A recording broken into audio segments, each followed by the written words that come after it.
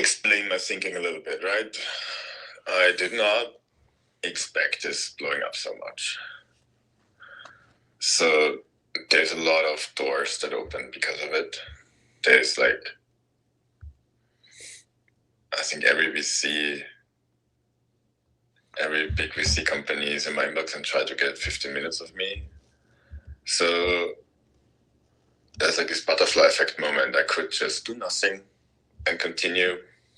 And I really like my life. Valid choice. Almost. Like I considered it when I deleted. But I could.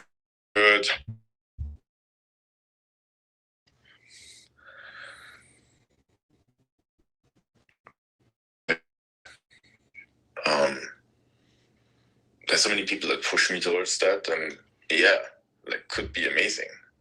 Push to say that you would probably raise a lot of money in that. Yeah. I don't know, hundreds of millions, billion, I don't know. It could just got unlimited amount of money. Yeah. It just doesn't excite me as much because I feel I did all of that and it would take a lot of time away from the things I actually enjoy. Same as when I was CEO, I think I learned to do it and I'm not bad at it, and partly I'm good at it. Okay. Hey, Pat, I guess I'm a little early, so I'll wait.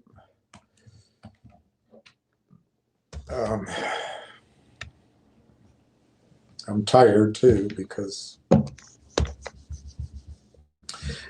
I didn't sleep that well, and I didn't. This morning wasn't very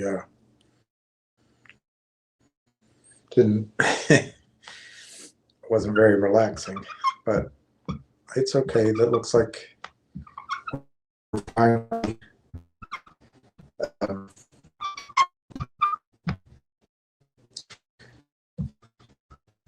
the hard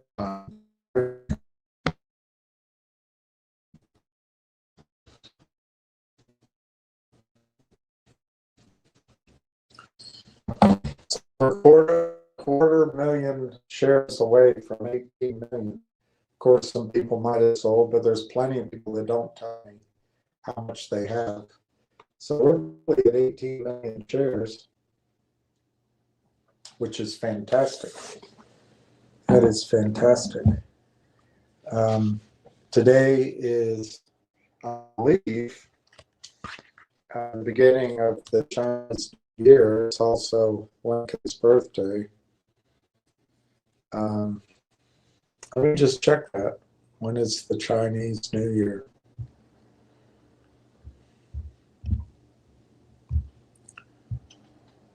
Food near me. I don't need food near me. Tuesday, February 17th. So today is not the New Year. The 17th is the New Year, which is good for my call, because I said that maybe this will start on the year of the horse, which is next Tuesday, the 17th. So that's interesting. That could be our starting point.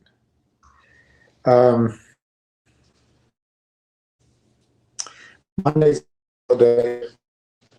I guess we'll have some to do tomorrow.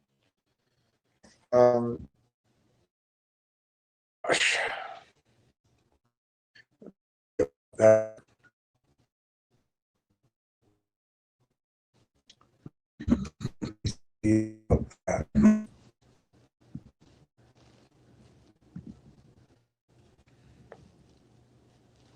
okay, that should make sure we don't.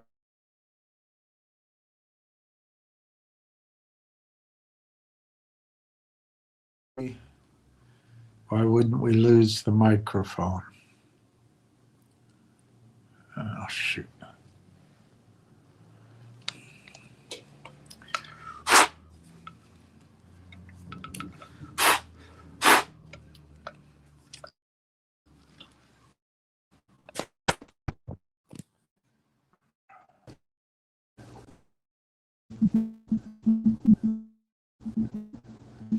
All right, I think the microphone is back.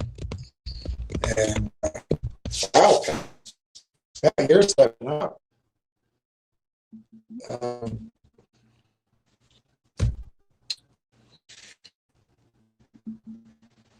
Now what's wrong?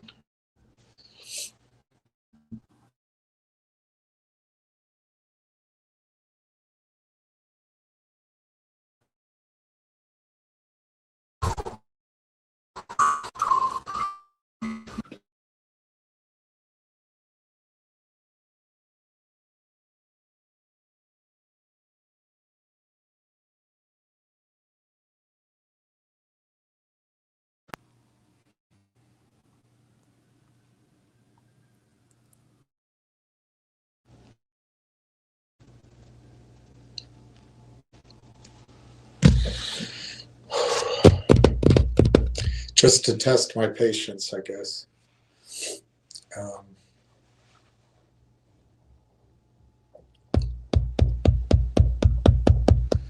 I think it's working now.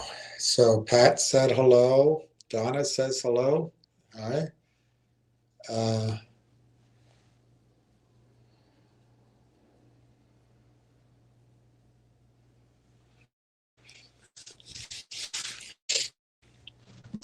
I added another 1,000. I think. Cool.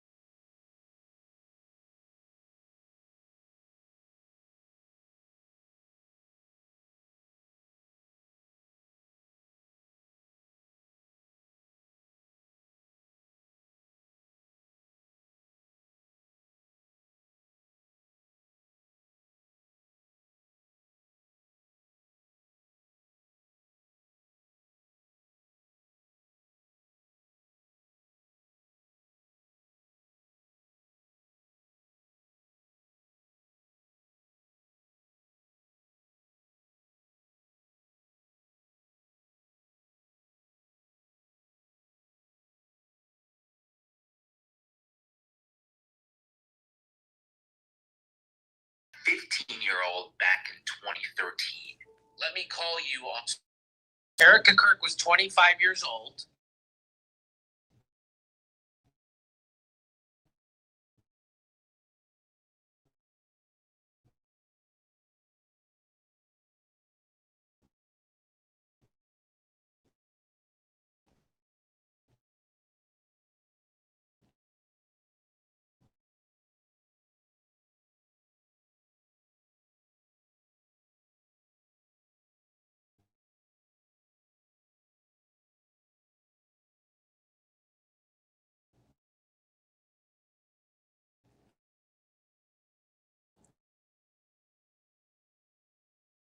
And she had a relationship with a 15-year-old girl, and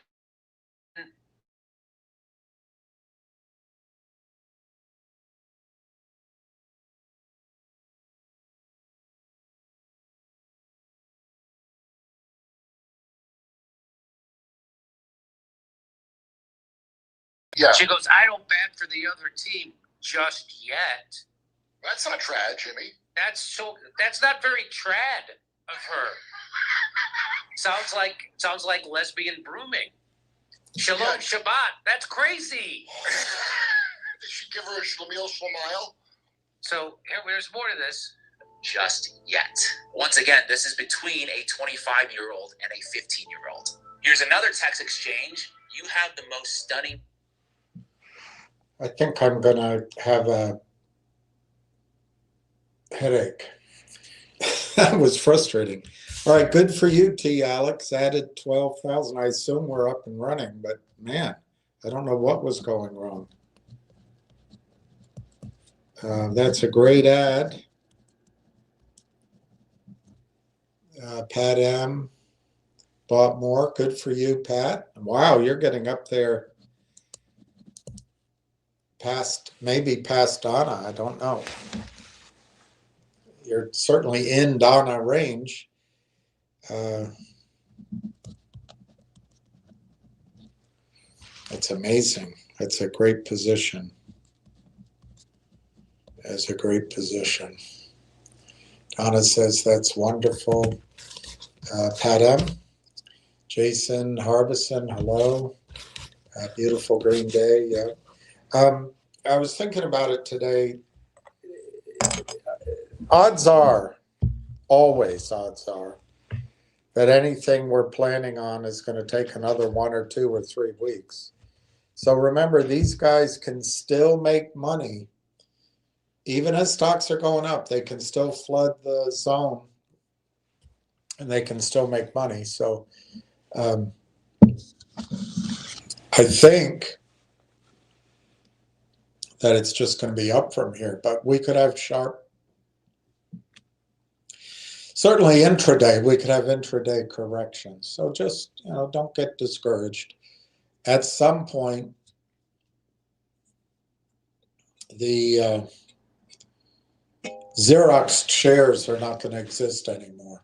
So I would look at it 2 ways. One, miss the lows, but thank God it's starting to behave better. And then secondly, yes, it's up, but there's still something you can take advantage of is they're Xeroxing, mimeographing shares still. So take advantage of it. You pay more, but you can buy all you want right now. That's not going to last forever. We'll find out when it peels off, but I don't think it's lasting much longer. That's my call. On the other hand, everything always seems to take a while. So we got a holiday on Monday. I don't know if they have one in Canada. But in the United States, the markets will be closed, I think. I should check that. Not every 3-day holiday. Let's say markets closed. I know the banks are, but I don't know if the market is.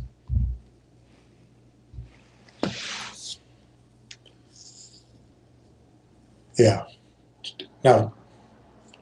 President's Day, February 16th. So it'll be closed on Monday. And, maybe we have another 2 weeks or 3 weeks to wait. But we don't know that. Things could happen a lot sooner. I think once this news that came out regarding the Donald Fagan and the other fellow, the Steely Dan guys, it adds great credibility to the story. It puts it in a whole different league. And when you take into account that the other guy does not join boards or advisory boards ever, and he did here, I think it really is. It's a show of VC support on par with the group of venture capital firms that invested in LangChain. So it's a big deal. But it doesn't mean that there won't be attempts by the system by the heaviness to drive it down. They know, for example, that deal was a private placement. It's possible, I'm not certain, but it's possible that those two guys couldn't go in to buy more stock in the open market right now.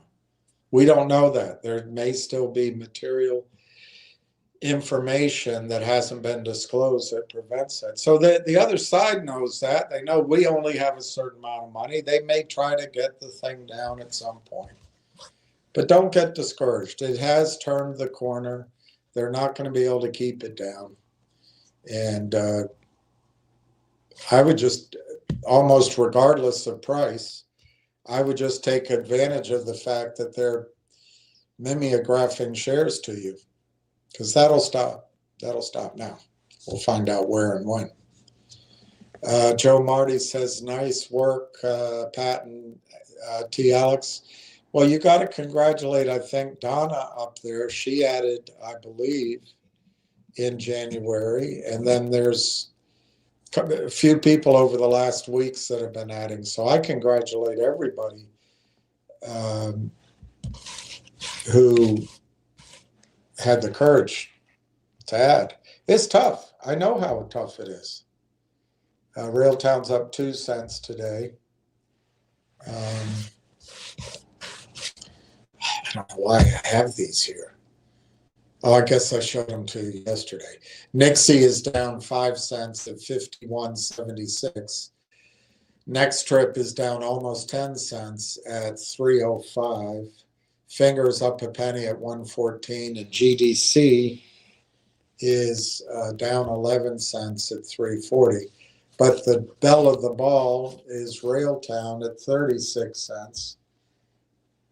And the bid is 34.41. The ask is 36.1. That same unlucky fella, 52,500 shares for sale. That guy just can't get it right. He's been selling that stock from 70 cents all the way down to 24 7/8, and he still can't get it done. It's 101,000 shares volume in USA. In Canada, the volume I show, oh wow, 900,000, 904.15. So we're going to have a 1 million share day again in Canada. These are good. These are bullish things going on. The ask is 49 cents. So those guys got in at 30 cents, and their warrants are already in the money. So they got a good deal, but I think you can tell we did too. We did too.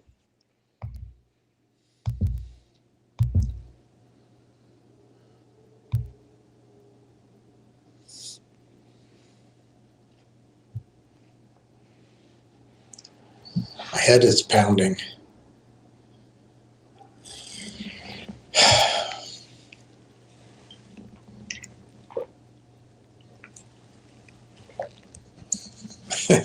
You still have that 52.5 for sale. Unbelievable. All right, let's keep going.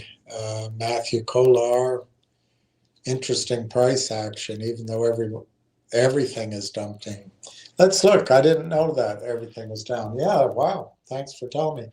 Dow's down 650, NASDAQ down 400, and S&P down 93. They're all down about, 1.5% to 2%. NASDAQ being the one that's close to 2%. That's an interesting point, Matthew. But remember, these guys are going to, the heaviness, I don't know what to call them, because they're not just shorts. This is an organized attack on your wealth. And it's been going on now strongly for 15 years, 20 years. And make no mistake about it, they're all in on it. I'm not allowed to point out who, but I think it's might be a similar list as some of the lists that are being disclosed right now. So we're 34 to 36. Poor guy can't get his 52.5 sold. You got to give him credit, though. He's there every day for 6, 7, 8 months. You got to give him credit for trying. Always on the ask. Never trading. Pat M says, thanks, Donna. Good luck to us all. Julia says, I had a dream today. I had a dream and it's coming true. Go Railtown. T. Alex, I think I'm starting to understand how the hedge funds buy our shares on the way down and sell them to us on the way up. Yes, some do. Some do. That poor guy who thought, it's how they they train us. He put in that stop limit order at 25 cents.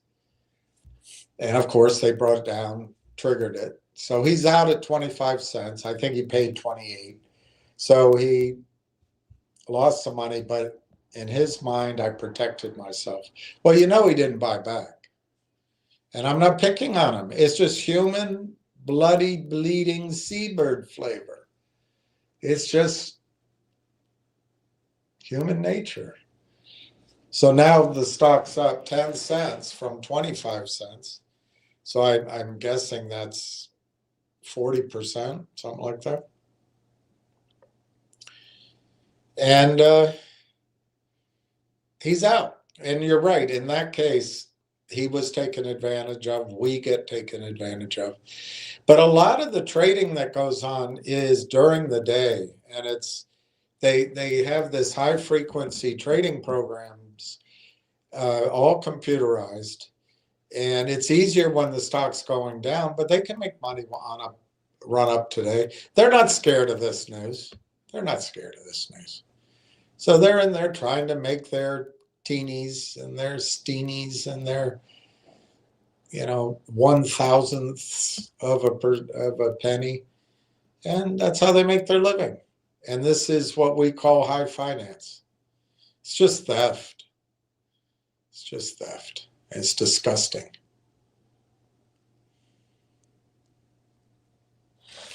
Pat M, extra tax money may be going into RT, win-win, hopefully. Well, I was talking about it too with somebody yesterday. I had a few conversations, so at the risk of being wrong, I won't say who, but I think Railtown's a buy at 40 cents, at 60 cents, at $1, at $1.50, $2, $2.50. But the spoil you returns are here. Look, if you're paying 36 cents and you're able to buy all you can, and the thing goes to $7, $7.50, $8, even $9, but call it $7, you're making 20 times your money. And it's not a squeeze play. It's not a squeeze play. It's just, I think, a sensible, fundamental punt. So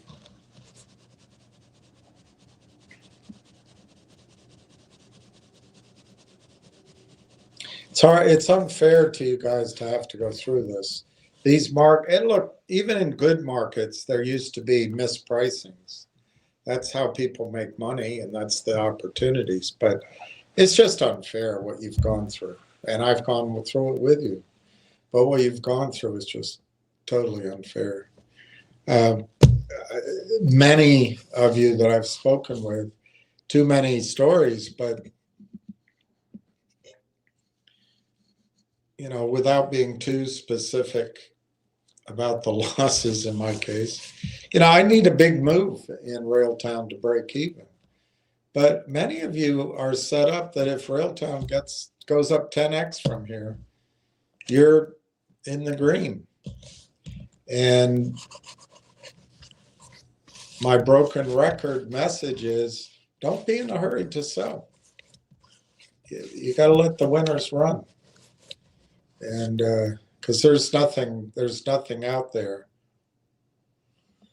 that's going to give you the returns, in my judgment, that Railtown does over the next 45 days to 90 days, maybe on the short end, and maybe 6 months on the, maybe 9 months, 6 to 9 months on the featherer end, as a girl I once knew from North Carolina would say, featherer.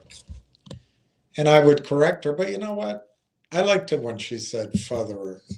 Why did I correct her? Because I'm a jerk. 35 to 35.8, there's 5,000 being bid for. Whoever's doing that, I bet if you'd just gone in for 5,000 on the ask, 35.8, when the bid was 34 something, they'd probably give it to you at right around 35 cents. Very little odds that you're going to ever pay the ask as long as the screwballs are in the game. But when you do pay the ask, that's when it's over for them. But I don't think that's there yet. The volume's 102, so what was the last trade, 1,000? Nope. 1,500 shares went off at 36 cents, and 390 shares went off at 35.08. Sam G added. Good for you, Sam. 5,000. Good for you, Sam. That's a good number.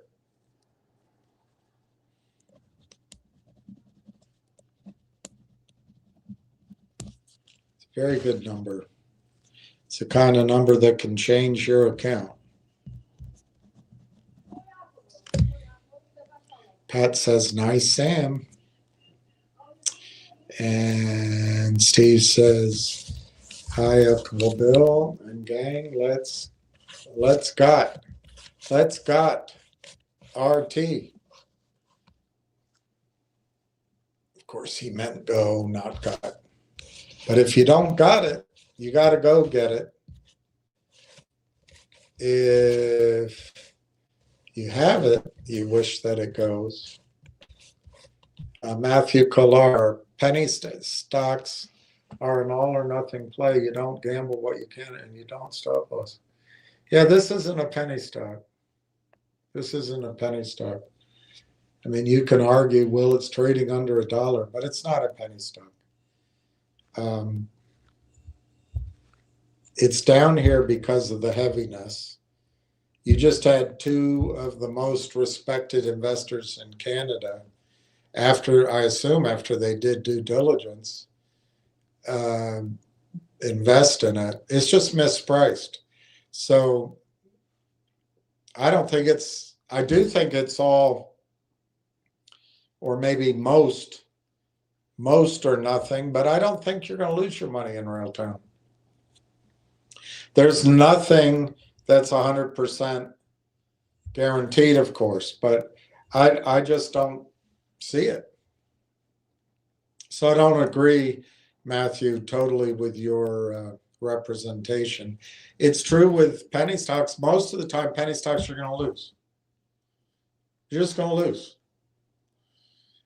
You might get lucky if you trade it just the right way, but there's so few of us that can master our emotions or the message we're hearing when a stock goes. I mean, in retrospect, who the hell why didn't we sell GTII at $8, $9? But when you're in the middle of it, your brain's not connecting that way, and it's very difficult. But Railtown's not a penny stock. I don't agree with you.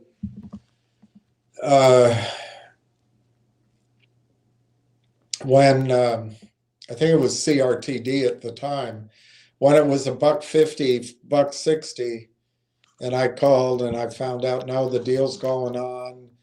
Because I said, this doesn't feel like it's going to go. And it wasn't more than an hour and a half later that they canceled the deal and the stock opened, I think, at 60 cents. There's one guy here that sold, I think at 45, 60 cents, something like that. Just got the heck out of it. Well, that guy, even though he was accepting a dollar's loss in market price, I don't know what he paid for it. He sold at 40 cents. I think he got a higher price, but say he got all out at 40 cents. He saved himself half his money.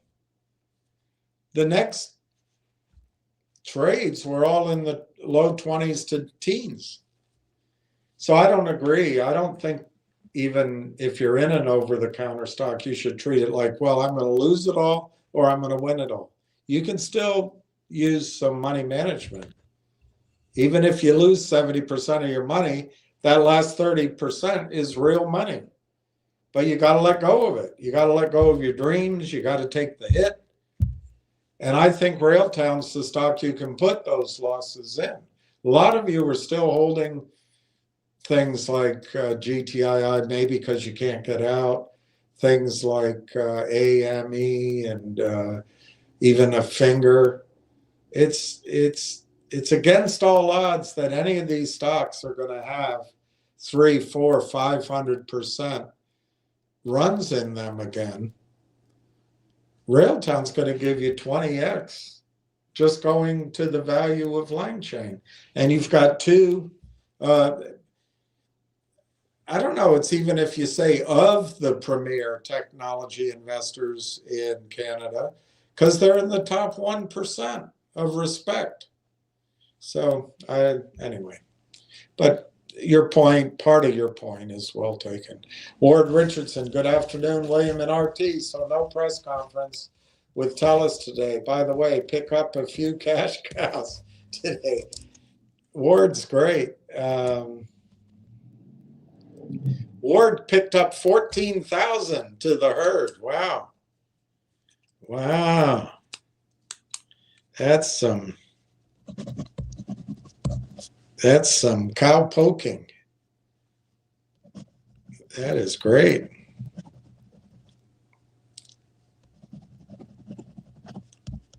That is awesome number.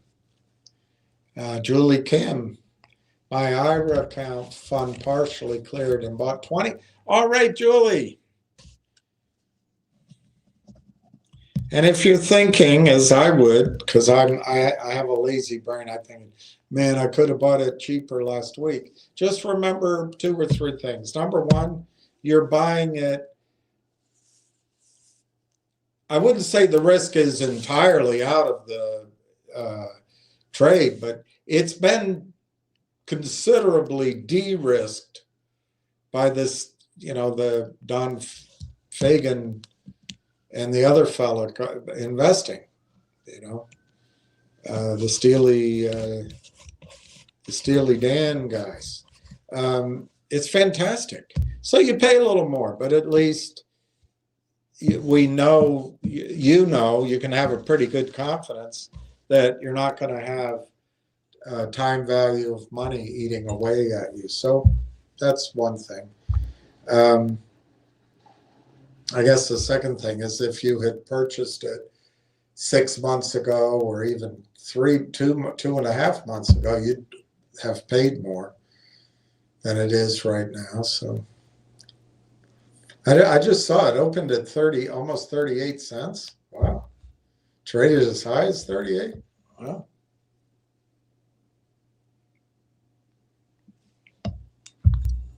I think it's great, Julie. The final thing I already said, but it bears being said again. I think there's going to come a time where you can't buy 20,000 shares, but we're not there yet. So,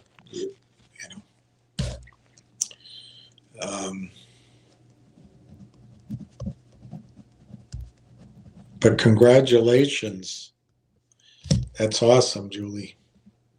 Ward Richardson says, hello, Donna. Oh, Donna. I don't know where I read there'd be a press conference today at 1. Well, they announced a new CEO, so maybe they called it off. I don't know. I would imagine, Ward, you might be thinking 1 o'clock Vancouver time, because I wouldn't imagine they'd have a press conference during the day. I bet it'll be after hours. They'll have their earnings call after hours. So maybe it was 4 o'clock minus 3 hours for Vancouver. Maybe that's where you read it. Ward Richardson, I did not add 14. The crew did. Shoot. Okay. I'm not going to double count it. I'm not going to double count it. I think the crew today added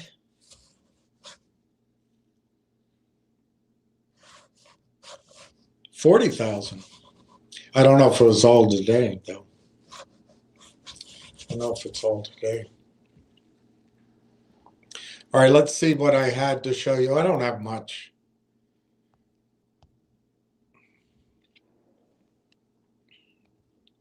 But we'll go through it. We will go through it. If I can see where to begin. Where to begin?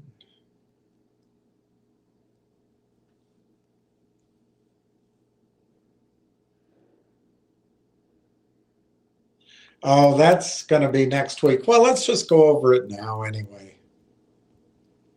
Let's go over it now. For the good times, I'll get along. You'll find another. Don't look so sad. I know it's over. 35 to 35.65.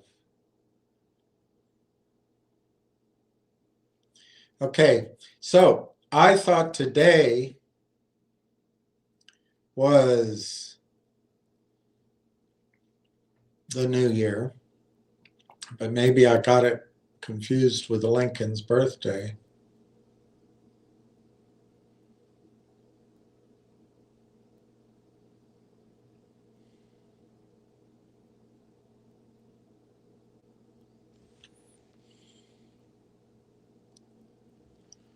But we can talk about it. This is coming next year, the year of the horse. And it's a rare fire horse year.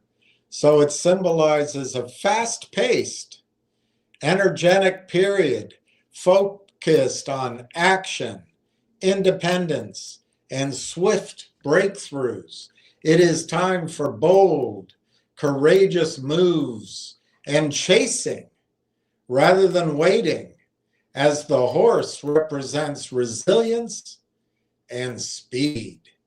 So the theme of the year of the horse this year is rapid change, personal growth, and intense transformative energy. The fire element amplifies the horse's natural traits, making it a high energy year for progress. Of course, there's some negatives to progress. We won't focus on those. What to expect? A need for adaptability as the year demands overcoming obstacles and it demands independence. Best approach: taking bold risks, maintaining strong physical and mental health, and focusing on rather than slowing down and staying in motion. So if you were born in 54, you're a horse. If you were born in 66, you're a horse. 78, you were a horse. 90, 2002, 14. And if you were born in 42 or in 30, I don't think it matters. You're just kind of older than I am anyway. But I hate looking at those lists of years. I'm closer to one end of that list than the other. Traits. Horses are generally something, yet they dislike being restricted and can be impatient. The year promises high energy and significant changes, and for success, advising for success, and to not be afraid to change direction. I think there's some translation issues. All right, so this is what Vogue says about the year of the horse. This is what the year of the fire horse means for you. Morgan Fargo, January 12th, 2026.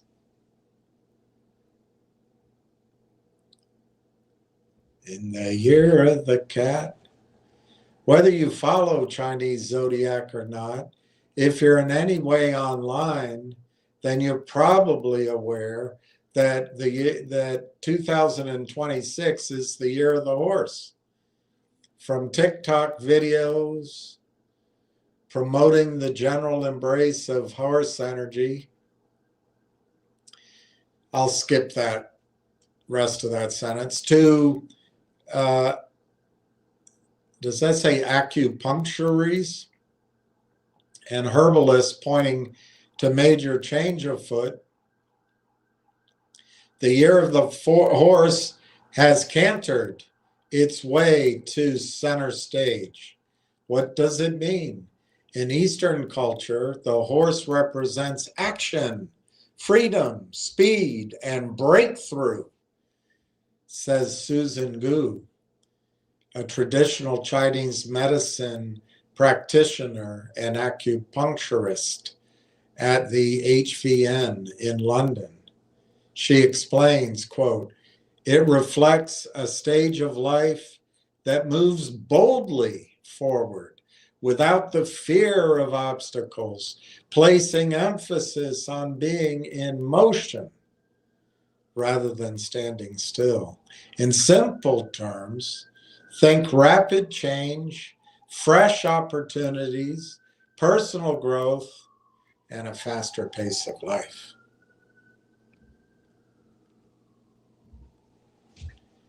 And what's all this about a fire horse?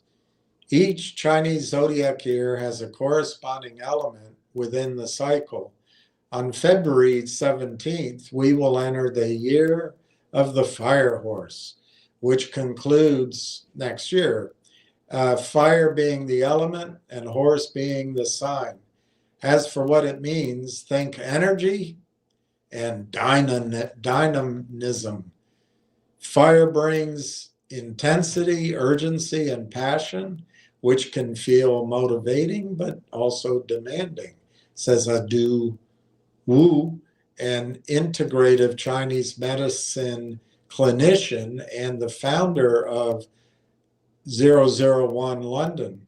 This combination often creates a faster pace of life and a stronger drive to achieve, making it especially important to stay attuned to the body's limits and energy reserves.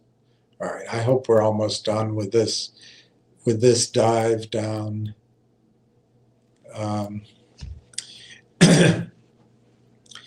The first fire horse for 60 years, and that's the length of their cycle. Wow. It may feel like a restless, dynamic time with possibility for conflict. I guess that's what you get for listening to me. The current zodiac year is the year, the one that's ending. The one that's ending is the year of the wood snake, which represents the shedding of old stories and habits, recalibrating what works for you, and honoring internal intelligence. With the arrival of the year of the fire horse, that clarity demands an external home with decisive, consistent action. Take action. This is not the time for exhaustive planning. Instead, make your resolutions a reality.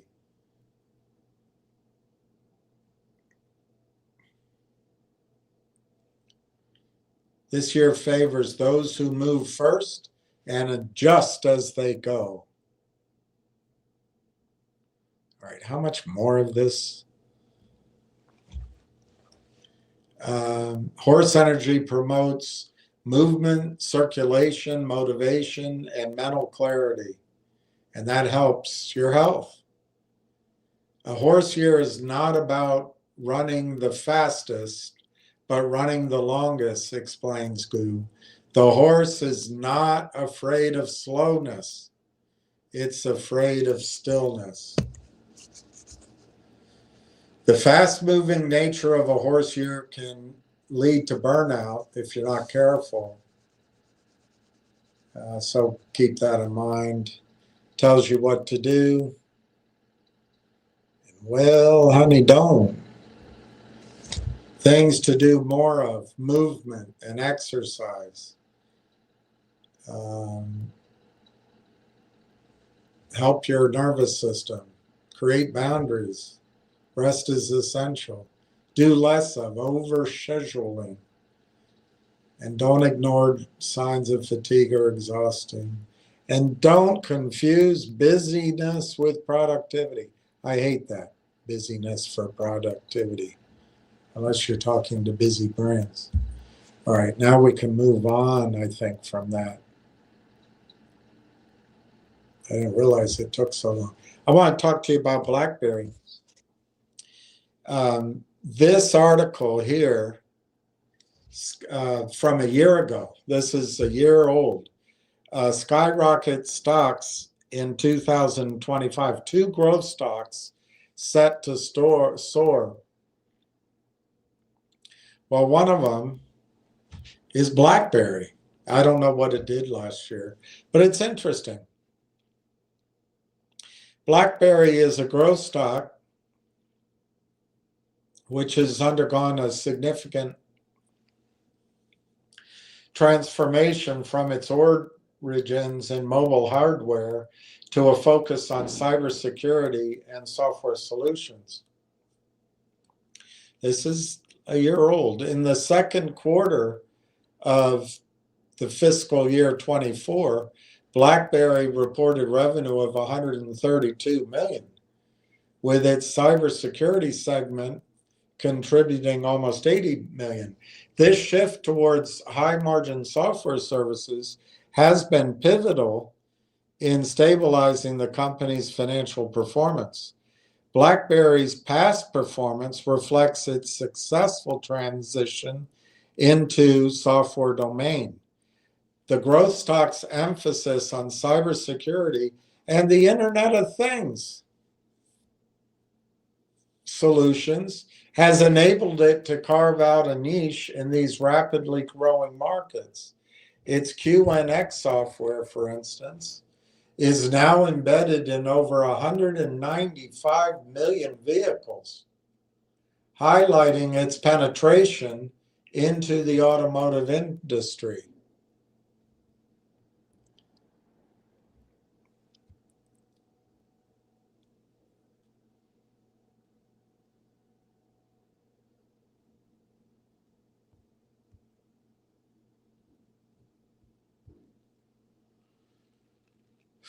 What goes on in your life?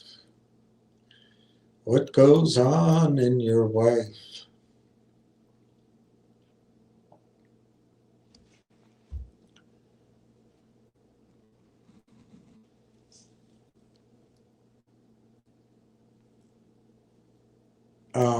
That's back-assward, I think. I think I wanted to go here. So here was the stock market news.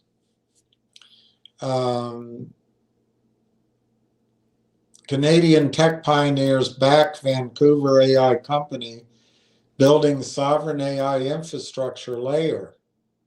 Written by, I can't barely read her name up here. I want to say It just says by contributor. I guess that's her name, contributor. I didn't see her name up here. Well, maybe it's there. No, it says contributor. Never see her name. Anyway, as global governments take concrete steps to reduce reliance on foreign-controlled cloud and software platforms, including France's decision to phase out U.S. collaboration tools in the public sector and Canada's push for sovereign cloud infrastructure, a Vancouver-based AI company is building what it calls the crucial layer in Canada's AI sovereign strategy as an end-to-end Canadian agentic development and deployment platform. Railtown AI Technologies, backed by BlackBerry co-founders Mike Lazaridis and Doug Fragan, is building what it describes as Canada's first domestically owned agentic AI framework designed to operate entirely within Canadian jurisdiction. The announcement comes amid growing national focus on digital sovereignty. Prime Minister Mark Carney recently emphasized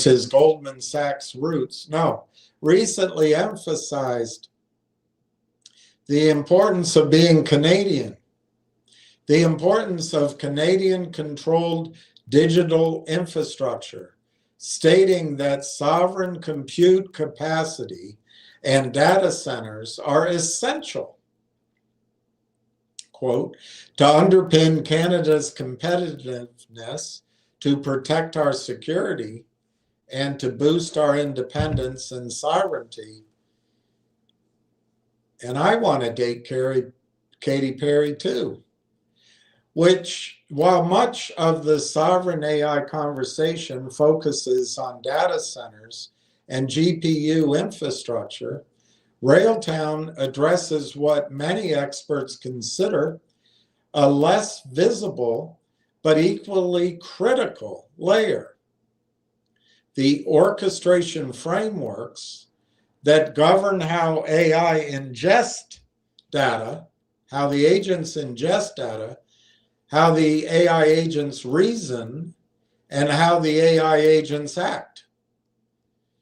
Through its collaboration with TELUS Sovereign AI Factory and Canadian hosting partners, Railtown enables enterprises, governments, and developers to build, deploy, and monitor AI agents without relying on foreign-controlled software platforms.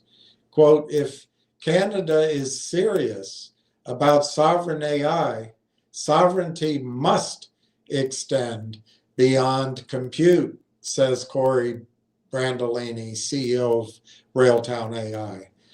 He continues, the frameworks that orchestrate AI agents determine how data flows, how systems reason, and ultimately who controls that infrastructure. True sovereignty requires control across the entire AI stack.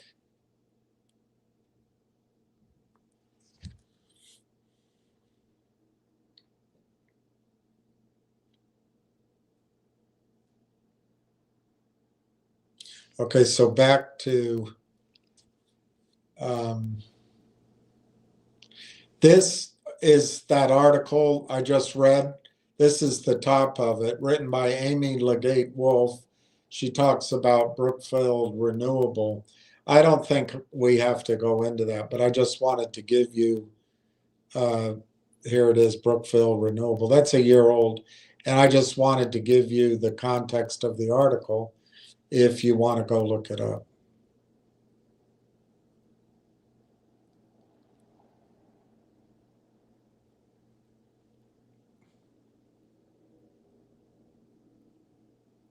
And I already did. All right, here is, I asked about BlackBerry. My idea was, who are these guys working with? Because obviously, at some point they'll pick up the phone and say, "Hey, Sue, how are you, Sue? You're acting up in that house, and I'm flying high in my taxi, getting stoned." Anyway, he'll call some of his backers, and maybe it's Sue or Ann or Sam or whoever, and I just wanted to see, who are these people? So let's read it. BlackBerry is primarily funded through a mix of public sector investment. Well, maybe they'll get that kind of investment in Railtown. You never know. Strategic partnerships and institutional investment rather than traditional venture capital. The Government of Canada, the Strategic Innovation Fund. Interesting. I don't know what it means.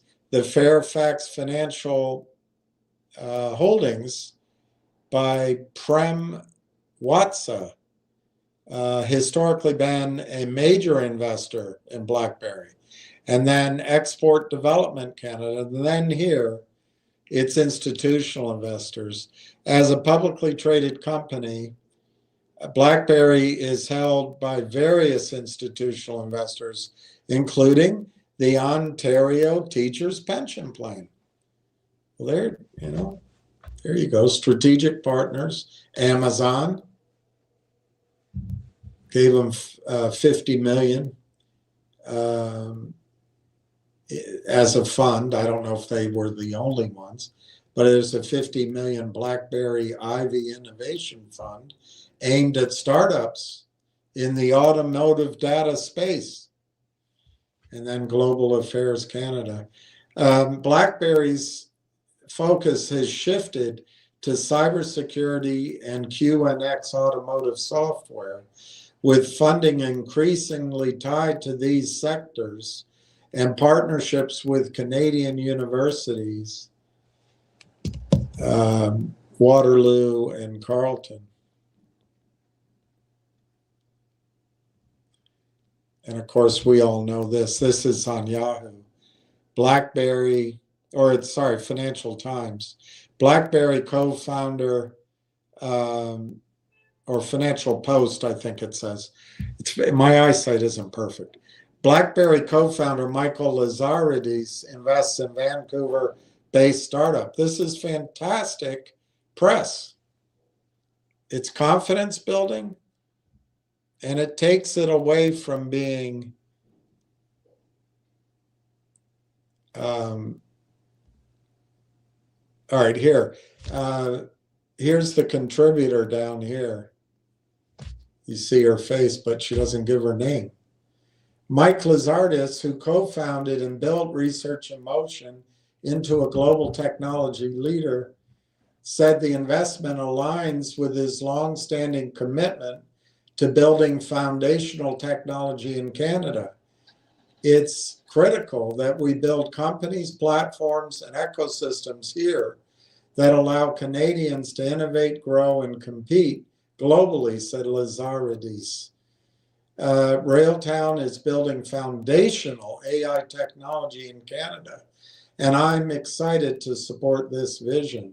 Together, the platform integrates with TELUS's sovereign GPU infrastructure and Canadian hosting providers to deliver what the company describes as a fully Canadian resident AI agent development environment.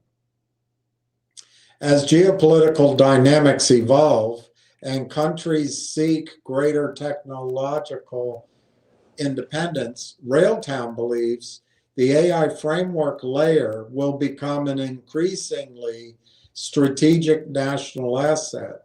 In a world where legislation such as the United States Cloud Act allows U.S. authorities to compel access to data held by American companies, even when stored abroad, questions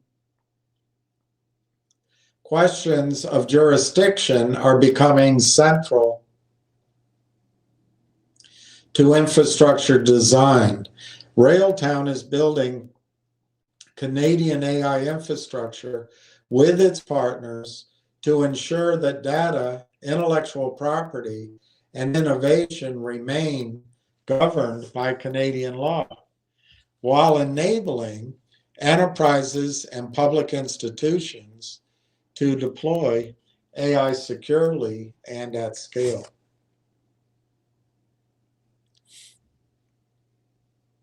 I think that's all I had for today.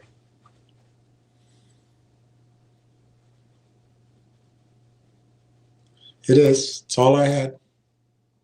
So we'll get back to just going through your questions.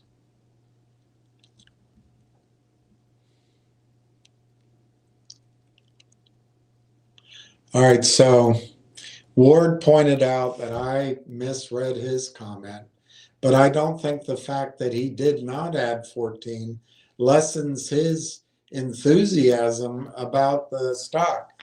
And to prove it, Ward says, to all of you buying today, there is not much more time here at these or at this price. And I agree with him, not only at this price, but I think in these volumes. Now the volumes may last once the stock goes to $1 or $2, but at some point they're not going to keep printing as many shares. Maybe it's higher. We'll find out. But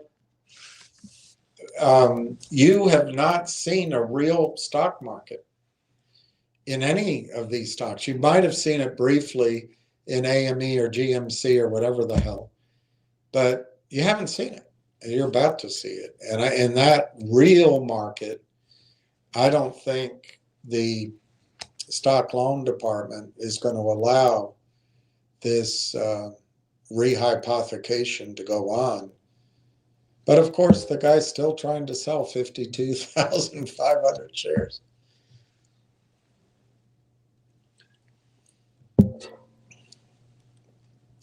Pat says, my old Roth won't let me buy stocks under $1. Opened a new one at another place. That's where I put those 9. That's smart. Well, you can see in your own story that there's at least a little bit of buying pressure that could come in at $1 as other Roth IRAs who know the story might buy in once it's $1. I would guess that's not going to be a huge catalyst, but it's instructive to realize that's what's going to go on at $1, at $2, at $3, at $4, at $5, maybe $6. Those kind of situations are going to happen at each level, which is another reason I don't think the stock is going to sell off like we've seen, unless there's some, total disaster somewhere. Pat wanted to get no capital gains on the profit. Yeah, that makes sense. Pat hoping to fund it from extra tax money coming this year. Well, there's going to be a dilemma, and I don't know what Ward would say, and there's others I would trust their opinion.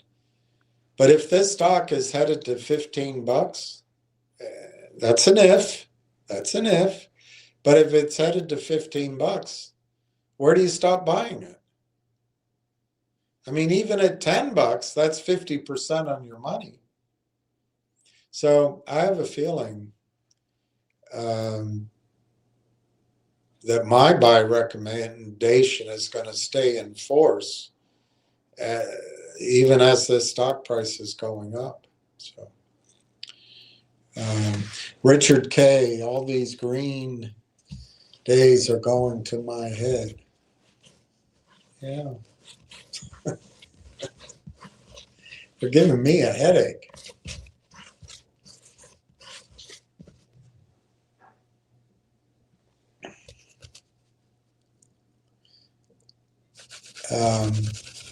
Well, that's Jason talking. Added 7 shares. I love it. I love it, Jason.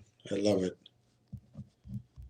Those 7 shares could be worth $140. Who knows?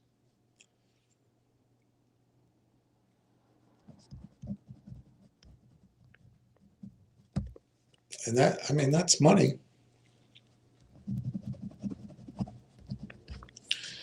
And who knows which drip, drip, drip breaks the back of the heaviness. Ward Richardson, every share counts, Jason. Giuseppe, good afternoon, William, and to all the good people here. Giuseppe, yes, exactly. They are still selling below the X. And so I think, you know, 2 aspects of buying. One is price, and one is you can buy that stock. And yeah, the price is up, but it's still cheaper than a lot of people who listened to me over a year ago. This is still cheaper than they paid. This is still cheaper than people paid in the summer and in October.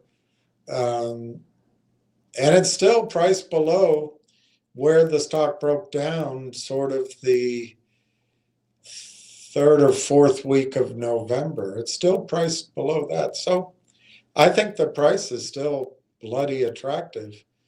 But the other thing is you can, well, now the volume says 49,000, but you can buy all the stock you want. I don't think that's going to always be the case. It's a weird thing. You can buy, you know, some of you have 500,000 shares, 500,000, 200,000, 100,000 shares, and you're building that position on the cheap. Ironically, if this goes to 5 or 10, I don't know for sure, but it might be a situation during the course of that day, you might be able to buy 5,000 shares, 10,000 shares at the most, if you could afford it. So it's not just the price, it's that you can buy the shares. That's the other thing.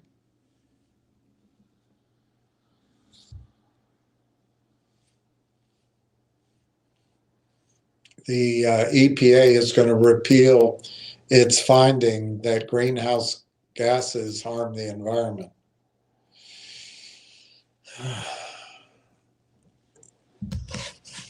Jack Hamilton, good afternoon, Mr. William, and all our tea enthusiasts. Jack says hi to Donna. Donna says hi, Jack. Jack says, Mr. William, please put me down for 4. Wow, you're catching up with Donna.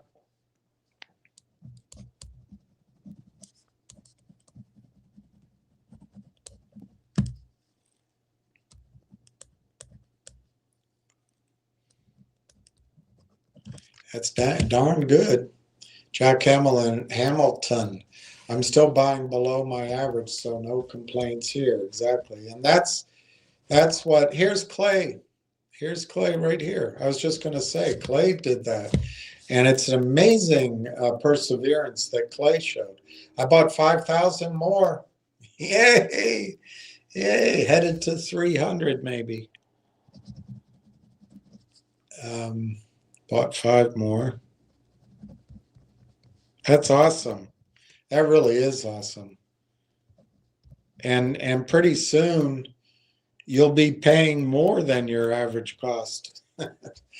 I think you're still paying under your average, but it's must feel good to you that you're kind of getting back to break even. You know, I do caution that these guys will keep selling as our buying power peters out. But who knows when? Next week, following week, the week after that? When does finally the blockage of material news end? When does maybe when do we see something collectively out of the data center, some of the other companies involved, and Railtown? We start seeing, I don't know, I don't think we have to wait much longer. So I think it's great that you did that, Clay. Jack says, nicely played. Quit D. All right. Well, I ran out of things to read to you, so we've got an hour and 45 minutes that I ill-advisedly came on without much to talk about. But we can look at Railtown in Canada. It's up to 48 cents. It's 1 million shares, 1,008,000 shares. That's great.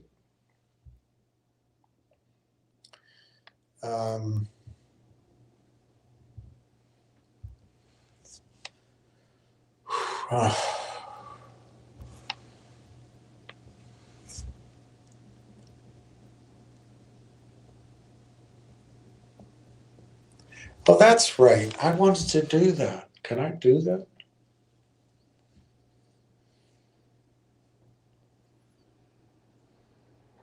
I'll save it for tomorrow. I wanted to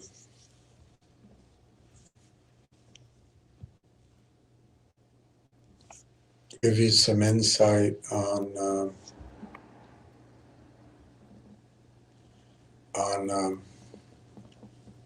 silver and some miners, but I'll wait. I didn't set it up, so I don't want to waste your time trying to do that here now. I'll do it tomorrow.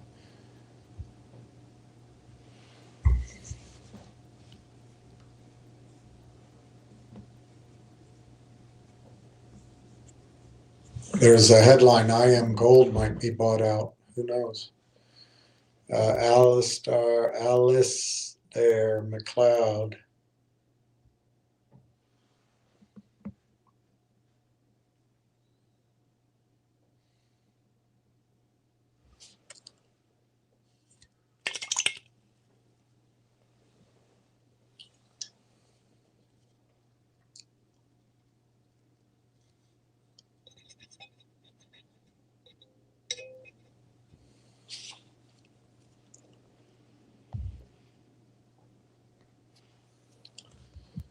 Yeah, can't finish that article. I don't want to create automatic debits.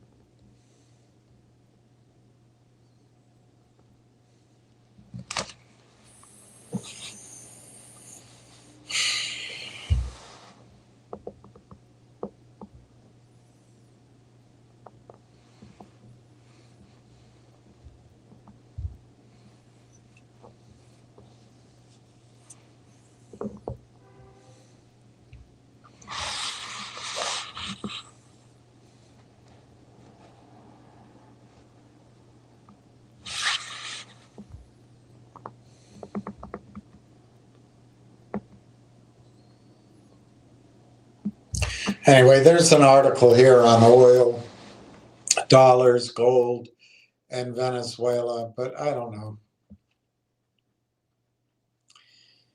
It interests me, but I don't know if it interests you guys.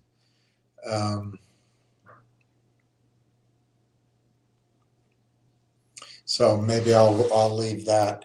I don't know what else to talk about, though. That's one of my problems. Coulda guy. Afternoon, William. I added 785 shares, 6,320. That's a good number. I admire anybody adding.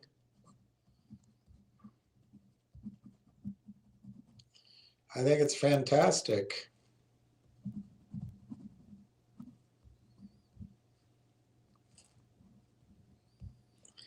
Anything you buy could be a $10 handle soon. Look, I've been wrong in my ambitions, so I don't want to get people hepped up, but I really think there's going to be an aspect to the Railtown story that's a little bit like an on-off switch. You're going to have real market participants studying it, and they're going to base their investments now on their projections of future results. And you haven't seen that in any of these stocks before. So I do think that the sort of 0 to 90 or 0 to 120 is going to happen very quickly. And then it's sustainable. So I congratulate you on buying 785 shares. That's terrific. It's 217. I really don't know what else to talk about. Unless someone has a question that gets me going, maybe I should let it go. I don't even know who Keith Ellison is. I mean, I kind of do, but I don't really. But they're jumping all over him.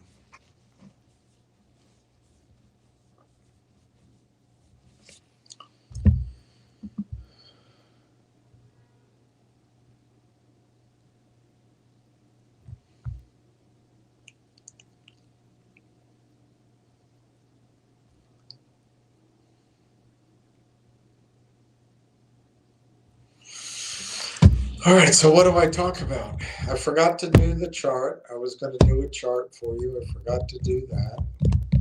We can go over the prices again. Railtown is 33.9 to 35.72, 34.09 to 35.32. The volume is 49,360. Last trade 35 cents, and that's 5,000 shares at 35 cents went off. That's a pretty good trade. The rest of the stocks that I listed before are all flat to down. And the overall market is, like someone pointed out earlier, it's under pressure. So,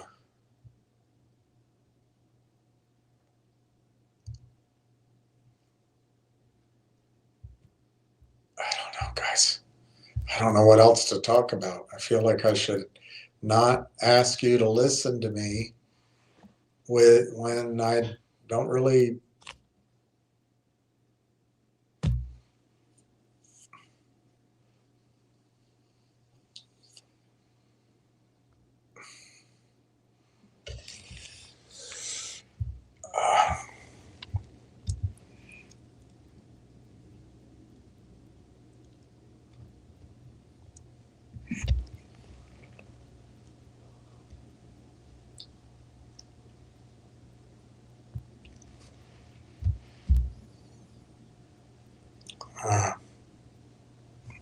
I see.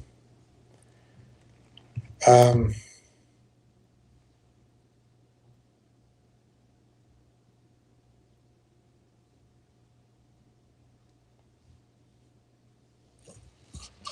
right.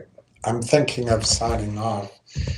Justin Babish, based on material non-public information and some knowledgeable parties being restricted from trading, are the rules for private placements different? Yes, they are. They are. Private placements, by their nature, are I don't know that you always have to sign a non-disclosure or a non-compete or something like that. Sometimes they make you sign before you see the document, but most of the time they don't. But they're usually assumed to be accredited investors, and they come with the expectation that if you, during the course of that private placement, if you're given material information, that you won't act on it in the public markets. But yes, it is different. And it's, I can see why you would ask it, because in a way it's a bit of a loophole, and you wonder, well, how come they get that advantage and we don't? Well, that's one of the things I've been hammering for months, is we're getting to invest at a seed round or a Series A round price. I mean, it's serendipity, but that's what we're getting to do. You normally wouldn't have the option of buying into a company like this. You know, to me, there's two strokes of good luck. One is they got started early. They had the vision early. They ran out of money, so they went public. That's one stroke of luck for us. Otherwise, this would be a private channel of funding. And the second thing we got lucky, I think, is ChatGPT came out when it did. It made it kind of, for whatever reason, lit the fire under the whole concept, and it sped up valuations and energy in the space. And so the second part that we're lucky with is that the company did not do a financing with Rubenstein or Easton or Kramer or one of their ilk. And so it gives us a chance to come in. But you're absolutely right. I don't know the legal theory behind it, but it is, to an outsider, it looks like a gray area, but it's, it happens all the time. If you have a private placement, if you're on the calls, you get to hear things that the public doesn't. And you're investing in a private placement. It is public stock, of course, but it's a different disclosure rule. The disclosure rules are about taking advantage of mainly retail investors, but of investors. Of course, it's odd they pay so much attention to that, and they don't pay attention to high frequency computer program selling. So, they've got a kind of Jekyll and Hyde approach. But yeah, your point's a good one. But it's been well trod. It's a well-trod point, well-trod question. And the fact is, if it's a private placement, you can invest. A lot of it has to do with being an accredited investor, and the assumption is, it's not always a good assumption, but the assumption is that you're able to make the assessments as to whether or not the risk is there. It's all about risk. It's all about the SEC, and the regulatory agencies are set up sort of out of the late 70s, early 80s. They're all set up to tame the CEO. They're not set up to tame the coordinated attacks on the market cap of sub $5 companies. They don't even pay attention to that. It's all about what the CEO can do to steal from investors. And that's what that one protection, that's the main aspect of that material non-public information issue. But that also falls over into the threat of class action suits. If the company is too promotional and the information doesn't back it up, they can get sued. On the other hand, if they start, for example, putting information on a X page that they've linked to, without having full disclosure, and certain people get the advantage of seeing it and buying it, a clever class action attorney can come in later and say that was unfair and sue. So CEOs are in a difficult spot following everything. So sometimes the best choice is to be silent until whatever that news we're waiting on. I can only imagine that it's TELUS, but it could be something else. Could be something else. Does private placement come up with a lookup? Yeah, I'm sure you mean lockup. Not this one. Although I didn't read it. They don't intend to sell the stock. The warrants, though, are 18 months, and the company can put the warrants, or I guess call the warrants, but essentially they can force the exercise of the warrants if the stock, I forget what it was, if the stock trades for, was it 10 days or 30 days above the strike price, they can force the exercise, which is not a bad clause. You clean up your cap table and you bring in the benefit of that capital when you need it.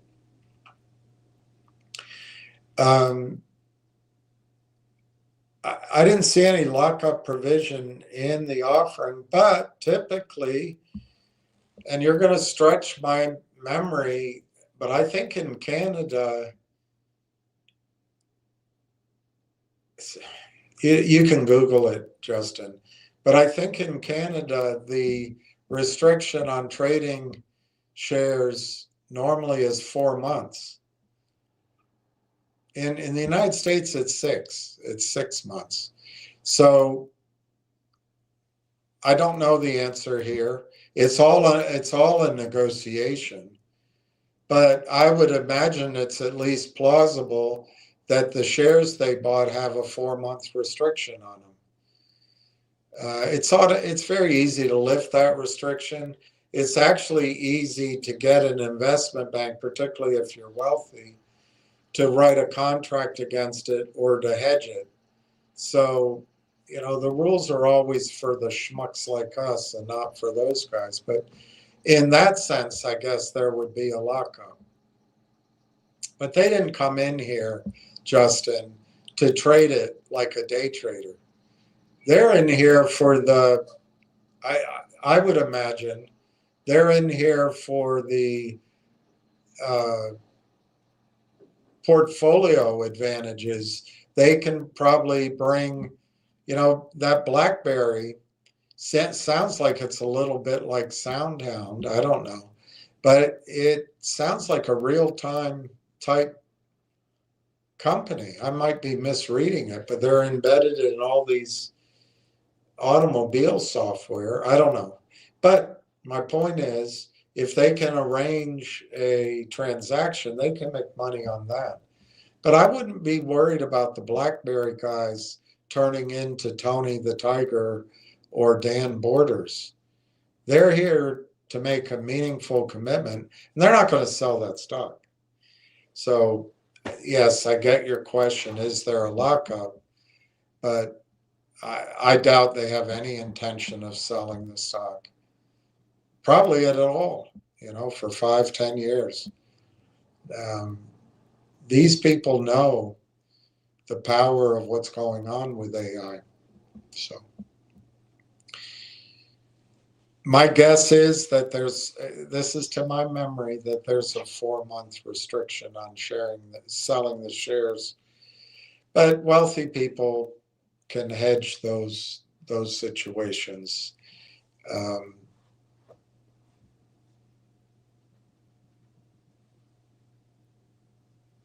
The Phillies released Nick Castellanos today. That will change your life.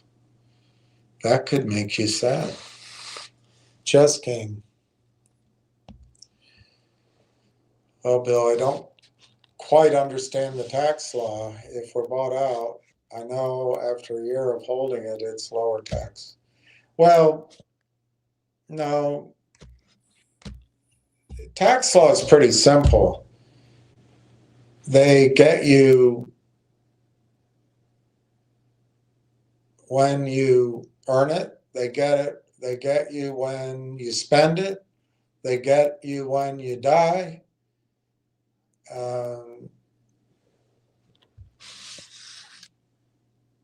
They get you with sales taxes. So it's not hard to understand tax law. You don't have to be scared of it. If you take a profit, they're going to tax you. But if,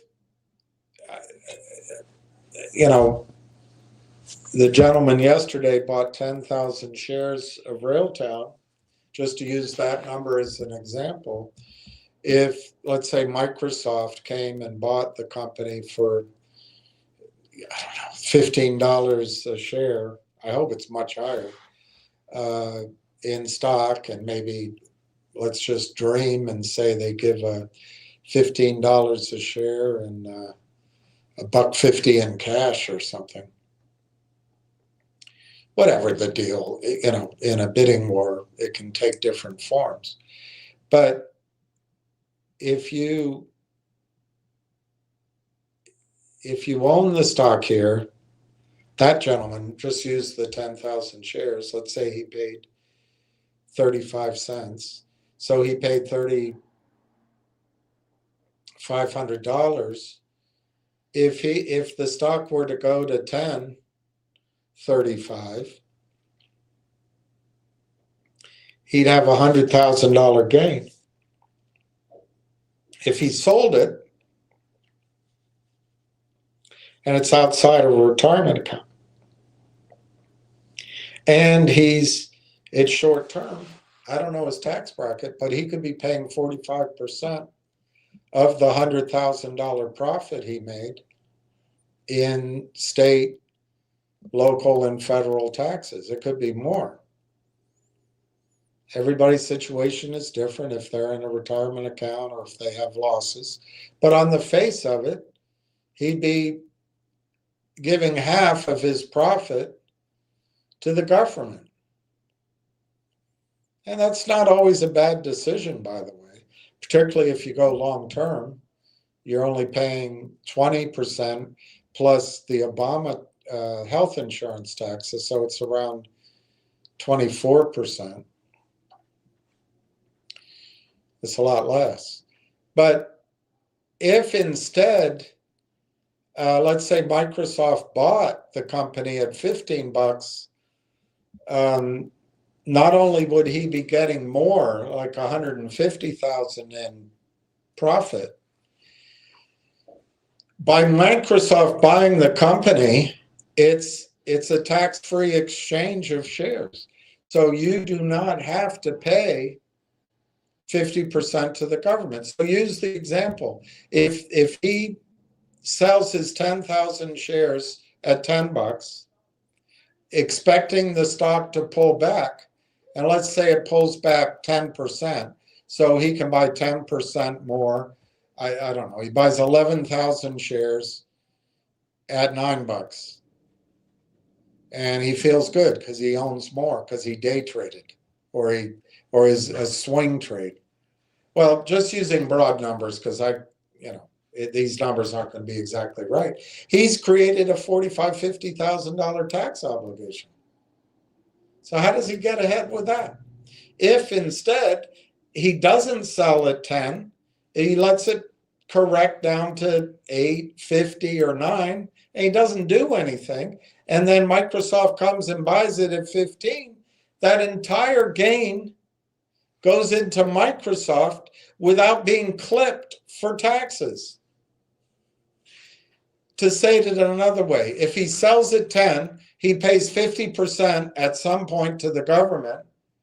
So his 50,000 that's left has to go up 3x to give that equivalent 150,000. If instead of selling at $10, he let it drift back without doing anything, and it goes up to $15, he picks up that 50 grand.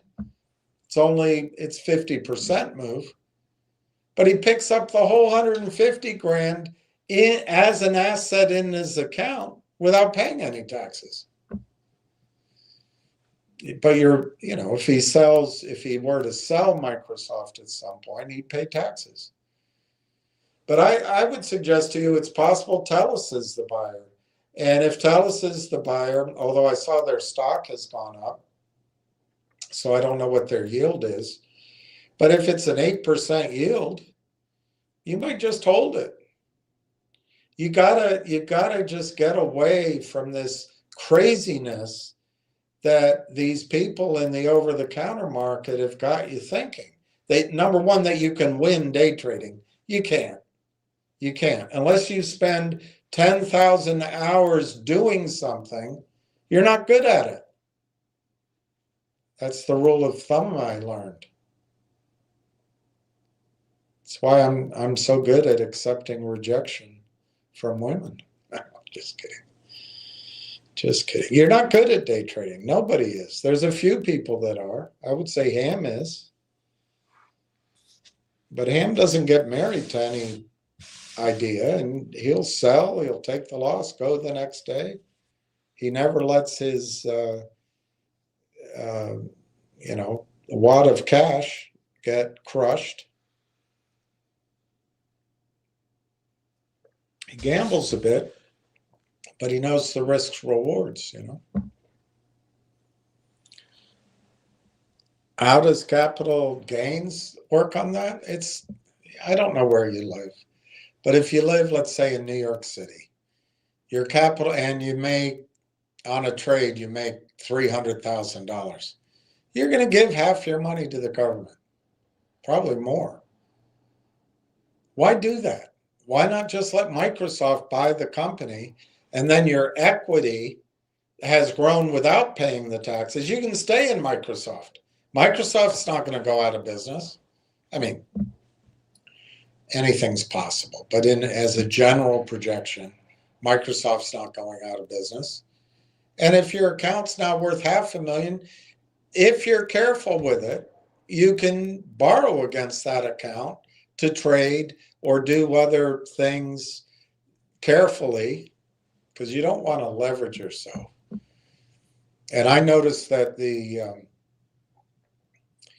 margin interest is pretty high right now, so it's hard to go out and offset it with income, but you can try to. But why would you create a capital gain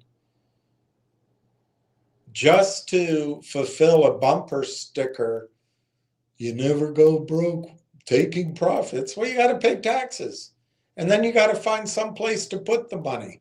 And I'll tell you, the next Charm Boy idea, you'll lose money on. Why not just let it go until the buyer comes in? Anyway, that's how I think it should be done. Of course, if there's a squeeze, which I really hope there isn't, but if there is and the stock goes to some enormous number, well, then you can sell it, pay your taxes, and still come out ahead. But I mean, to put those numbers in context, if a so-called squeeze goes to $20 and you sell, and it's a lot of money, you're giving $10 to the government. So you sold at 20, but you really net out $10. And then you're going to try to keep up with everybody else if you're competitive, or you're going to be disappointed that everybody else does okay, and you're going to have an instinct to go trade in the newest, hey, billionaires are in here. Whales own the stock. There's a big short position, and it's got AI embedded in gold, and there's a silver miner, and there's a new healthcare provider, and there's Bitcoin, and oh yeah, we're doing XRP, and we've got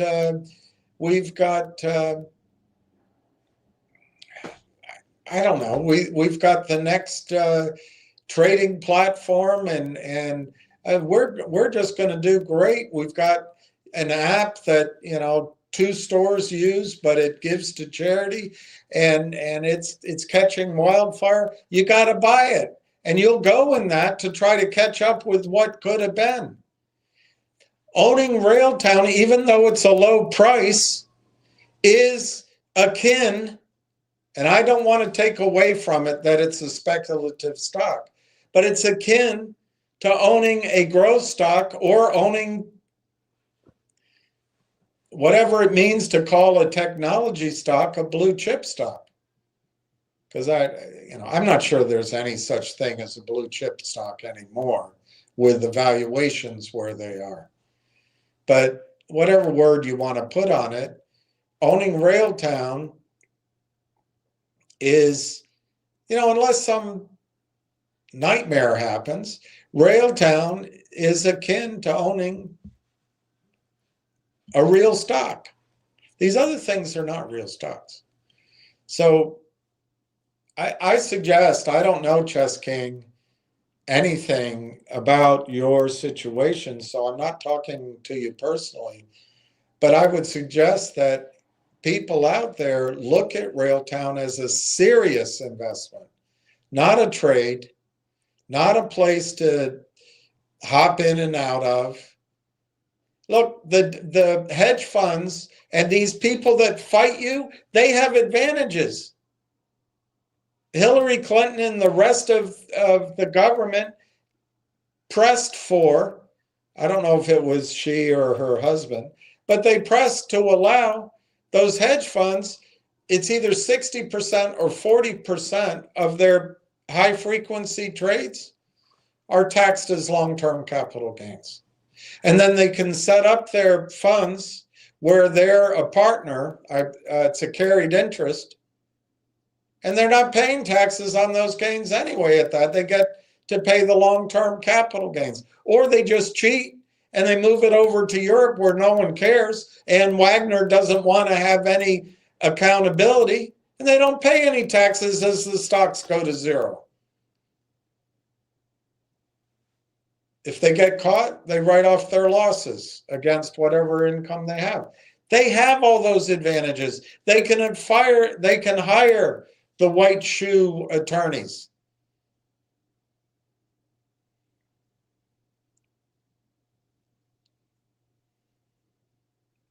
But you don't have that. You got to stop being what these people, they pretend to you that day trading and jumping from one hot stock to the other, it makes sense. It doesn't make sense. So I think Railtown, you have to look at. It's trading at 35 cents. I think it's a $7 stock. Look at it as a $7 stock. And at 7, I think it's a $15 stock. Now the Tony, the terrible tiger, and the timid turtle, he made fun of me for saying $15. Well, if you want to follow him in day trade, you're never going to create wealth in your account. You'll be listening to a smug, self-satisfied, for all of his, I guess, virtues, he's still a bullshitter. He's not helping you. Big waste of time. Do you want to make something or waste your life? Let Railtown go up. Let Microsoft or NVIDIA or TELUS or Oracle or somebody buy them. And then maybe just leave your account alone. Now the market could have this huge crash that I'm expecting at some point, but it might not. We don't know it for sure. And if these big technology companies get in trouble, my opinion, they're going to consolidate. The government will help them combine just like the big banks. But in any event, their cash flows, a Microsoft's cash flows, a Google's cash flows, and Amazon's cash flows, the commerce continues. Even in a recession, commerce continues. So why not let a big company buy Railtown let the equity in your account go up without a tax obligation, and maybe consider holding the stock. Maybe consider selling calls. We'll talk about it then, because you can lose your stock selling calls against it. But maybe you just, if you're worried about a correction, you buy some long dated puts, and that's your hedge. But why this need to keep focusing on day trading and whatever the hell swing trading is? It's not a winning strategy. Let me put it that way. It's not a winning strategy. I mean, if you're good at it, if you can make the hard decisions to know when to fold them and know when to hold them and know when to walk away and know when to run, well, do it. But still, you got to pay all those taxes. And unless you're set up in a tax advantage situation, why would you do that? How are you going to win? Every time you make a profit, 50% goes to the government. Or you got to wait a year. Well, if you're waiting a year, why don't you just wait in Microsoft? I don't know. I guess I'm making my point. Justin Babish, I missed the 25-cent price point. My 100,000 share was cruising. I know. I can tell you my own views on that. But I think that I don't think the 25 cents was ever real. A guy like Tony thinks it was. So if you want to think he knew what he was talking about, go listen to him. But he didn't know what he was talking about. He might have known that the shorts were going to press the stock down, because it always happens. But he didn't know that TELUS was going to take a long time to put news out, or that Rail Engine was going to take till the end of. He didn't know any of that. It's all bullshitting. And it's like they have the holy grail of reading charts. The charts work right now because the computers are set up on those same charts. But anyway, if you want to get lost in that area, go waste a few years and waste your wealth doing it. It's a big waste of time. So in that situation, Railtown went down to 25 cents. Well, now it's 35 cents. You know, in November, it was 45 cents. It's still cheap compared to what people were paying in November. It's still cheap to what people paid 2 Novembers ago, 2 Decembers ago. It's still cheap. So I think you just got to get over it and be grateful for what's sitting here, because 35 cents won't be around very long either.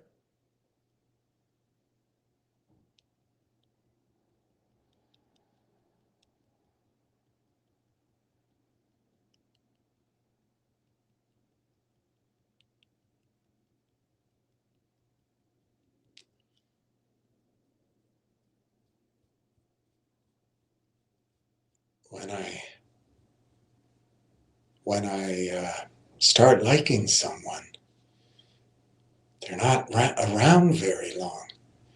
I notice when you dislike someone, they're not around a long time neither. So don't pursue 100,000, Justin. Don't pursue 100,000. I don't know where you. I forgot where you are. I might see it here in one of my notes, but I might have to go to the spreadsheet, and I can't do that while I'm live, or I can't do it very easily. But Justin, just don't go for 100, go for 90, go for 85, go for 95. I would argue that we're not going to sell this stock. We're going to let the market conduct a bidding war. That's what I would guess. There's no guarantee that's going to happen. But in a bidding war, what's it going to matter, owning 100,000 or owning 85? I mean, if 100,000, if they bid it out at $20, you got $2 million. But how do we know it's going to settle at $20? Maybe it settles at $23, and you have 85,000 instead of 100,000. Well, you still got the 2 million. So I wouldn't. Look, Justin, I'm not diminishing what you're going through, because I personally see it that way myself. But it's not. It's the wrong way to look at it. Be grateful that the price is still cheap. It's still worth buying. And yeah, so you don't make the 100 grand. I love those round numbers. I love making those goals. I think it's great. But you'll have 85% of your position. You won't have 100% of your position. Well, 85% of a big move is still a bloody nice investment. So just do your best. And then the other thing you can do, although I'm not sure we're going to want to do that, but let's say the stock goes to, I don't know, $8 or $9 a share, and there does start to be a little bit of a sniffing around by the big people. Let's say it pops to 11 or 12. If you read the tea leaves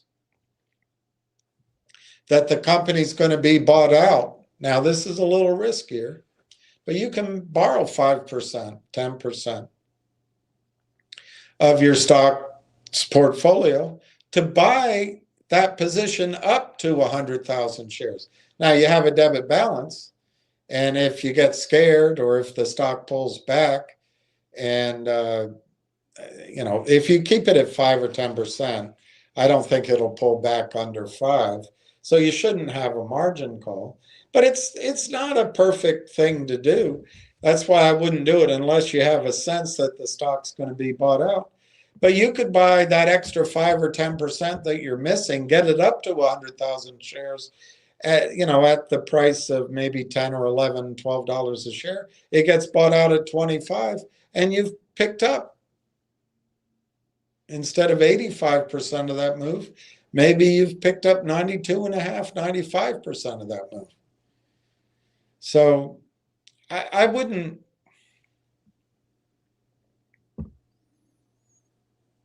I don't want to say that your feelings or your disappointment aren't real. I know it's how I'm thinking right now. Like, damn it. I wanted to bring in some money and buy it at 25 cents. But it's just not how it always is. And you can't always buy the bottom. You can't always sell the top. In investing, it's probably a lot like, passing the driver's test. You don't need to get an A+. You need to get a 75, 80, 85% right. So I think it's great that you've added. I just wish I could see your position. To my memory, you've got a hell of a position, a fantastic position. And you've built it up as the stock went down.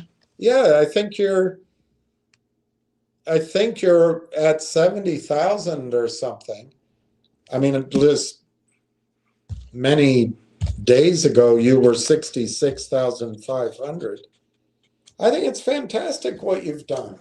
It's amazing what you've done. And everybody here, you were under 50,000. You were under 40,000. It's fantastic. But I know I'm not dismissing your disappointment. I'm just saying when you're trading, you've got to shake it off, because you'll miss the next opportunity.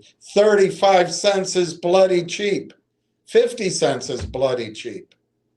And you just got to shake it off. Well, I could have had 100,000 shares, but let me focus on making sure I have 75 or I have 80,000. And then there'll be another trade. There'll be another thing to do.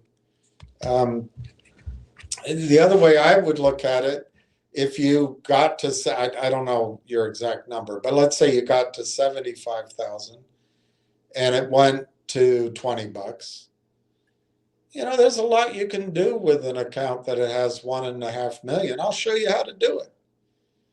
But just one thing occurs to me at 1.5 million, if you invest, if you did nothing else, let's say Telus bought it and you're getting 8% on 1.5 million. Unless I'm screwed up on my arithmetic, which I could be, you're getting about 10 grand a month. Just letting Telus buy it and holding it. Well, that 10 grand a month on 1.5 million, that's great. And I get it. If you had gotten to 100,000 shares, you'd be making that 8 grand on 2 million. So it works out to, see, I can't do that very well, but it works out to, I don't know, 12 grand a month or 11.5 grand a month. Either way, it's good. You know what I mean? You can't let perfection be the enemy of kicking butt in your account. You can't let it be the enemy of, I got a B minus, I got a B plus. It's not time to,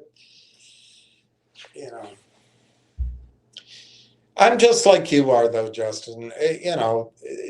To me, 100,000 sounds a lot better than 92,000, but it's a bit of a,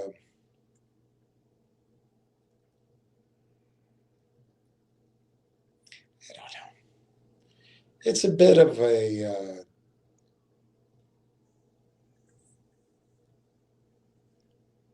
I don't know what word to use. There's a word I want to use, I just can't find it, but it's a bit of a indulgence maybe, or a bit of a,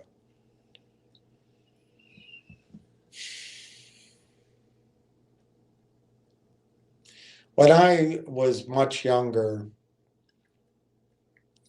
a broker who wasn't that old actually, but his mother brought in all the capital, and so he had a lot of big accounts. But I learned a lot from him and from his mother, that they would call their clients and they'd say, look, I want you to own X amount of shares in this stock, but why don't we just buy a quarter of that position today? So at least we'll have a quarter position. And then, I'd hear him on the phone, I don't know, six weeks later. Why don't we go ahead and buy a bit more and we'll have a half position? It's okay. It's okay to have a half position. It's okay to have a 3/4 position. I don't know if I'm making sense, Justin. It's a indulgence maybe to try to have 100. In this case, it's not going to matter because I'm not going to tell you guys to sell this stock unless there are situations where I would. But in a normal trade or investment, it's not just about where you buy the stock, it's where you sell it. So if you end up with 80% of what you wanted, but you sell it for 60% of what you could have gotten, that's not good either. So if you got to 100,000 shares and you sell it at 60% of what you could have achieved, what does it matter that you had 100? You still screwed up on the sell. So my point is, buy what you can, be happy with it, be grateful for it. I personally think anything in Railtown under $5, $6, $7 is a buy.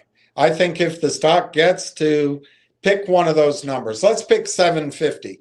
If it gets to 750, I think it's going to double from there. It's still a buy. So anyway, I guess I made my point, although probably not very well. I do understand, Justin, what you're saying. I totally understand it. It's how my brain thinks all the time. But I also know from my own experience, it's always like that. As soon as you have money, the stock starts moving up. Or if you buy the stock, it starts going down. It is so hard to get it just right. And lots of times it feels like things conspire against you. And your only defense is what I said.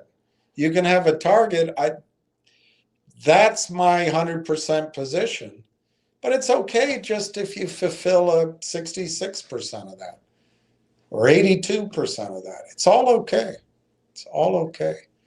And I think, Justin, I mean, I'm amazed. You are one of the ones who I think's really done a great job at building your position.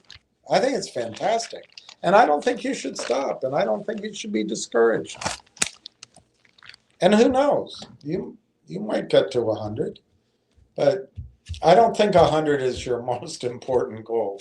I think it's to take advantage of these low prices while the counterfeiters are counterfeiting shares. And it's a little different here, just to repeat myself. I don't think we're going to sell this stock. I think we're going to find out that 2 or 3 of these elephants are going to bid on it, and we're just going to wait for that. But in most situations, your sell decision is the toughest one. I don't know. What's a good example? I don't remember how many shares of that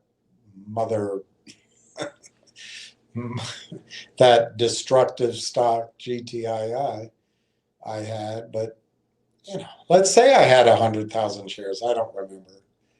I don't think it was that, but whatever. Let's say it was 100,000. I'm all proud of myself. I get in it, and I get in it at an average price of 80 cents or some number. I'm making it up. And it goes to $9. I didn't get out. So, all right, I built my position, but I didn't get out. On the other hand, if I had somehow only made it to 50,000 shares, and my average price maybe was still the same, or maybe a little higher, and when it went to 7, 8, 9, I scaled out of it. Which situation am I better off? Do you see what I mean? It's not as important as you think to get to a round number in the stock. But Justin, that's how I think. I'm just like you are. But anyway, I'm going to move on because I feel like I'm repeating myself, which probably means I don't have a good point. And therefore, I should stop making my point because it's not a good point.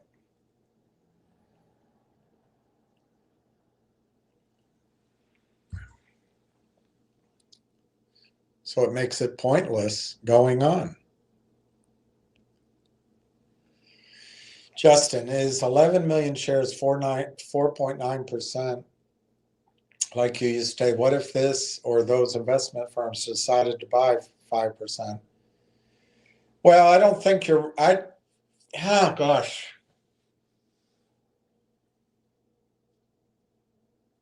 You got me on something. I think the 4.9%, the 5% reporting rule is based on issued and outstanding shares. I don't think it's on fully diluted shares. So you might be right, because I was going to say the number is higher, but let me figure out what it probably is. It's probably, I wrote it down the other day, didn't I?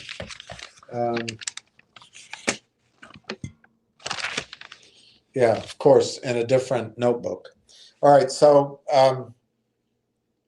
to my memory, it was around 194 million. And then you have to add their 16 million.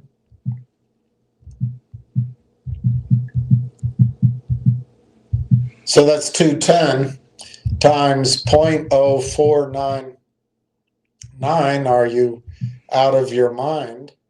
Yeah, you're right. It's about 10.5 million shares. That's right. And what's your question? What if those bond? Yeah, if somebody came in to buy 10 million shares, I think for the first few days, maybe a week, it might churn like it's doing right now. And maybe those computers are still set to sell, and those prime brokers, stock loan departments are still issuing the shares because it makes a lot of money and they never lose. But as the stock goes up, you're going to find out, let's say, Justin, the Ontario Teachers Pension Fund buys 4.049% based on Steely Dan's advice. Well, that takes 10 million out of the market. Now, they may leave it at the DTC or the comparable central depository in Canada, or they may not. They may bring it onto their own books. I don't know. And so that gets into the issue of derivatives and how the crooks expand and all that. But I'll tell you what, once that 10 million comes out of the market, it's not for sale. And if the teachers union does it, and then the retirement union does it, and Mavericks does it, it's 30 million. And the stock is very quickly, 8, 10, 12, 15 bucks. And you know what? They'll pay it because they don't look at it the way we do. They don't get scared every time Tony the timid tiger says something, or every time someone breathlessly, cigar throat and whiskey sounding voice, I'm getting everybody in it and we're going to go with it and we got to buy it. It's 27, but it's going to go to 300. And you're scared out, you're dealing with emotions. That's not the situation. And it's not what these guys are going to do. So I don't think that anybody's coming in to buy just under 5%, probably, until whatever news we're waiting on gets released, and until they run it through their investment committee and take a vote on an exception. Because most retirement plans, they're not going to be able to buy down here. So there's this window where we know something, we think we know something, we got to trust our guts, and we have to ignore what these computerized sellers are doing. And we just got to say, thank you. I'll buy some more. Of course, I can't, but maybe you can. You're buying more, buying more, buying more. And at some point, Justin, I think when the stock is, look, I'd say certainly by the time the stock's $5 or $6 a share, orders to come in to buy 5% of the company are going to move the stock. And they won't overpay, whatever their conceptual target is. But you've got a company here, which I've shown you many times, and I could be completely smoking dope. But I've shown you from 2 income sources only. The HIP hyperscaler spend, and half of what TELUS is bringing over. I've shown you where it's $1 a share, in cash flow, $1 a share in profits. What's that worth? 5x? What's a $5 stock? 50x? It's a $50 stock. I'd say both of those numbers are almost equally outliers. If you want to criticize the 50, I'll criticize the 5. But to me, there's no question that Railtown's going to go to $1 a share in cash flow, $1 a share in profit. It's just a question, is it going to be in 2027 or is it going to be in 2029? And then what are institutions going to be willing to pay for that now? If you think it's 5x, that's a $5 stock. I think they'll be willing to pay 20 or 25x. That's a $25 stock. Hell, I think, paying $50 a share on something earning $1 a share, I guess that's low. You'd have to have a lot of confidence. But it's still 5%, isn't it? I see this is where my doing math in my head is shitty. No, it's only 2%, sorry, in cash flow. But what's that worth in a fast-growing company? I don't know. That's why I tend to right now think that our buyout target should be in the $15 range, literally give or take $5 if it happens quickly. But that's a great deal. And then the growth will maybe accrue in the acquirer. Jason Harbison, what if Mike Lazarides is heavy into quantum computing? What if he sees Railtown as the key to scaling quantum? Well, that's a pretty sharp question. I have no idea what Railtown's role would be in quantum computing, but I can imagine that if quantum computing needs compute power, which I guess obviously it does, they're going to need the same real-time orchestration and data processing that Railtown provides. So yeah, you could be right. I would think, that's what I alluded to before. I would think the reason he came in to this deal, I don't think he's doing anybody a favor. He might, to be fair, it might be his way of showing solidarity with the Canadian sovereign campaign. But my guess is you're exactly right.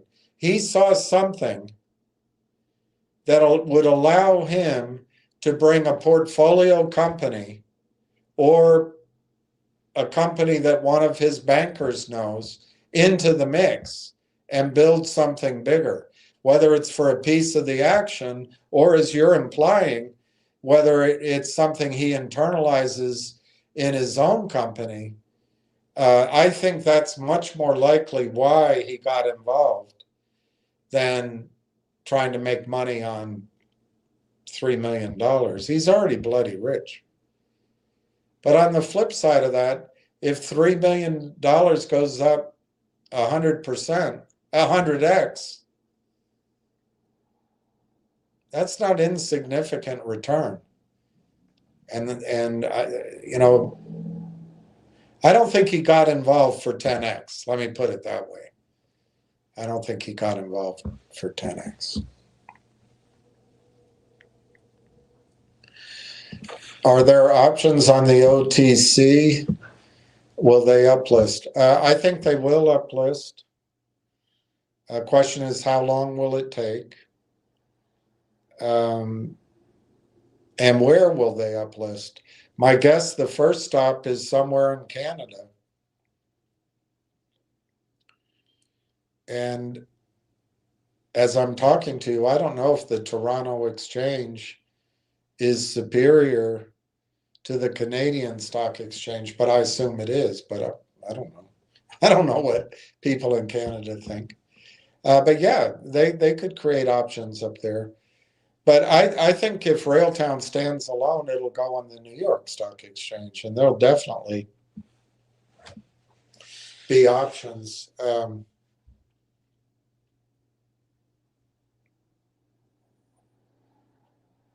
Remember, 95% of call options expire worthless.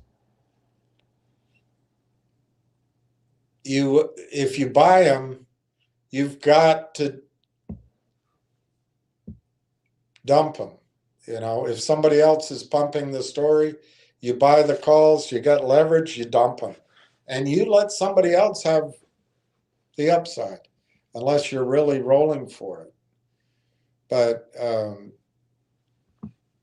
the flip side of 95% of call options expiring worthless is that if you can carefully sell call options, sell the premium rather than buying the premium, most of the time you're just going to collect the premium.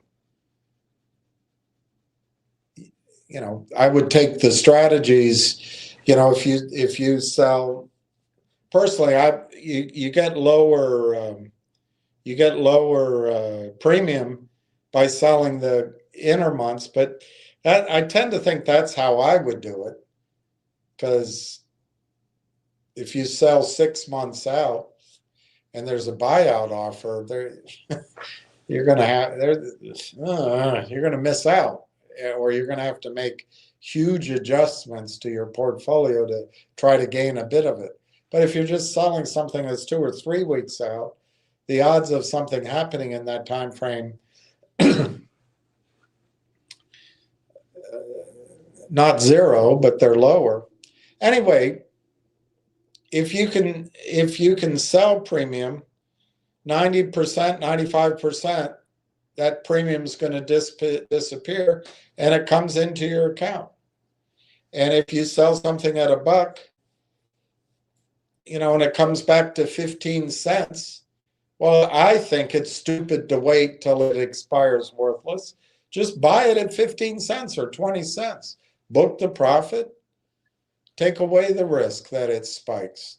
But those are the kind of things we can do, I think, better in a stock like Microsoft or you know, NVIDIA. I kind of hope they don't get options trading on Railtown, because a lot of you could lose your stock. And if I traded them, I'd probably lose a chunk of my stock. So I'm not a big enthusiast for options to start trading on Railtown. I really am not. There you go, Justin. Shake, shake, shake it off. Shake, shake, shake it off. Yeah. That's a good way. Shake it off. And here's a useful point. Do not listen to this clown. Okay, WSB _ retard. I guess they should listen to you. So the floor is yours. Say what you will. How's the stock doing for you? It's 35 cents. So my arithmetic, WSB _ retard, you're down 40%. Well, I guess it's good enough for a retard. It's good enough to call me a clown. But it's not over, pal. It's not over. I think, I know you're not going to listen to me, and I know you have ways of cheating that I don't even know about, but I'd start doing that cheating. Start reducing your risk in this stock, because you're about to get You're about to get burned in it, in my opinion. But hey, you're the self-described retard. Or is that retired? WSB retired? Are you retired? And you've got a picture of a young man there? WSB retired. I have no idea. But thank you for calling me a clown. It brings me back to humbleness, because someone like you took the time to call me a clown. I've got to take it seriously. All right, so account settings sent me this. I don't live up in Vancouver, but look at that. Is it the Financial Press Vancouver? Can you see that headline? I wouldn't listen to this clown, but I might listen to, it's impossible to read. BlackBerry co-founder invests in Vancouver AI startup. Let me see if I can find that, because I can't read it. Let me see if I can find that article.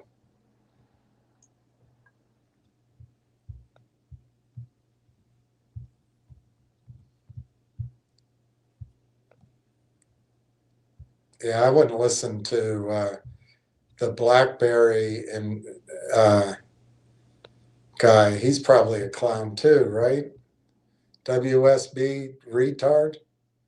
BlackBerry guy's probably a clown too. Yeah, you got a point.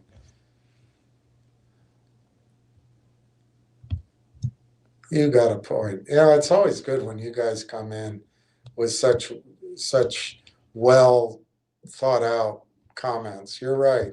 That grounds me. I mean, a guy like the founders of BlackBerry investing in Railtown AI, you're right. This probably doesn't mean anything. You're right about that. I wouldn't listen to me. I'm just a clown.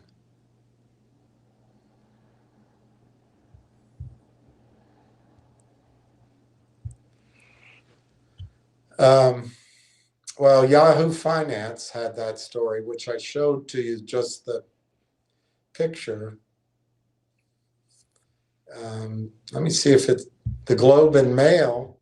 Railtown AI Technologies announces 3.4 million private placement led by BlackBerry co-founders. But they're probably just clowns. That's probably true. They're just clowns. Here's the Financial Post. Let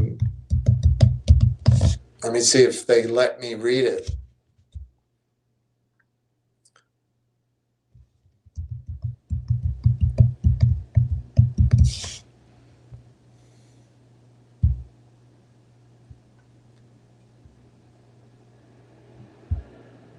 Now, it's not giving me the article.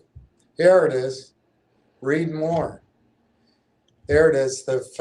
I may not be able to go all the way through, but there it is. Financial Post. BlackBerry co-founder Michael Lazaridis invests in Vancouver-based AI startup. What a clown he is. He's such a clown. You shouldn't follow this clown. You should follow your WSB retard. So Lazaridis also joins Railtown's AI's advisory board, his first such corporate position outside companies he's founded. What a clown. By Yvonne Lau, published February 10th. But then I can't read anymore. It's behind a firewall. What a clown.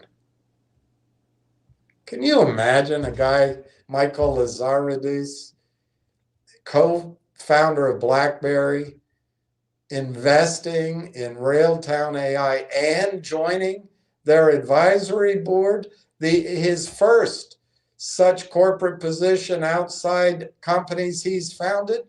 What a clown. You know, you got a good point, WSB retard. Now that I see how much thought you've put into it.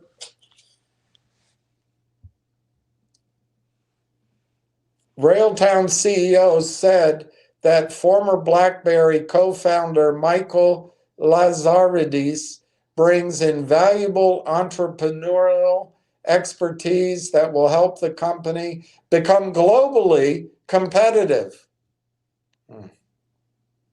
Bring in the clowns. Send in the clowns. Don't worry. They're here.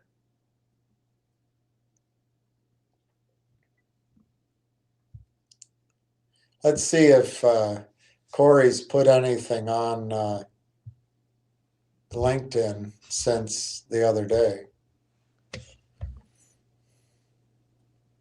Send in the clowns. That's what he writes. Corey Brandolini says, thank you, Financial Post. He says, thank you, Financial Post and Yvonne L. for covering our news today. BlackBerry co-founder Michael Lazaridis invests in Vancouver-based AI startup. What a group of clowns. TechCouver.com. TechCouver.com, he puts here. Let's see what TechCouver has to say.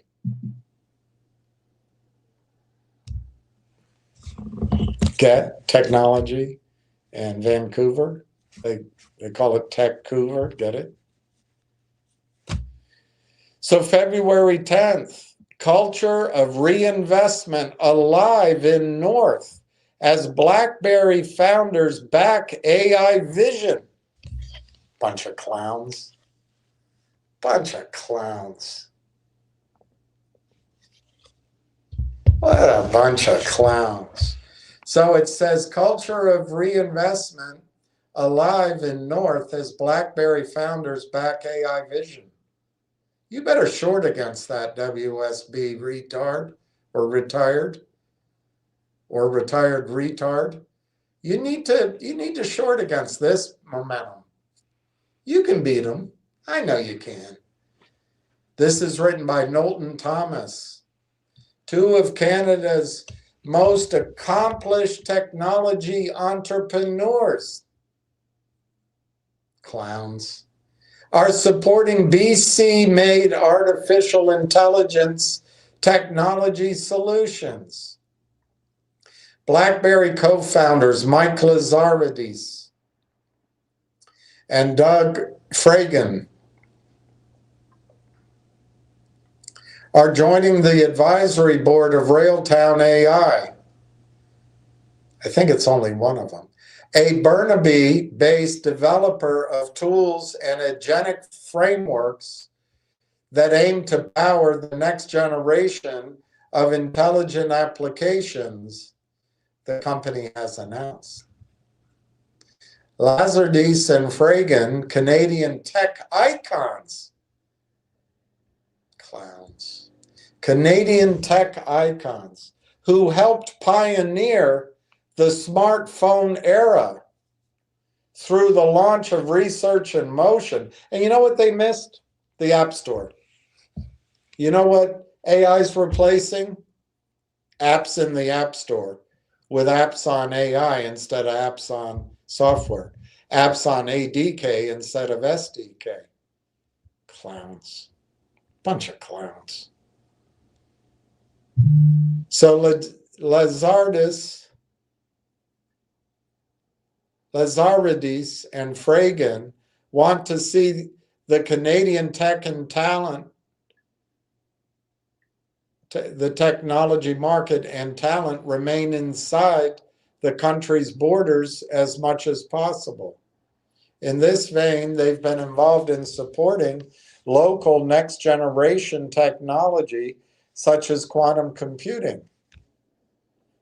They are also interested, like most everyone is, by now in AI. Railtown's mission, through its tech platform and collaborations with partners, is to create a Canadian-focused AI development and deployment ecosystem. This aligns with both Lazaridis's and Fragan's commitments to building and retaining world-class technology and talent in Canada. Quote, Canada develops exceptional talent, Lazaridis says, but too many feel they have to leave the country to pursue meaningful opportunities. The venerable tech veteran suggests it is therefore critical that we build companies, platforms, and ecosystems here that allow Canadians to innovate, grow, and compete globally. Railtown Lazaridis believes,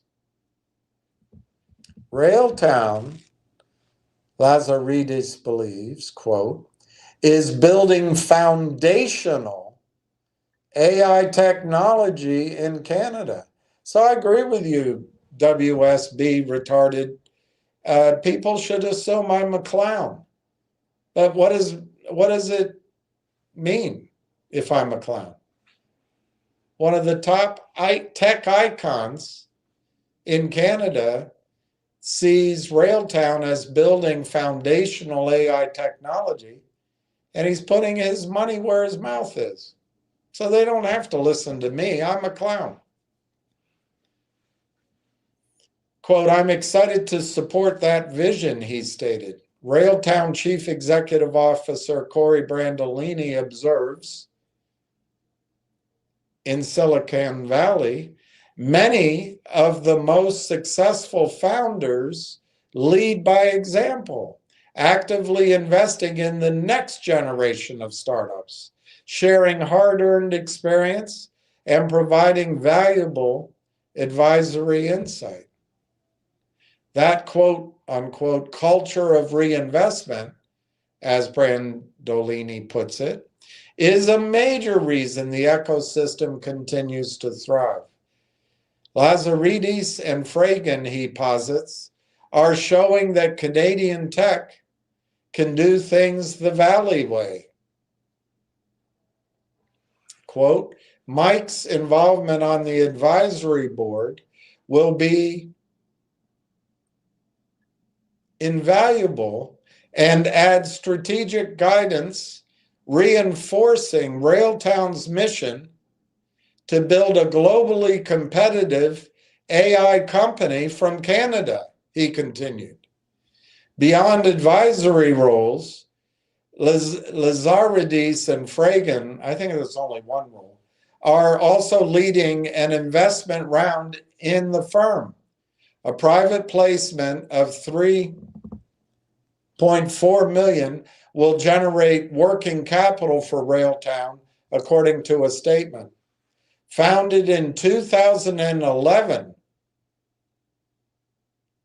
Railtown's platform includes Rail Engine, Railtrax ADK, and Conductor, tools that help teams build, deploy, and operate AI agents at scale.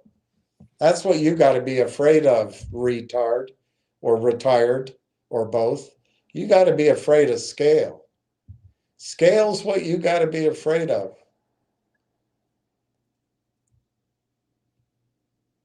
At least it's one of the things you got to be afraid of. All right, I'm going to give that guy a bye-bye. All right, Akira Nova. Hello, William and everyone. Tortoise wins the race. Go Railtown. Yeah, that's true. I think everybody here that bought more, you've been through the hard part, and it was tough. Year-end tax selling, year-end vacations. Obviously, the AIP delay wasn't the issue. It seems like during that time frame, they locked up a fantastic deal, it seems like, with TELUS. I mean, the way I read it, instead of having to go out and market to, I'll make it up. I have no idea what the number is. But instead of having to market to 10,000 companies and 10,000 software developers, they're just sitting. TELUS will go get them. TELUS has 20 million hookups.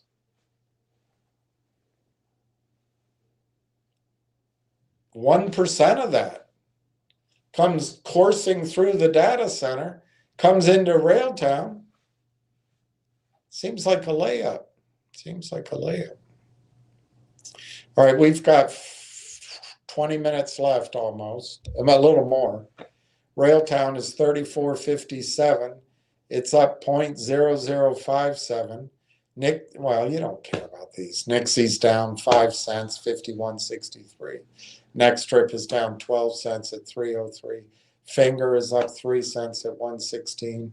GDC is down 11 at 3.40. You're right about that. Whoever the gentleman was, the Dow is down. It's down 1%, 500 points. NASDAQ is down almost 2 points at over 400. It's down 2% at over 400 points. The S&P is over 1%, down 91.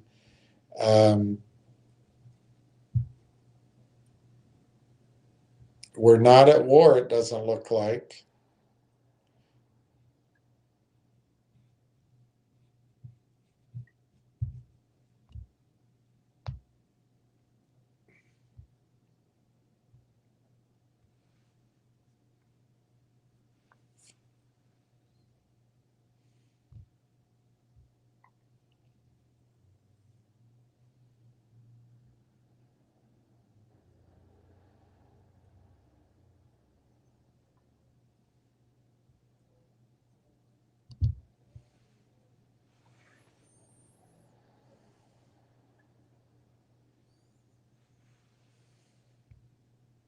There's no real news right now, so I guess we'll just watch the stock price close. And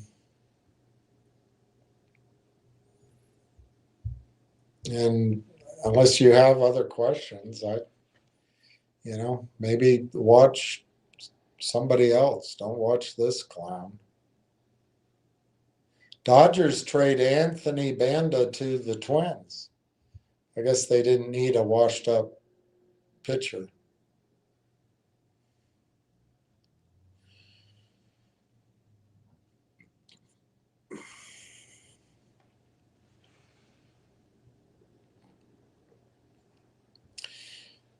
Phillies release Nick Castellanos. Maybe the Nationals will pick him up.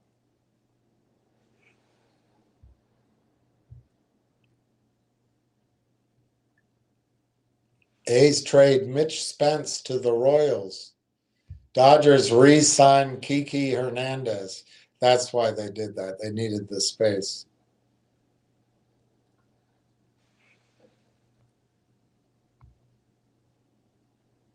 Max Muncy signed an extension. All right, so that was exciting to me. Djokovic dropped out of the Doha Championship. So I don't know if he's going to lose points. He's still number 3 in the world, which is amazing. Absolutely amazing. He skips so many, and he's still number 3.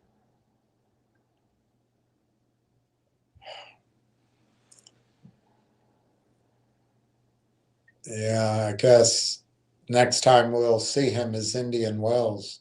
That'd be fun to fly out for Indian Wells and watch Djokovic. That'd be great. But I don't think I'm going to have the scratch for that. Railtown up almost 2 cents at 35 cents. We've got less than 20 minutes to go. Last trade, 2,500 shares at 34.7.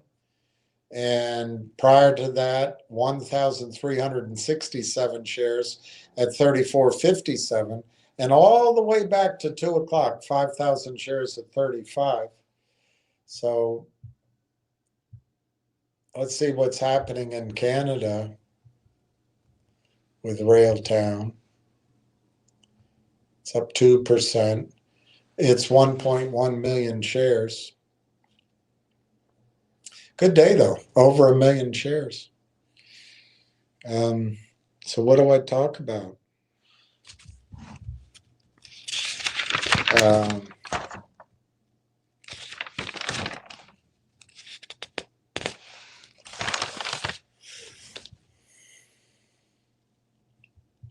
Have 15 minutes. 15 minutes. Who would be interesting to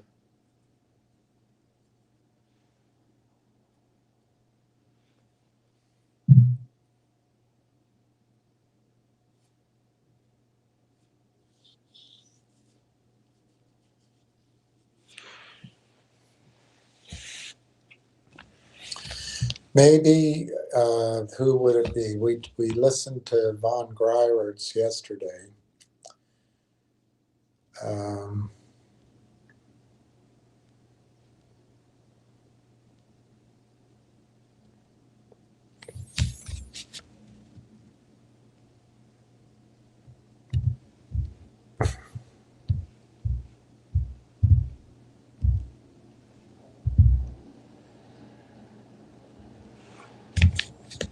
Billionaire Eric Sprott adds 200 million Hycroft mining shares.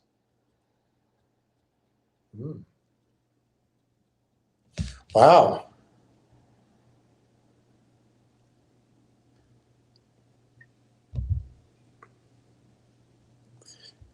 Billionaire Sprott bagged 746% return on idle Nevada gold mine.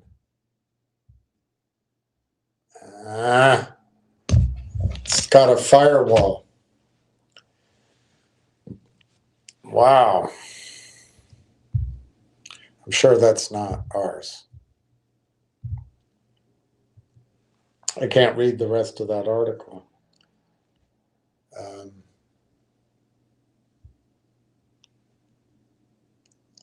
Darn it.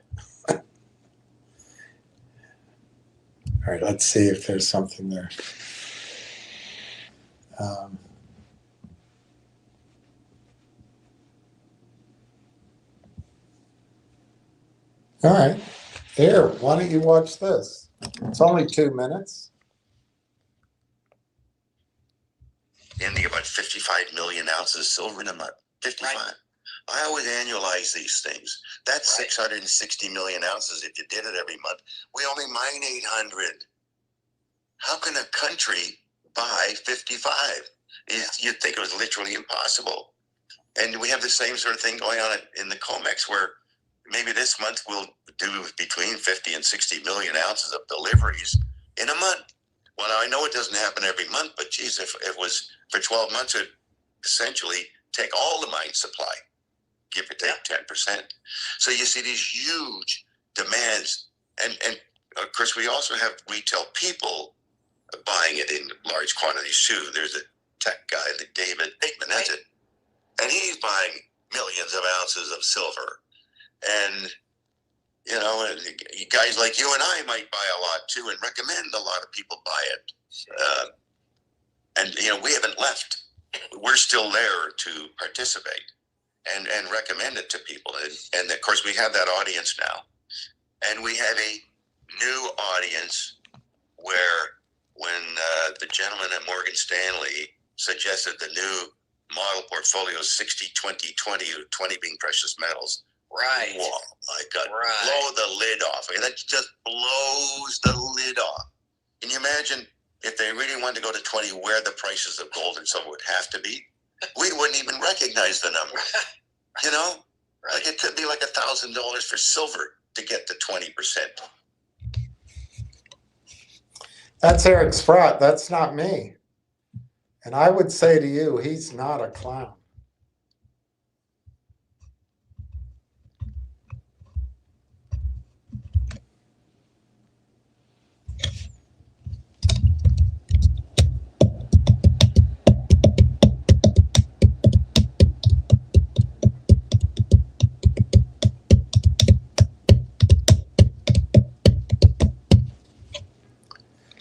All right, we've got a little bit of time left.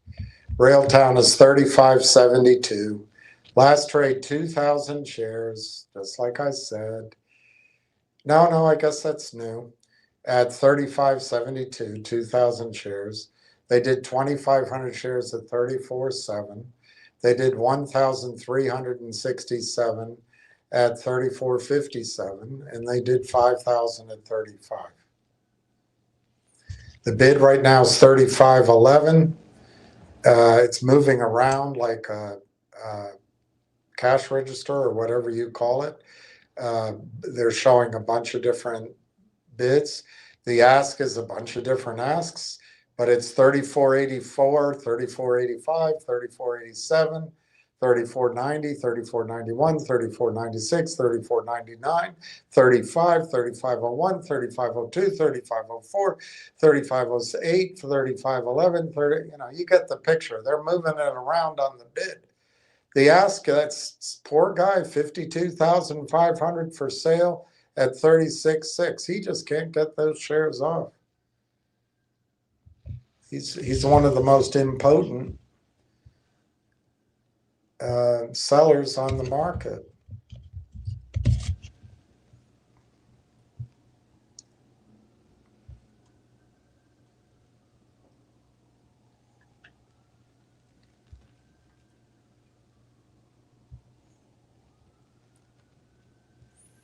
See what he says here. When I think of gold and silver, I think that when gold in 2024 broke through 2,000 for the third or fourth time, I forget which it was, I think they lost control of the gold market. And when I say they, I'm referring to the banks that were forever short. You get the data every week, big short position.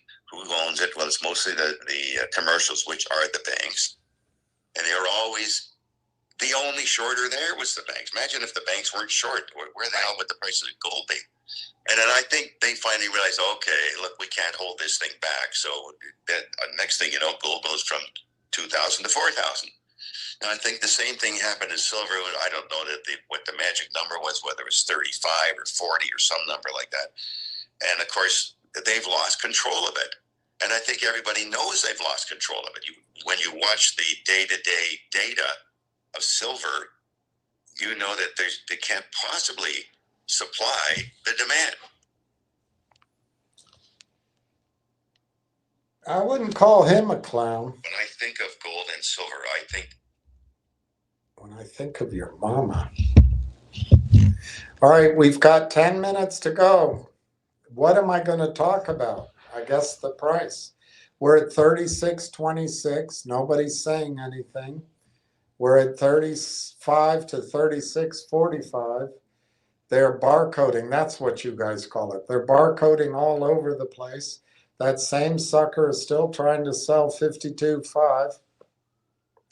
But he's joined with somebody trying to sell 62.5 and 37.5. Buy all you can. They're selling empty cash cows, but can't tell the difference between the empty ones and the full ones. So they're obligated to fulfill the trades. 34.73, 36.36, 10 minutes to go. And I've run out of things to say.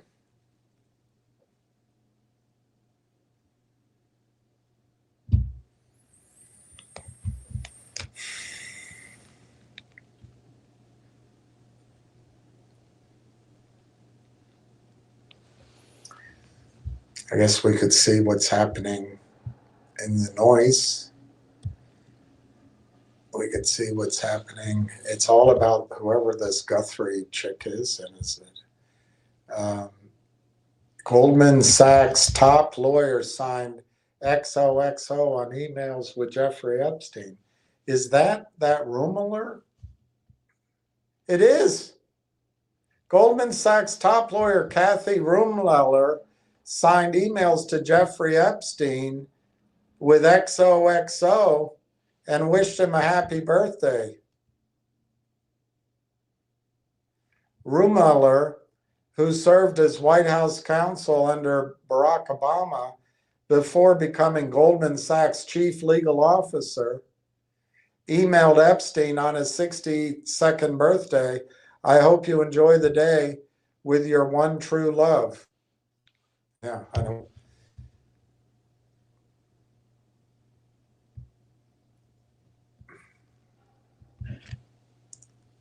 Epstein replied very crudely,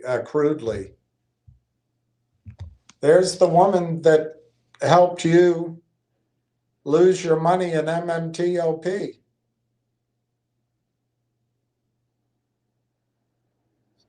But hey, I'm sure she was qualified. That's the one thing you got to know. She's qualified at her young age to be Goldman Sachs chief legal officer. Never you worry that she wasn't qualified. Rumleller, who exchanged thousands of emails with Epstein between his 2008 conviction for procuring, and before everything came into light, said, quote, "Hard to believe that there still is an open question about whether men are the inferior gender," unquote. But she can say that. I can't say anything like that. Jennifer Connolly, a spokesperson for Rumleller, "Ms. Rumleller has done nothing wrong and has nothing to hide. Nothing in the record suggests otherwise." The latest batch of emails show that Rumleller helped Epstein coordinate a response when ABC News was preparing a segment on Good Morning America featuring one of his accusers. Giuffre had alleged Epstein and his friend Maxwell had done things.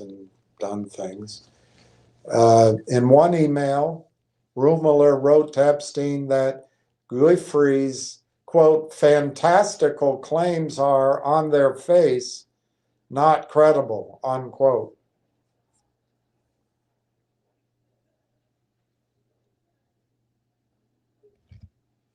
In another chain, Rumleller asked Epstein if Maxwell would give a statement. Epstein wrote back, "Her lawyer provided a long-winded letter to counsel. She will do as you suggest, however." April of 2015, Rumleller wrote, "Some suggested edits in the red line attached." The emails show Epstein offering to fly Rumleller to his private island in the Caribbean. And we all know women don't join in any, things like taking advantage of minors. It's only men.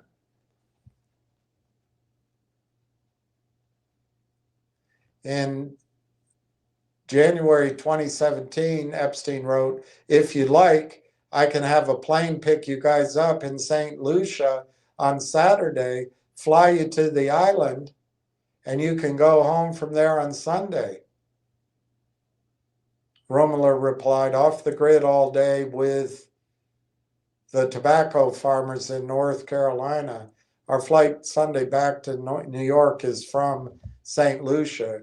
Can we take a day trip to the island on Saturday?"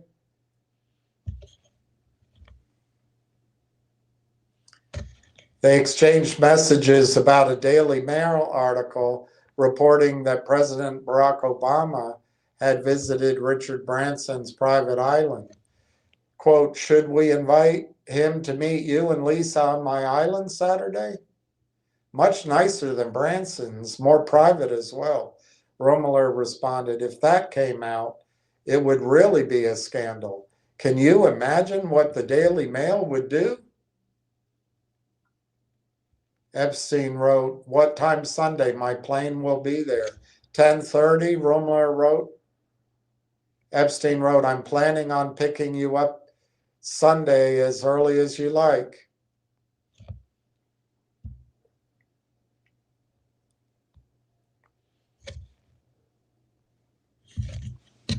She's a real sweetheart. She is a real sweetheart. All right, I don't know where, let me see if I can sign back in. I'm not going to get a closing price unless I sign back in. We can follow.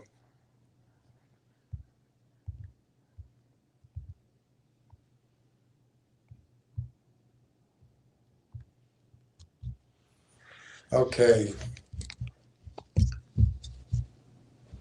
The price, Railtown is 36 cents, 36.32. And the volume is 137,580. The bid is 35.21. The ask is 36.56, 36.51, 36.65, 36.46, 36.42. You get the point. They're moving it all around. The volume, 137.5. Last trade, 300 shares for 36.32. And we've got 2 minutes to go. Bid is 35.11, 35.14, 35.17, 35.21, 35.24, 35.32, 35.33, 35.38, 35.4, 35.44, 35.48, 35.49, 35.54, 35.54. That's all the bid, 35.11. The ask is 36.44, 36.59, 36.49, 36.45, 36.43. No trades.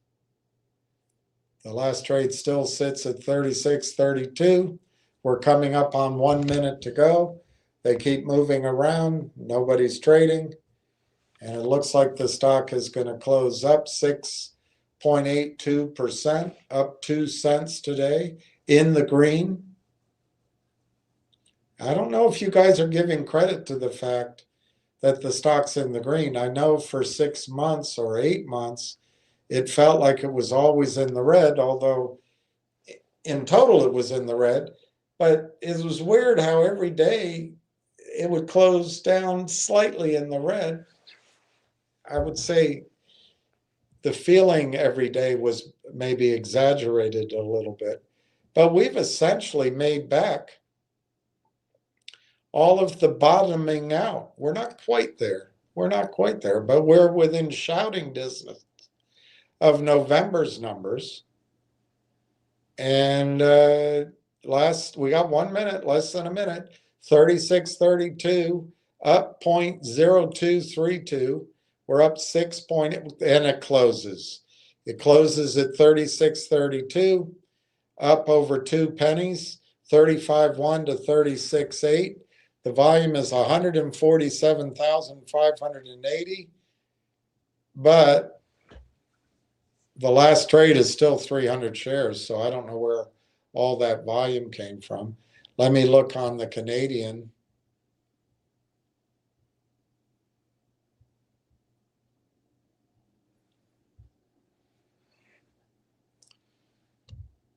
$1.161 million shares, closed up 3% at 48.5. So those guys paid 30 cents a unit for 1 share, and they paid their warrants. Strike price is 45 cents. So those are they're in the money, and they might get called. So the company might get more money in.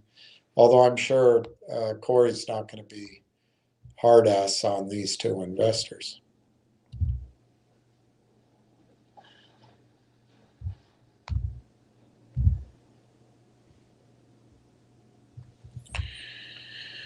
All right, account settings. Hello, William. Hello, Law. For your information, none of the Financial or Oversight Committee members asked Atkins about MMTLP, despite the whole community reaching out to them via emails and phone calls. Disgusting. Yeah, guys, I really think what you're doing. Look, there's 65,000 people out there. I've never gone on those sites to try to poach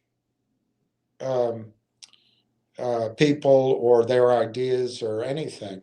We've got, I think, like 240 people.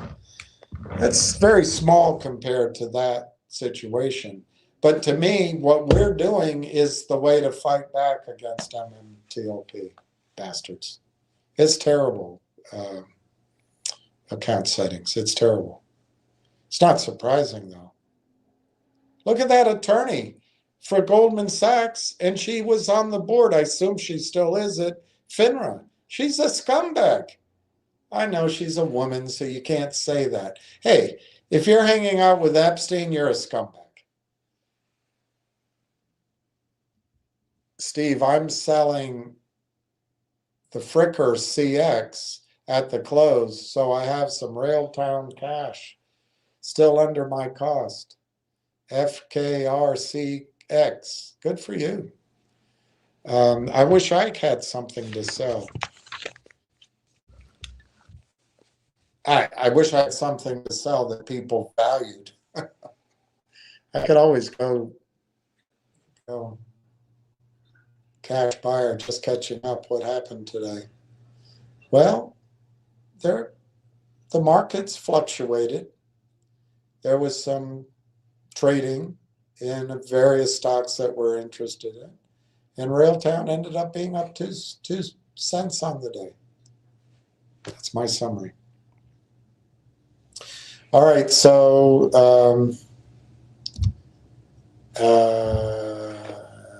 Nixie closed 5.51 cents. Next strip closed 303. Finger 116. GDC 340. Railtown closed at 36.32. The Dow's down almost 700. NASDAQ down almost 500. S&P down 100. So it's, red letter day in the market, green letter day in Railtown. It's a contra-trend asset. Finally, we have something that goes in the different direction. But I know I take seriously that many of you bought it a year ago, and we're still below 38, roughly 38 cents 14 months ago. And we're still below what we paid in, even in June when I first came out with the bloody thing. I think what I paid was this number, 36. I think 34, 35, 36. Then it went down. I think Steve got some off at 22 cents. But so we're not through it yet. But man, I think we've righted the ship. Steve, I'm selling that. It's barely off of ties. I don't want to fill my paper silver right now because it's down 35%. Well, off of highs, barely off of highs. Look, I think, I've been studying silver and gold for a long time. I wish I had a large position. I think you have to be in the miners. And luckily, many of us are in this small gold company. There's some, there's execution risks, no question about it. But we're in at 4 cents a share. And if there's a modicum of execution,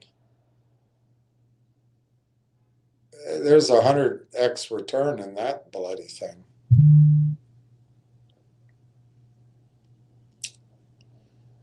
Of course.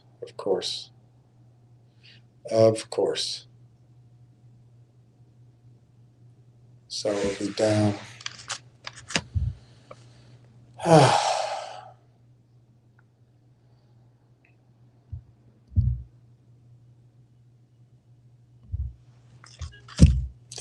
Damn it. Well, you just got to live with it. Got to live with it. Got to live with it. That's what you got to do. Got to live with it.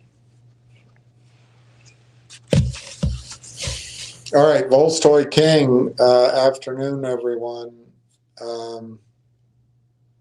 Afternoon. Steve says it's highs. Yes, I got you. Down 35, 40. I think it's going to snap back quickly when it snaps back, but I also think Railtown's about to snap. So, you know, I would do what you're doing. Absolutely, I would do it. Volstoy King, for overall educating,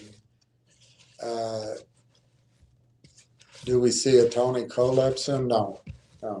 Look, that guy came out after me, and I don't think he's being honest with the audience.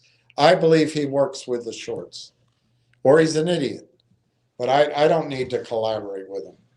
I really don't. It wasn't his idea. For six weeks, 2 months, he trashed it. And his timing was all wrong. So what's to confab about? I'm not interested. What's his idea? He's going to teach me how to invest in AME? Come on. I'm not interested. So if you still are day trading and dealing with his ideas, please. I'm not telling you not to talk to him. But what I am telling you is if you don't see what's here with Railtown and you're listening to that strategy, you're going to miss out. But that's all right. You're a grown man. Go miss out.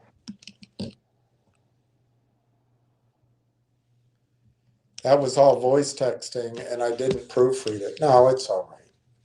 I think you're doing. Is this, what are you saying? Oh, 100%. You had eyes on for a while. I've been following you since our coffee talks. All right, so you're being fair. I appreciate being fair. I appreciate it. And by the way, I'm not going to take credit for the idea. I will vis-a-vis him, but I'm not going to take credit. Somebody else told me about it. So what I will take credit for, I suppose, is the only thing I think I have to offer is I heard the idea back sort of October of 2024. I liked the idea then. I really did. Because it was an analog to a company that was doing a similar strategy in the horizontal drilling space, software, cloud-based, the whole thing. It matched right up. And I loved the idea, to me anyway, at that time, that Microsoft would buy it. I thought, wow, this is going to... But I was in SGYL, Nixie, I don't know, these 5 or 6 of these things. And so I kept waiting I bought a little bit. And then nothing really happened. And then there was a little bit of action, but not really. And then February, a year ago this week, they announced that they were going to acquire AIP. And I thought, well, I looked it up. That's going to take 30 days, 60 days, maybe longer. So I'll hang with these stocks for a while because, all the day tradings work so well. And all my information on them has been so good. I'll hang with those. Well, as February went by, I figured, oh, it's fine. March went by. I started thinking, any day now, something could happen here with Railtown. But I let March go by. It gets into April, and I'm caught up in these other stories and what could happen. I could make that go up, and then I could come back over here and buy more, and I did all that. And we get into May, And I start thinking to myself, man, something is going to happen to Railtown now. But I didn't do much. I moved a little bit over, and I still was writing the dreams of all these other shares. And then I sat here, it's in my other calendar here, I sat here Thursday, June 5th. I think it's the 5th, could have been the 4th, whatever that Thursday was. And I decided I was going to buy a little bit of Railtown. I sat right over there.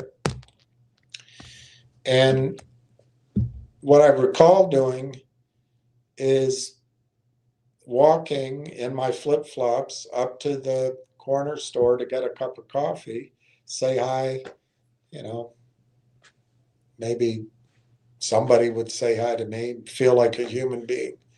And as I was walking back, I was thinking, why, if you think Railtown's going to do so well, why are you only going to buy a little bit? So I sat there and I did the arithmetic. I took a deep breath and I sold everything. I bought Railtown basically 35, 36 cents. And my average, I think I showed you, came down to like 34.50 or something. I mean, my average wasn't great. And then I started talking about it, sharing the idea. And the next 2 weeks, the stock went down. Tony totally trashed me, misread what I wrote. He said I was saying the stock was going to 172, which is just laziness on his part.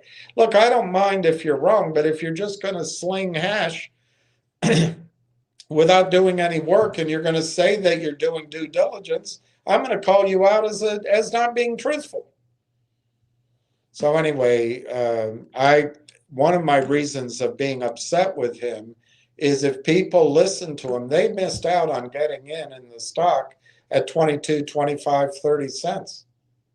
Well, later, just back here in December or January, he said, well, finally, it's in a range to buy. Well, it was in the range to buy then. The guy talks out of both sides of his mouth, and I'm sorry, I don't have time to learn lessons with him. I've already learned my lessons. You can go learn lessons with him. He doesn't know what he's doing, or he's in on it. He wants you thinking, well, right size your portfolio and wait 2 years.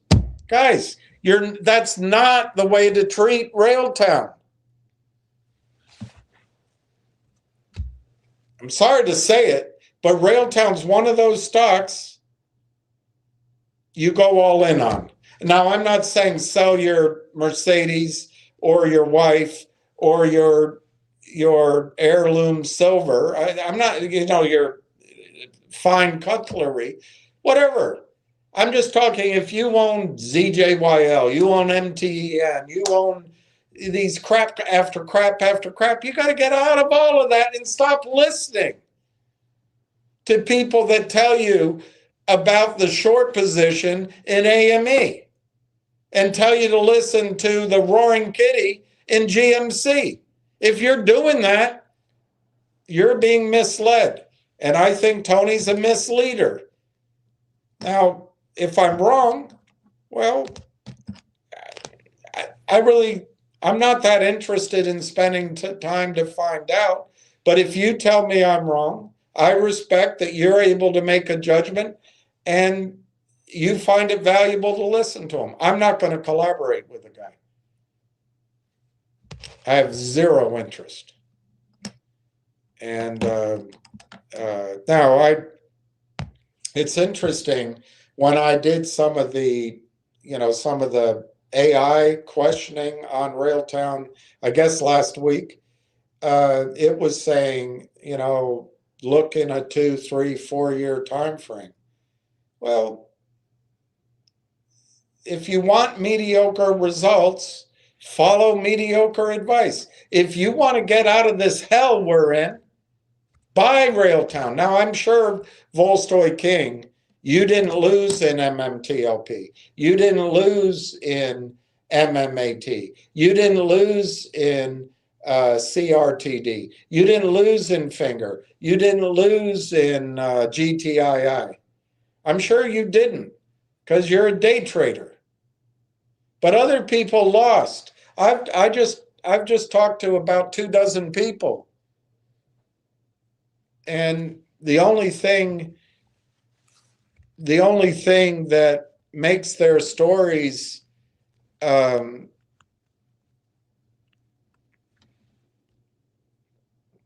something I can listen to is because I'm in the same boat. I'm in the same boat.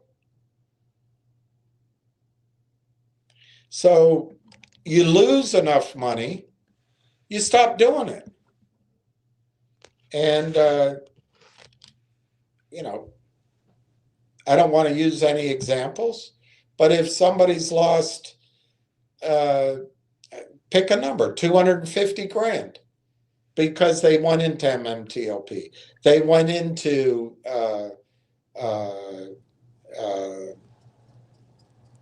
Nixie, or they went into GTII, etc. They're down 250. Your solution is to do a collaboration with Tony, who says, well, right size the position, and he has people focused on AME. You're not going to get out of hell. And in this, I have an exception here to Winston Churchill's saying, if you're going through hell, keep walking. I agree with Winston. Keep walking. Get the hell out of hell. Get the hell out of hell. Don't stay with the devil. And so if you lost 250 grand and you buy 10,000 shares of Railtown, I mean, it's pretty obvious. The stock has to go to 25 bucks, I think. Let me just make sure. I'm astonished at my lack of, yeah, it's got to go to 25 bucks. Well, I think that's going to happen, but I think that's less certain than the stock's probably going to go to 750, 15, call it 10 bucks. So you go out there and you buy 25,000 Railtown. And 25,000 Railtown, that's stupid. It's so stupid.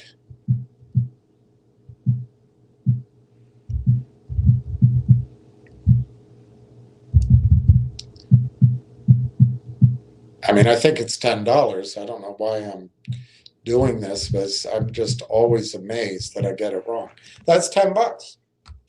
So you buy 25,000 Railtown. If you took the opportunity to buy it while it was down, or maybe you paid more, let's say you paid, say you paid 40 cents on average, cost you 10 grand. Yes, you're risking 10,000 more dollars after you lost 250 grand. But what's Tony's strategy to make that 250 back? Swing high, swing low, sweet chariot? We're coming to take you home? I don't see it. But I tell you what, with Railtown, I think it's not because of me. It's because two guys got together 6, 7 years ago with a strategy and a real problem to solve and a willingness to be early, and they saw AI. But, you know, nobody else understood them. So they put up their money. Frankly, they went to Microsoft, according to 2 of his videos. You can figure out what might have happened there or not. They've been working it, and then they needed money, so they went public. So on the one side, we're lucky they started early and they went public because we can buy the stock. But on the bad side, the heaviness comes in and destroys the stock, because anything under $5 that needs capital gets slaughtered. There's no way away from it.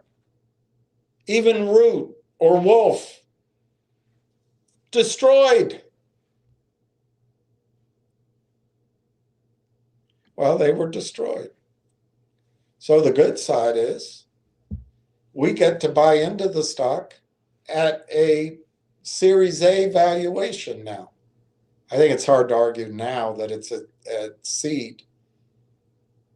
So that's one lucky thing for us. Secondly, the ChatGPT came out and the world got excited. Everybody's talking AI. Well, all of a sudden, he doesn't need to go to the US markets and get screwed by Rubenstein / Easton / Kramer / whomever. So we get to go into it because it's public and destroyed, but he didn't commit harikari by taking toxic financing. And then while I will admit I was early, and my urgencies were completely wrong. I didn't make them up. I did not make them up. But as it turns out, my urgencies were just wrong. So it's been a tough 6 months, 9 months, maybe a year, depending on when you got in it. So it's been horrible, and that's on me. But during that time, the company ran into AIP, which whales down in Puerto Rico say AIP those are the good guys. Railtown, those guys don't know what they're doing. But AIP, that's where the talent is. Well, whatever. Everybody's got their opinion. But they bought AIP for $20 million. Maybe it's 25, whatever the number is, 25 million. Maybe that's Canadian instead of US, whatever.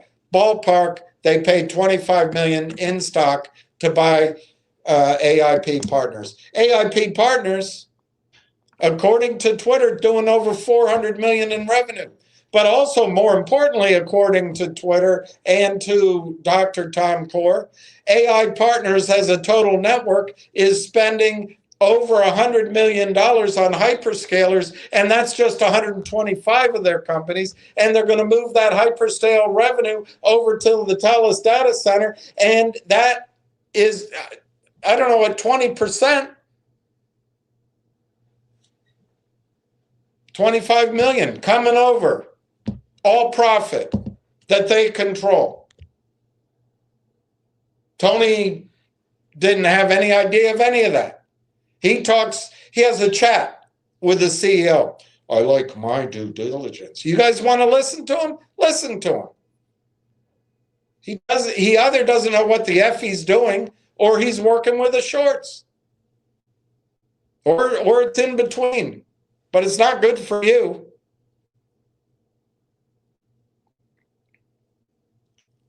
And then Darren Entwistle announces he's going to put $2 billion across that data center. That's my interpretation. So I don't take $2 billion, I take $1 billion. You add those two sources only of revenue together, you assume Railtown gets 20%. That could be high or low, I don't know. But you can come up fairly quickly with $1 a share in cash flow, profit, and it's growing. The question is, when do they get it? Next year? 5 years from now? And how does it grow? We don't know all that yet. And if you don't like my dollar, call it 50 cents. If you don't like that, call it 35 cents. You're able to buy the stock at the annual per share cash flow, the annual per share profit that you can project if you just sit down with a pad of paper. Tony can't. He claims he does due diligence. Well, I like my due diligence, and I'm going to stick with my 2-year, and you're going to have to wait 2 years for the revenue to be print. And then if you have that kind of time frame, then you can right size your portfolio and you can add some. No, Volstoy King. All he wants is when this thing works, he wants to glom on this audience, and I'm not taking credit, but this audience, almost 18 million shares, is going to be a lot of money.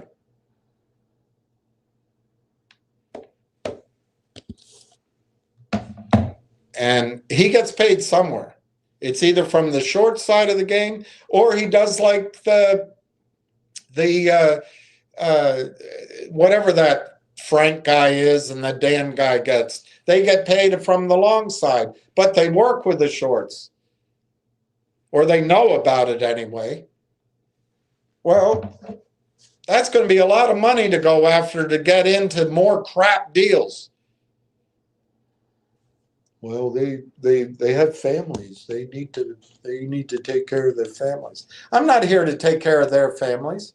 I'm here to try to help people make the money back they lost because of those sons of bitches. So anyway, I'm not interested. I'm not interested. I appreciate the offer, but I'm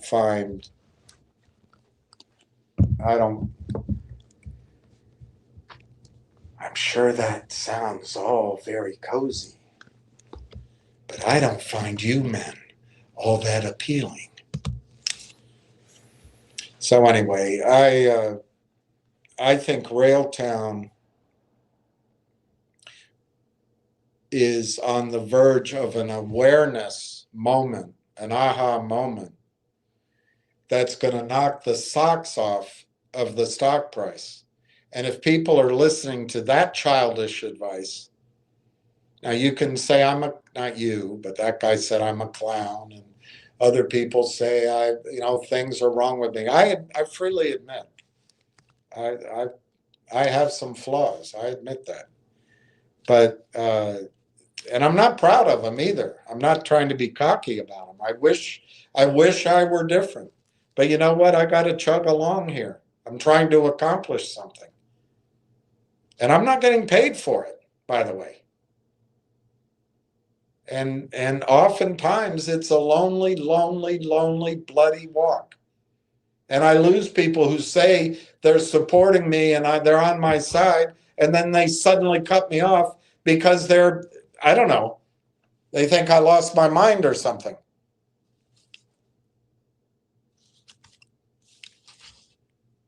When are you going to give up on Railtown? Well, my experience is you don't give up on something which has a fundamental mispricing.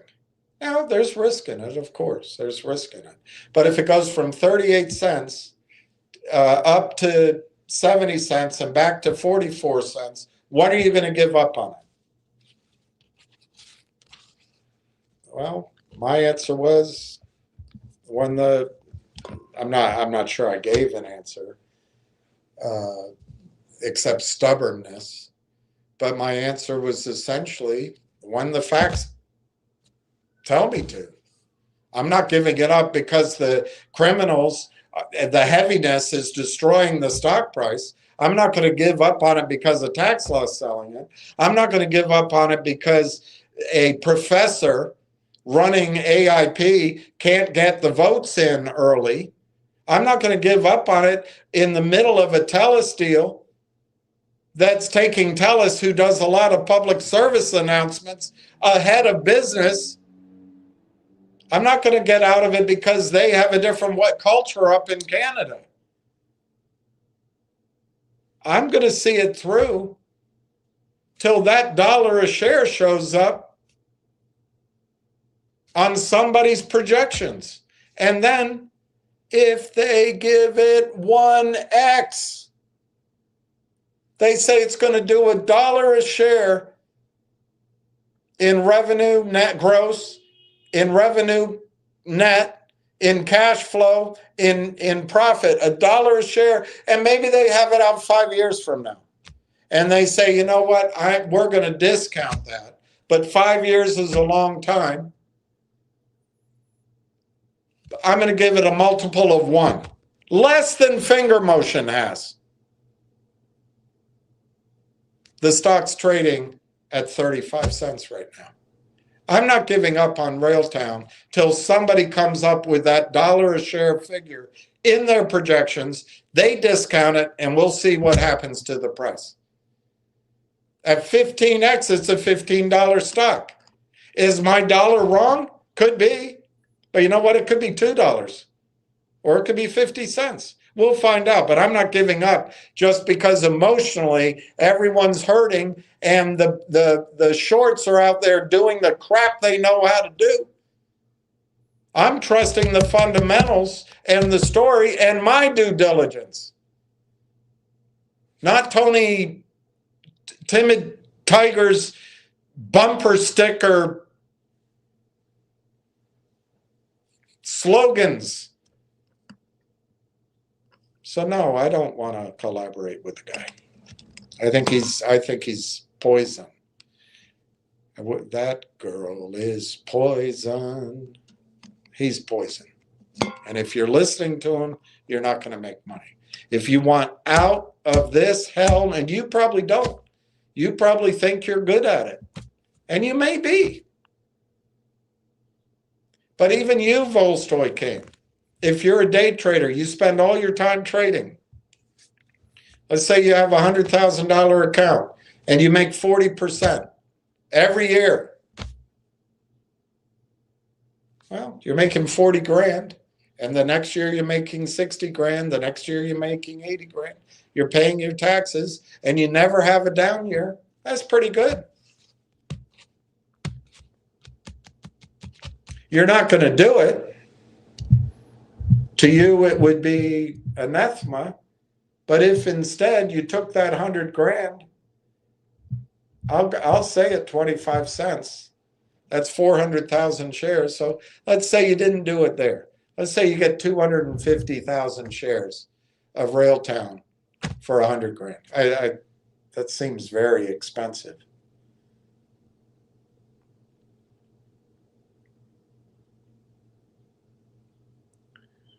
Um, 250,000 times 40 cents. Yeah, all right, let's say you paid 40 cents for Railtown. So you got 250,000 shares. For all your skills of day trading, swing trading, listening to Tony, getting on the conference call with Roaring Kitty, breathlessly, listening to Dan Borders. Oh, I'm having all my investors are coming over into whatever the hell. His investors are Ham's investors. For all of that effort you do, if you have 250,000 shares of Railtown, it goes to $10. You have $2.5 million. And if it goes to $10 in the next 6 months in a buyout, you get that $2.5 million in equity in a blue chip. Well, I don't know if technology stocks can really be called blue chip, but whatever. You get a premier company like a Microsoft, or a premier company like an Apple, or a premier company like Amazon buying Railtown, and you have $2.5 million. Your day trading cannot compete with that. And as confident as you are about your skills, day trading is a risk business. And when the secular bull market is coming up against a brick wall, you'll know it's coming when the market, my projections, I keep showing them. When the Dow goes to 70,000, NASDAQ goes to 40, S&P goes to 10,000, Russell I have 4,000 here, but maybe I would say 5,000. When all that happens, you know, next is the end of the secular bull market. This might get delayed, and maybe that never comes.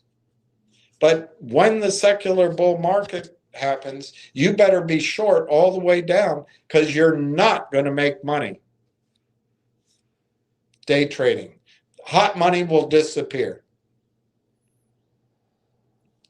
2 generations of investors will walk away from the stock market. You'll still be able to make money in the stock market if you stick to commodities and the reshoring and the industrialization and oil and gas and those kind of things. And you play a different game than what you're trained to do. But to me, Tony's idea of right sizing across a bunch of crap stocks and then using charts and using bumper sticker expressions, it's a mug's game. Now, he might be the greatest guy. You have warm feelings for him. He attacked me without doing homework. And as far as I'm concerned, he showed me who he is. I attack back because he threatens the people here. I've never gone on his channel. I've never gone on his his X things. I've never gone to try to take his listeners away from him. He's tried to do that to me. But more importantly, I don't care about me. More importantly, he's threatened what I'm trying to help people do here. And he doesn't give a damn because he doesn't know or because he's complicit. Either way, I don't have time for him. And if you do, God bless you. You're a young man. You have time. I don't. You can make more money putting your money in Railtown. And if you have an itch to trade 1,000 shares or something of the rest. Put all your speculative money in Railtown. And it's not too late. Can you believe that? The stock was higher 14 months ago when I first talked about it. The stock was higher when I first talked about this. Well, it was right here. When I first talked about really emphasized the stock in June. The stock was higher in the summer and in the third quarter than it is now. The story is better. The story has been de-risked, at least somewhat, by the top 2 guys. One article called the other fella, not the Steely Dan guy, the other guy, Lapidarius, they called him in the top 1% of Canadian technology investors. They put money here. I don't care how great you say you are with day trading. If you own 250,000 shares of Railtown, which you can afford even at 35 cents, and the stock goes to the valuation of Langchain, you've got $1.5 million, $2 million. You can't do that day trading. And if you hang on and you resist Tony's call for right sizing and you never go broke taking a profit and all that other crap,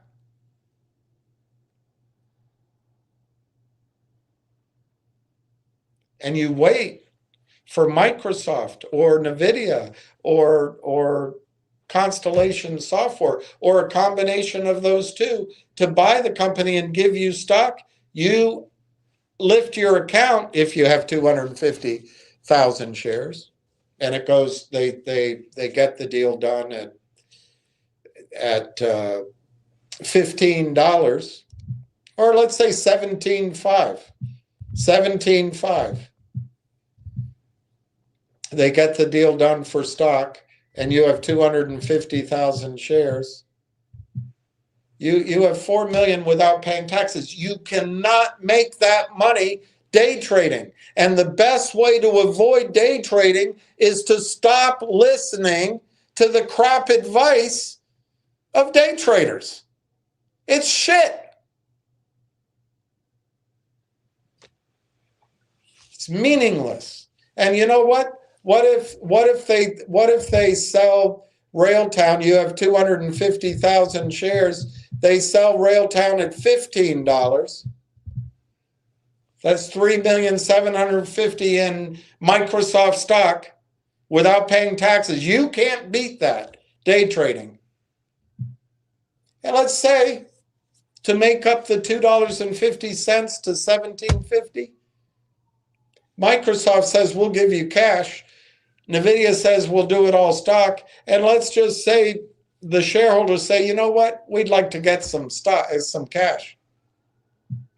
So you get almost $4 million in Microsoft stock, let's say, plus you get a cash payout of over $500,000, $625,000. You can't beat that day trading, and Tony doesn't have a strategy to beat those returns. So no, I do not have any interest in collaborating with mediocrity. I'm trying to accomplish something here to help all of these people that I hope is special. And I hope it causes 240 people here to suddenly look at their account and say, oh my gosh, not only did I make back what I lost, I made multiples on it. I don't have to do anything else.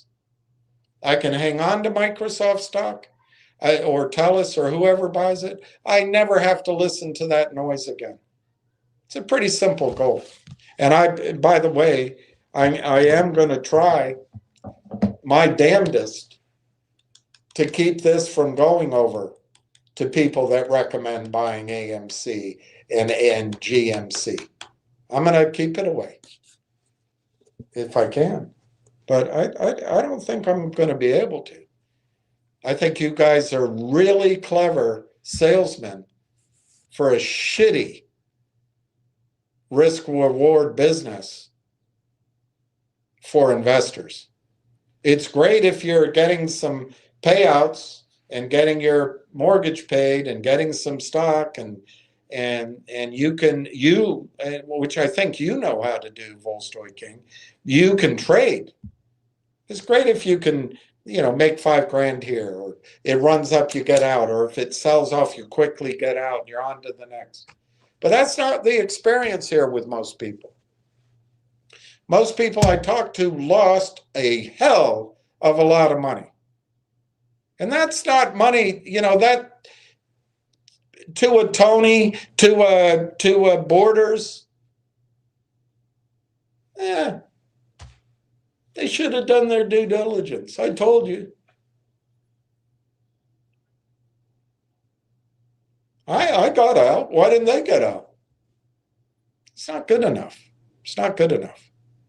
So for me, I don't think 240 people is anywhere near the number of people touched by some of these horrible so-called short squeeze recommendations. It's nowhere near the 65,000 people torched by this Rumler chick. But you know what? It's my little corner. I didn't go after Tony's corner. I didn't go trash him. I didn't go trash his ideas, although I'm doing it right now. I don't want anybody listening to him. But that wasn't my salvo. That was his salvo. So, no, I have zero interest. And I wish him well. I don't know him. I'm sure he's a great guy. I'm sure you're going to make a few $1,000s with him now and then on a trade. And you'll be able to be comfortable in the rest of your life saying, well, at least I diversified, not even knowing what diversification is. If you don't own gold and silver, not only are you not diversified, you're probably not going to survive what's coming. And to me, Railtown is 25x sitting right in front of you. It's 35 cents. It goes to $7, 20x. When it was 35 and 25, Tony trashed the stock, not knowing what he knew. He didn't know jack shit, but that didn't stop him. I think that is malpractice. I think it's huge malpractice. And I think it shows you his character. I made mistakes, but I've never committed malpractice. And, excuse me for believing it is 6 months too late. It is 8 months too late. I caused people pain because my urgency was too soon. But I don't think the layup, the strategy, the story has changed for the worse. It's changed for the better. And it's just been confirmed by two of Canada's tip-top investors. One of the guys is going on the board. He's never gone on an advisory. He's never taken that role anywhere else in his lifetime. Well, since he had his companies. Long time. He's just doing that because it's just a stock to right-size the position and spread it out across AME and GMC and whatever other crap Roaring Kitty has. I don't see it that way. I think it's time to concentrate everything that's in those buckets, high-risk speculative buckets and manure buckets, put it all in Railtown. And I think in the next 45 days to 6 months, you can turn 100 grand into $2 or $3 or $4 million. And you never have to do this crap again. But that's for people like you, Volstoy King, who can afford 100 grand. Others can afford 10 grand. Well, 10 grand turns into 400,000. Look, once you get your first extra 100 grand, and you don't piss it away, you can make money with 100 grand. Maybe inflation has come in a bit. Maybe it's 150, 250 grand. But that separates you from the hoi polloi. And it's a big deal. So no, I'm not interested in getting with anybody whose mindset is day trading and is actually interested in the size of the short position in AME. That's that's not the right word. It's amateur. It's amateur. It's naive. And it's not going to make anybody any money. I want people here to make money. So I've explained myself.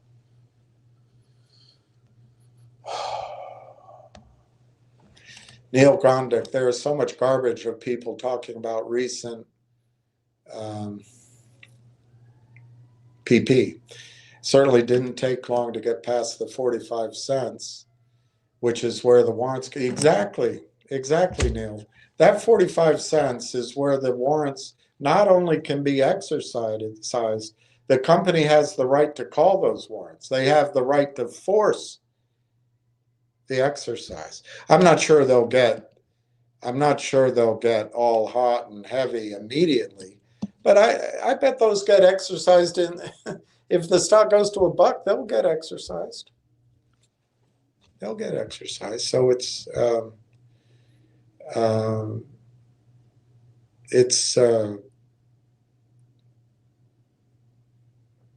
you're exactly right, Neil. We've been through the hard part now. And I think Railtown's worth, I pick a number. I think it's worth 20x right from here just to start. Just to start. So bravo for your point, Volstoy King. No, you're 100%.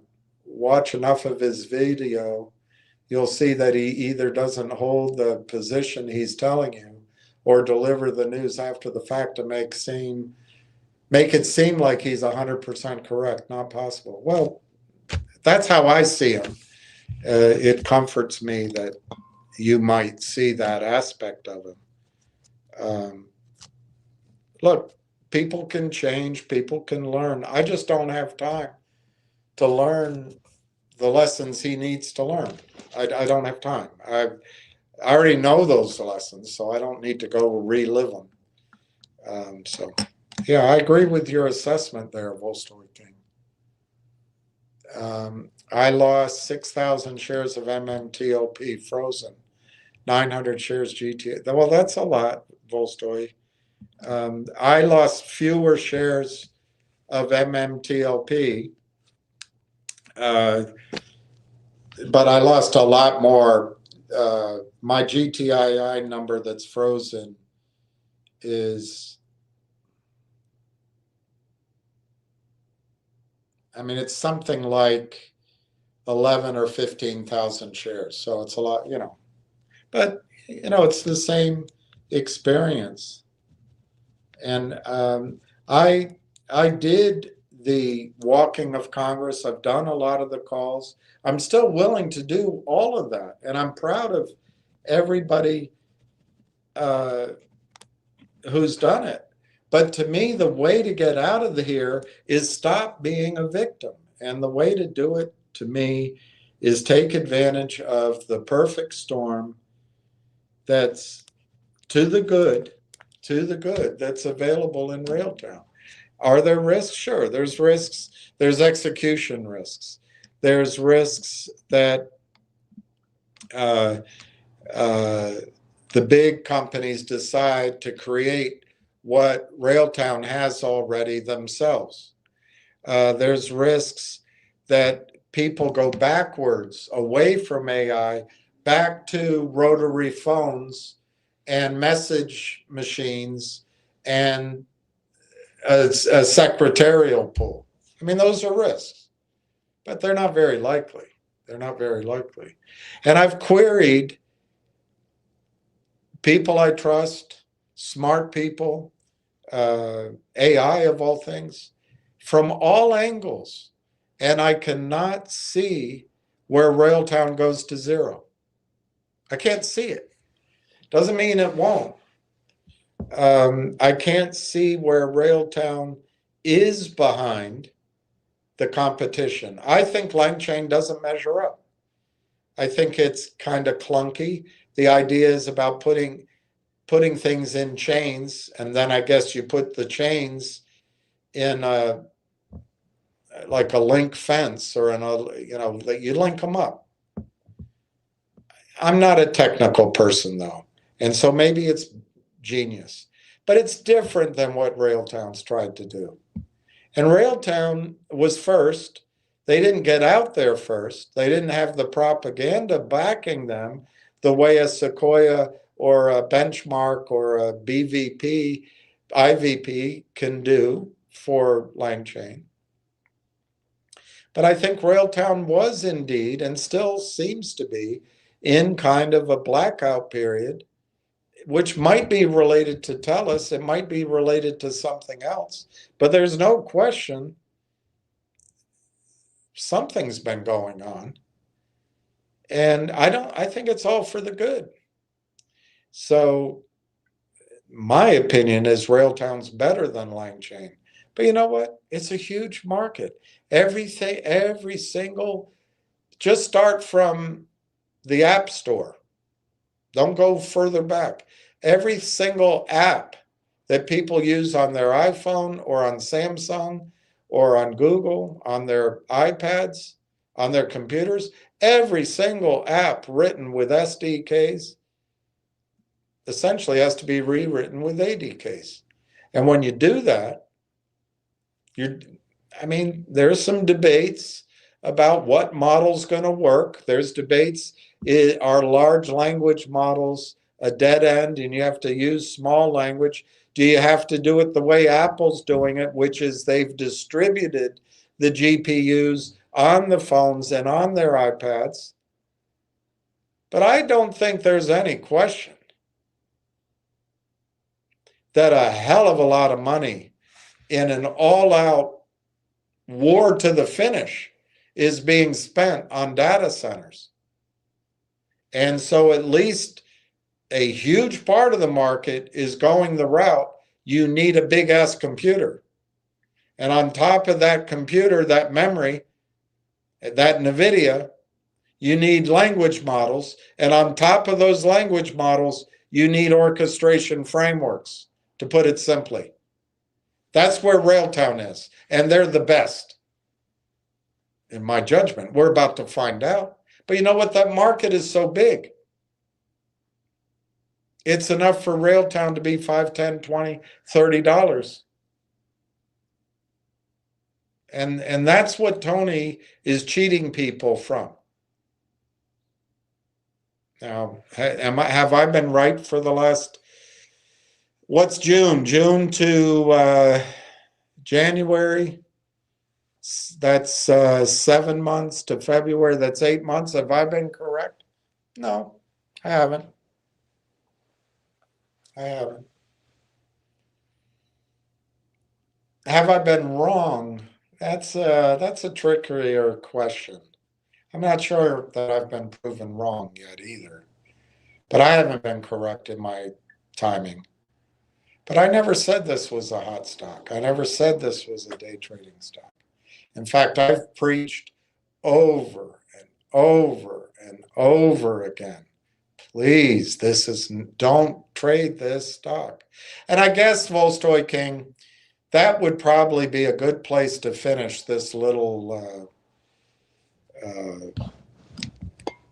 disquisition of mine. I don't want people poisoned by Tony's strategy of taking profits or trading out. He's got a platinum blonde as a sidekick, and I have it here. I don't want to show it to you, but I said probably in July, maybe it was in June, but probably in July, I said this stock could go to 15. If it got to 6, 7, it could double overnight. Simply because you pass the Merrill Lynch $5 rule. Institutions come in, and counterintuitively, the first few dollars will take a while, but the double could happen practically overnight. And then I said, such an outlandish thing that he made fun of me. I said, when it's 15, you might not want to sell it. The reasons might be so good that it's 15. You don't sell it. Well, he made fun of that. It's just, he doesn't know what he's doing. I don't want to pick on the guy. He just absolutely doesn't know what he's doing. Just knowing what you're doing doesn't mean you're going to be right. That's the tricky thing. But anyway, the other thing I said that she ridiculed me for, I said when it gets to 15, if you sell, you might not be able to buy back. Now, when I talked about it, I said you may not be able to buy back your position. Of course, the way she ridiculed it, because she's also a little limited. She said, wait, I don't get it.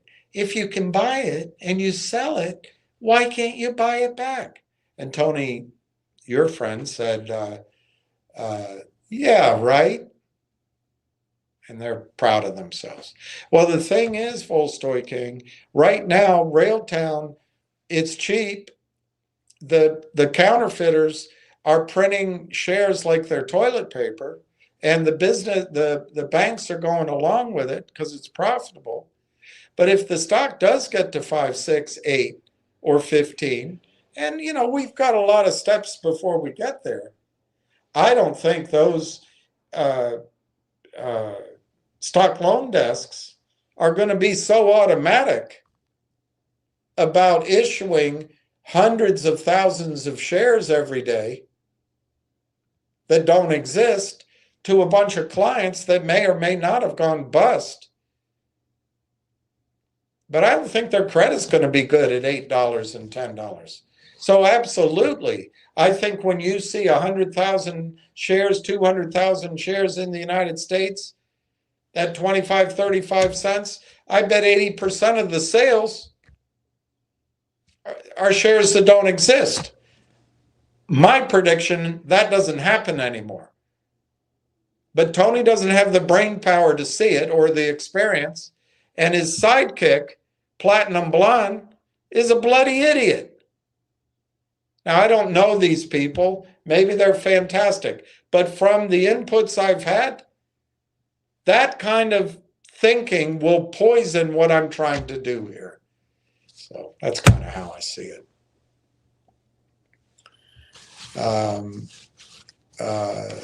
Recent news of MMTLP hopefully sheds light. I see Ward's thing. Let me see if I can go to TELUS and replay the conference call. Damn it. Earnings call. It's probably still going on. Earnings call. I think you have to sign up for it, but I think I signed up for the last one. So 4 hours ago, there's the earning call transcript, Ward. All right, let's go over the earnings call. Yeah, MMTLP, there is some progress there. And the best thing, I think, Volstoy King, is Greg McCabe. Hey, Ward, if you're still here, let's go over this call. This is the TELUS call today. The operator said, "Good day, everyone. Welcome to the TELUS 2025 Q4 earnings call. I'd like to introduce your speaker, Ian McMillan." Ian comes on. Thank you, Carl. Hello, everyone. Thank you for joining our fourth quarter 25 news release.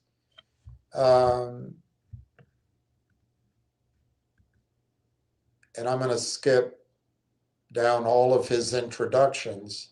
So he has Darren talk first.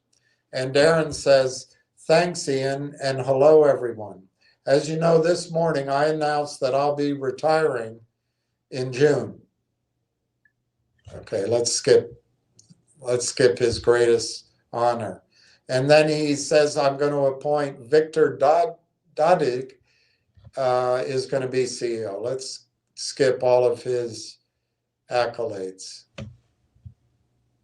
So now he says, "Today I'd like to focus on TELUS's strong fourth quarter and 2025 full year operating and financial results.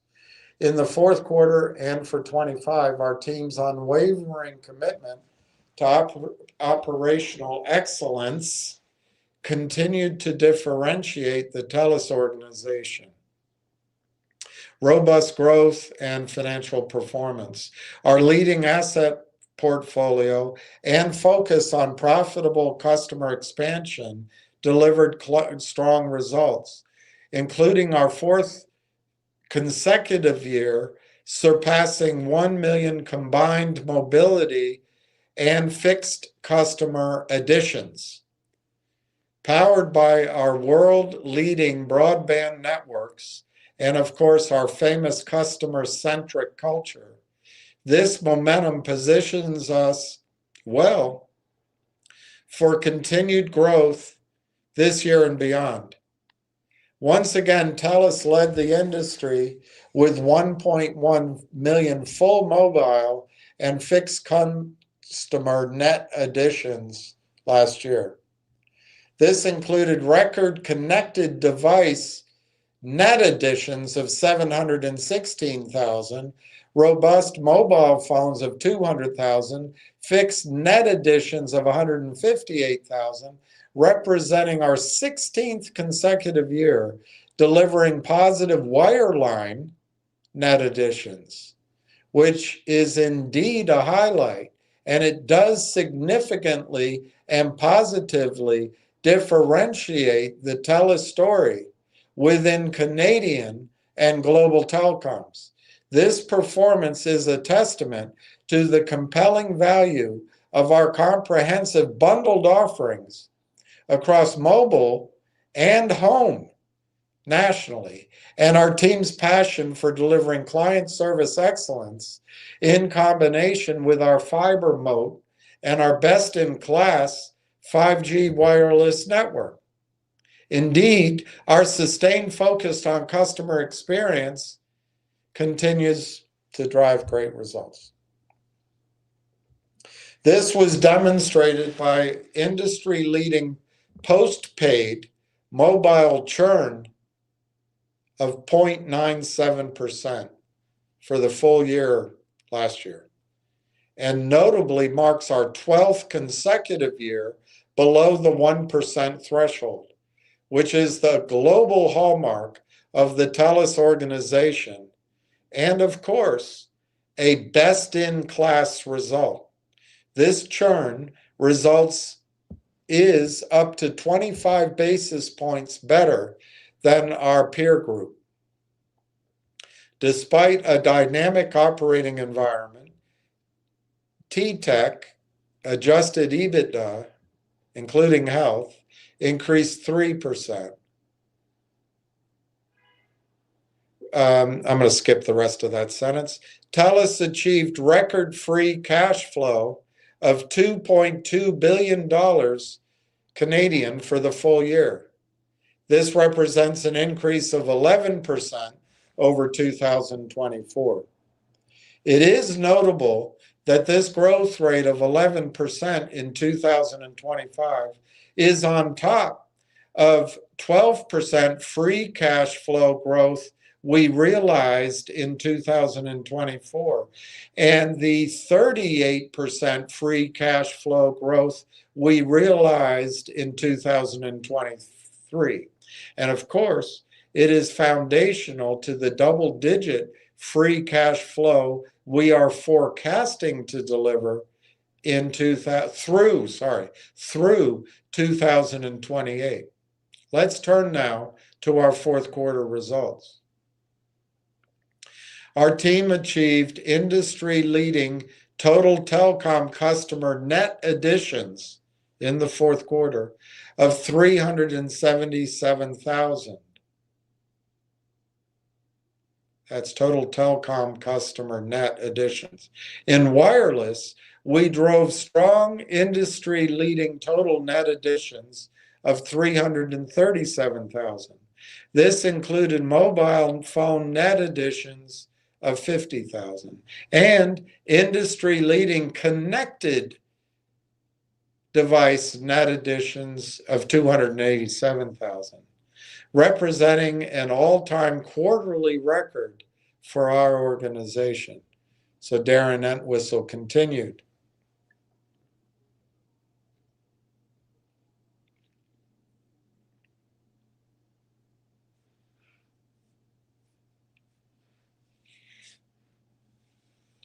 Moving now to take a look at our wireline portfolio, TELUS delivered another quarter of industry-leading total wireline customer growth of 40,000 in the fourth quarter. This included 35,000 internet net additions powered by our leading pure fiber offering on a national basis. Our consistent strategy of leveraging our superior and growing portfolio of bundled products and services on a national basis continues to differentiate our company meaningfully from the competition in a way that matters to customers and a way that creates shareholder value. We are delivering far more than connectivity. We are empowering Canadians with transformational digital experiences, including AI-powered smart home energy solutions, custom-edge tech-enabled healthcare and well-being services, comprehensive security offerings, and of course, premium entertainment solutions.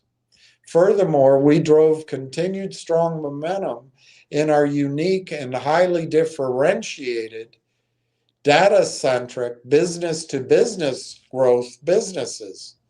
Our TELUS Health team delivered another strong quarter of double-digit revenue and adjusted EBITDA growth, fueled by strategic investments, continuous product innovation, and disciplined execution across our global platforms. We successfully delivered Canadian $431 million in LifeWorks annualized synergies, surpassing our $427 million target, and the commitment that I made to you in this regard. This comprises $334 million in cost efficiencies and $97 million in cross-selling revenue, demonstrating our ability to execute on transformational integrations. Notably, this result is nearly 3 times above our original target of Canadian $150 million, which we set when we first acquired LifeWorks in September of 22.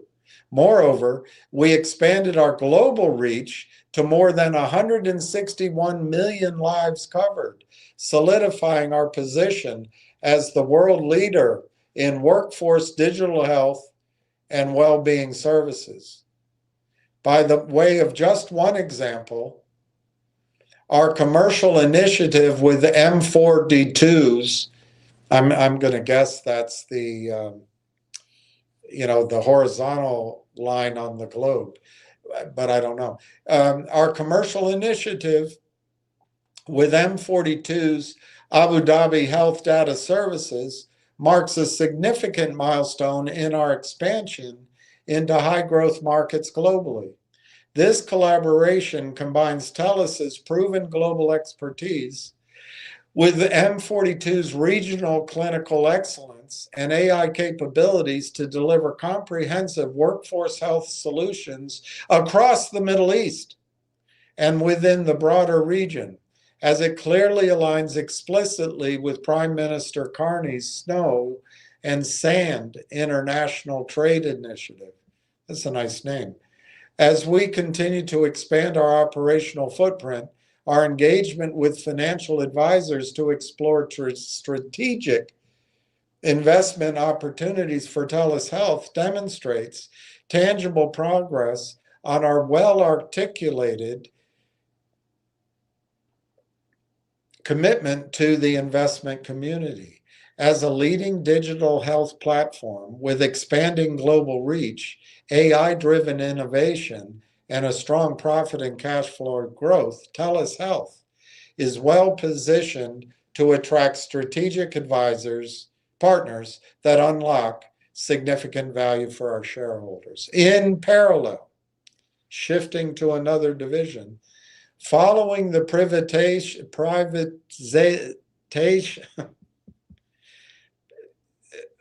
following taking TELUS Digital private, we are accelerating our enterprise-wide AI and data capabilities, enabling strategic cross-promotion of our industry-leading AI product set through our entire business portfolio.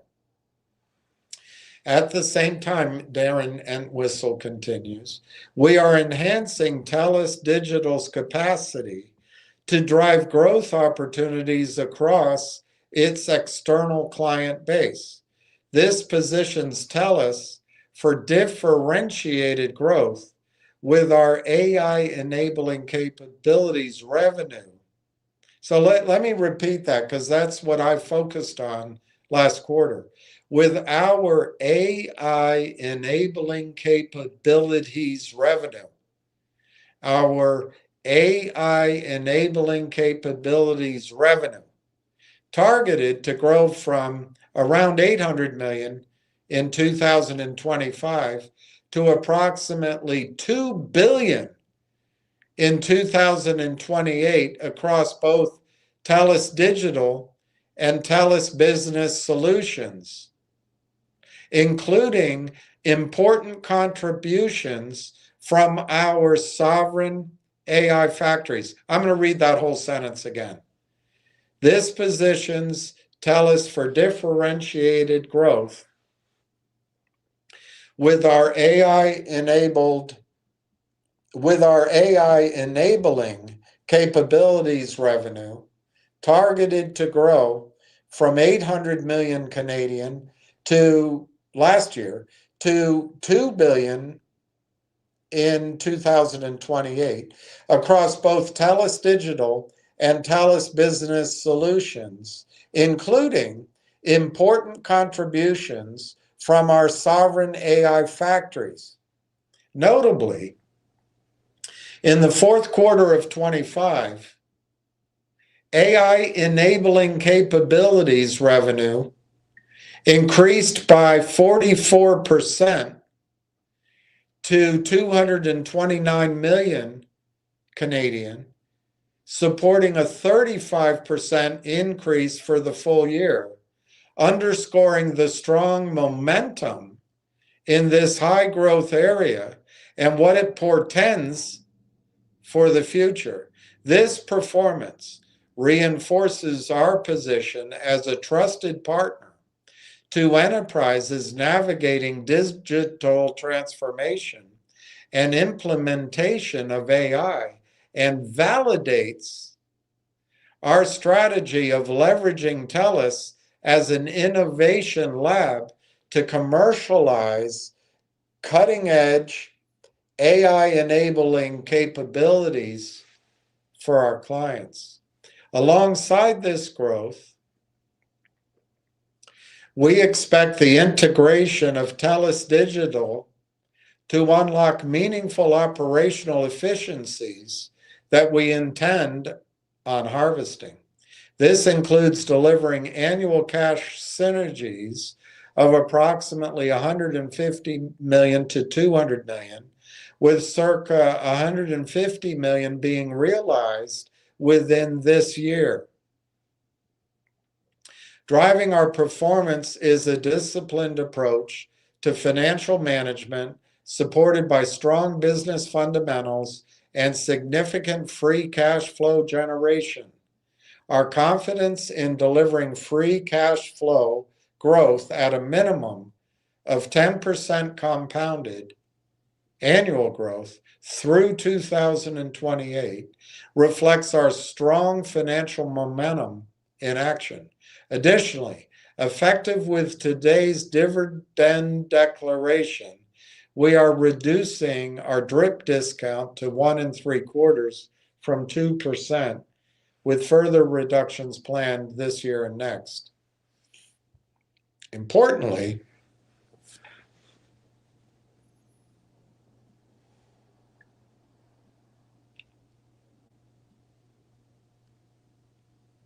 they're going to reduce their debt.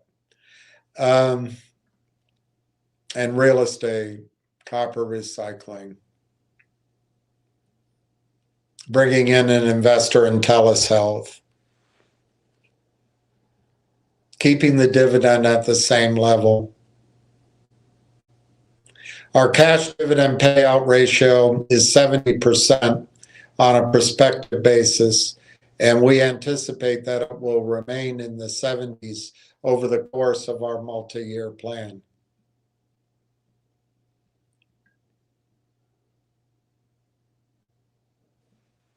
And he talks about strengthening the balance sheet. He talks about their partnership with Lacasse and Terrion and their dedicated wireless tower infrastructure operator, co-location, wholesale access, debt, revenue.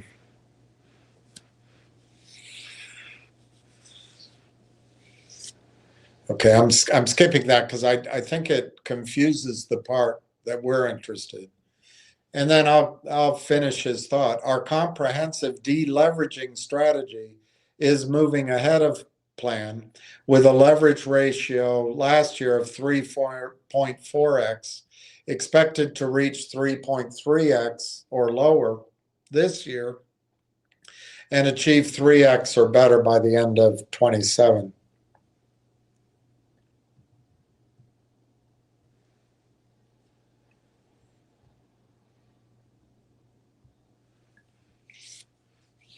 Underpinning our outlook is a growth strategy centered on amplifying profitable revenue expansion, complemented by ongoing and important focus on cost efficiencies being realized, positioning TELUS to deliver sustainable value accretive growth.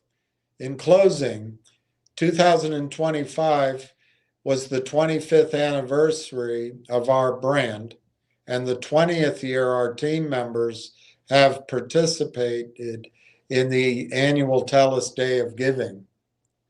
And then he talks about how much they've given and social purpose and whatever goes on. It's all great. I just don't want to waste your time. He expresses gratitude and he turns it over to Doug French. Doug congratulates him on his retirement. He talks about how great their results are. They delivered. And he goes through a bunch of percentage comparisons year over year. And the discipline. And it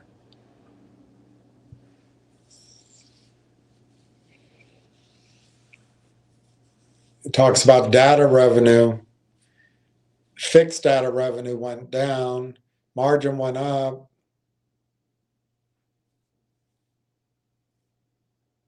Anyway, I really think it's too much to absorb. You can go find it under their earnings call. Let's get to the questions. Thank you, Doug. Carl, please proceed with questions. Stephanie Price, Executive Director. Good afternoon, Darren. Congratulations on your retirement. Don't let the door hit you on the way out. Thanks, Stephanie. Thank you. Stephanie Price. I was hoping you could maybe talk a little bit about the current wireless environment. It seems like it's a little bit more promotional than we typically see in Q1.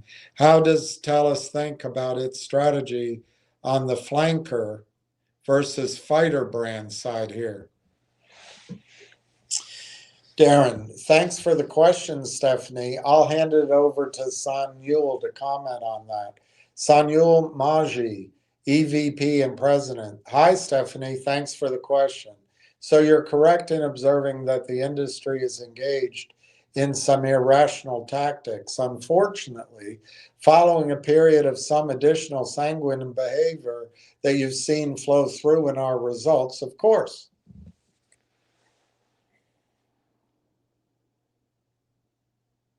I don't know. I think I'm going to skip that discussion.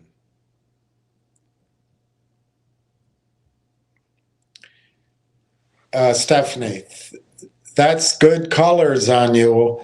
And maybe just to follow up on ARPU, the rate of decline has improved pretty significantly sequentially. Just curious about the puts and takes there and how you think about TELUS working toward ARPU growth. Yeah, I think it's great, Zenuel says. I would say that the other element of that is we've participated as well in the value segment through the ARPU growth.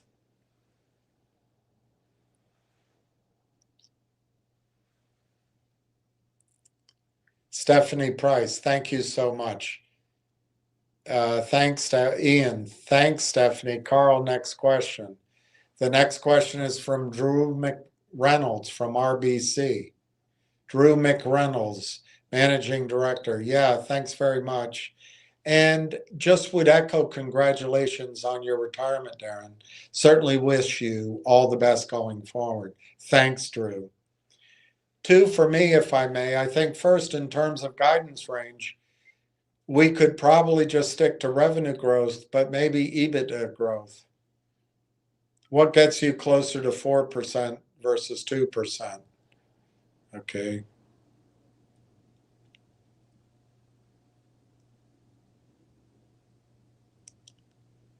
And then secondly, with TELUS Digital now in the guidance and underneath the hood, just wondering if you could provide us with an update on the kind of growth and outlook expectations there.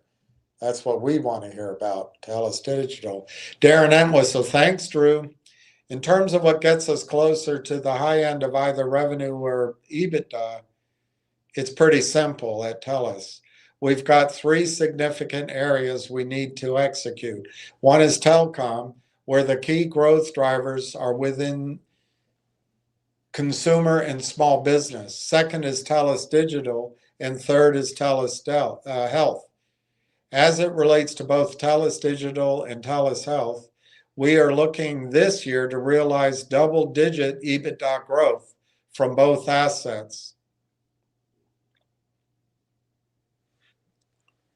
We want to see 4 areas of growth in our telecom business. Number 1, and this is common to both consumer and small and medium businesses, we want to do well at new product development and new product scaling. We have a number of products within our portfolio that are highly differentiated from our competition and pretty meaningful and exciting to our customers. And getting them into our bundles and scaling that, I think, will be not just a growth opportunity in and of itself, but also a halo effect, protecting our traditional telecom services from areas like price aggression, because we are differentiated within our overall product suite. Second area of growth for us is improving churn. We have a significant opportunity to lower our churn rate at TELUS on both wireless and wireline, both consumer and business, and get back into a churn zip code that is emblematic of the type of churn rates that we posted a few years ago. So that's a specific goal.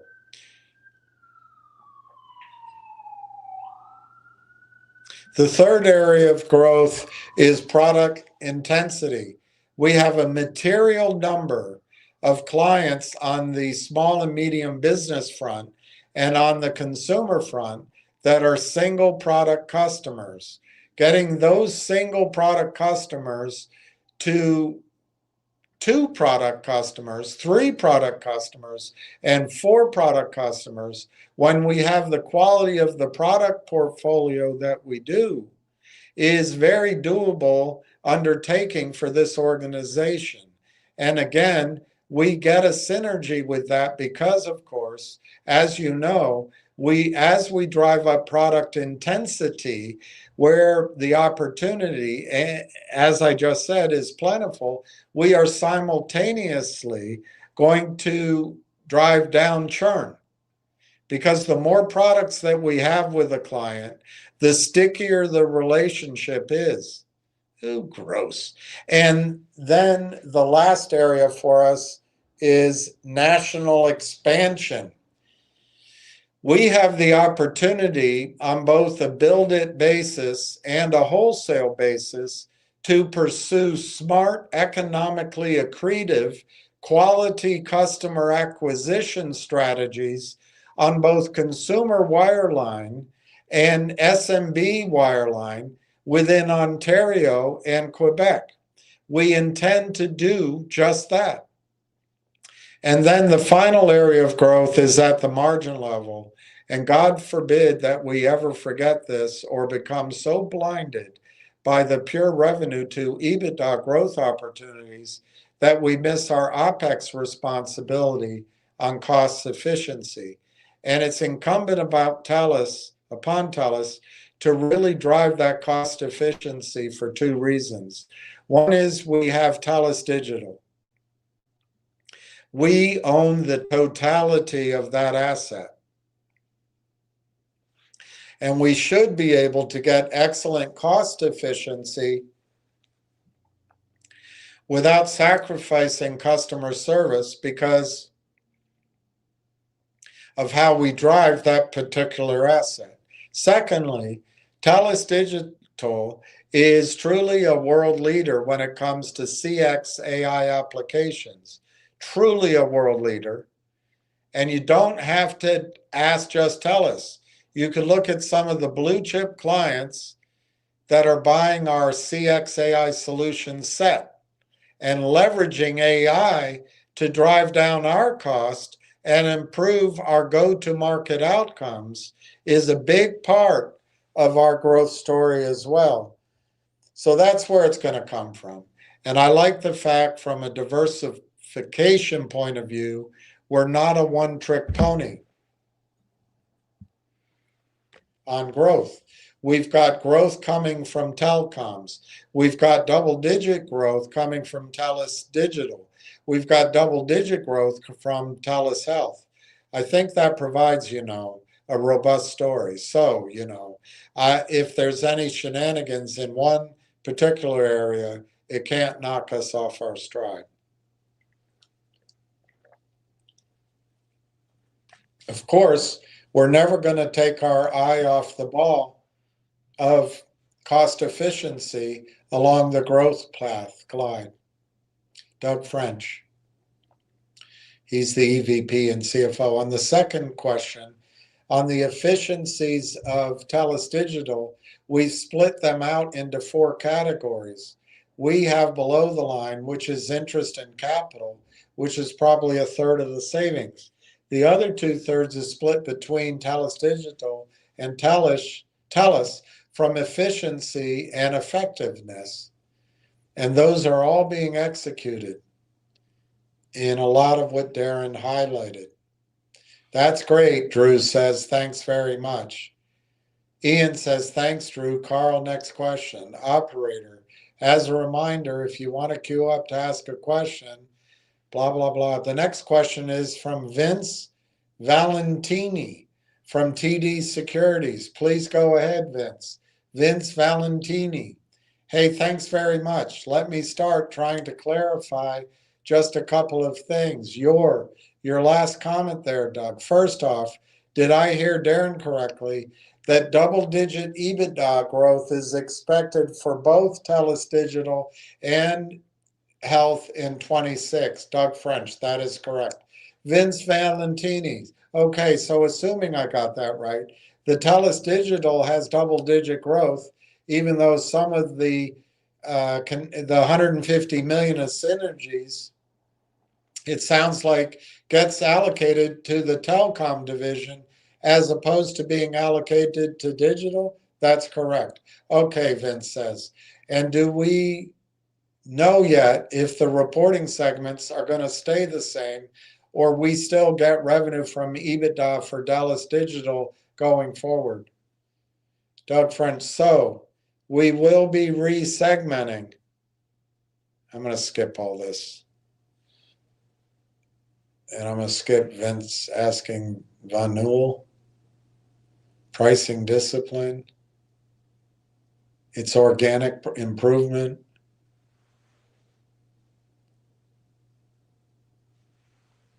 Lastly, Vince says, I'm inundated with this question all day. I assume some of the other analysts on the line as well. But is a change in CEO meaning that we should be thinking about any sort of change in capital allocation or dividend policy? Darren, I think it's important to focus on the facts, Vince. It was only 2 months ago that the board unanimously approved our 3-year strat plan and all that entails. So I would expect strong continuity in terms of what this organization is doing. Okay, blah, blah, blah. Fair enough, Vince says, thank you. Next question, please, Ian says. Operator. The next question is from Maher Yagi from Scotiabank. Please go ahead, Maher. Maher Yagi, Managing Director. Great, Darren. I recognize you're going to be around for a while, but I wanted to say it was a privilege to interact with you, and I wish you all the best. Of course, you mentioned that more will be shared in the transition, but could you provide for us an understanding of what the board was making sure to lock in by hiring Victor? Darren, I think the board was looking to lock in a great leader, proven track record, blah, blah, blah, blah, blah, blah. Darren, I think the focus on growth through strength, so growth in combination with robust balance sheet, is going to be something he'll continue. All right, blah, blah, blah, blah, blah. Blah, blah, blah, blah. Maher. Okay, thank you. Thank you for that. Just to, follow up, the discussion about the pricing environment early this year has evolved compared to Q4. I think one frustration TELUS team has, below the line, discounting, especially on EPPs and stuff like that. You tried to, correct the situation with some of your discounts on public and Kudu. Kudu, you think you're fooling. So I was wondering, that change is already a reflection of your frustration? Darren, Zenul, why don't you answer that? Zenul, sounds good. Thank you, Darren. So I think we've seen some better economics in the industry. Okay. And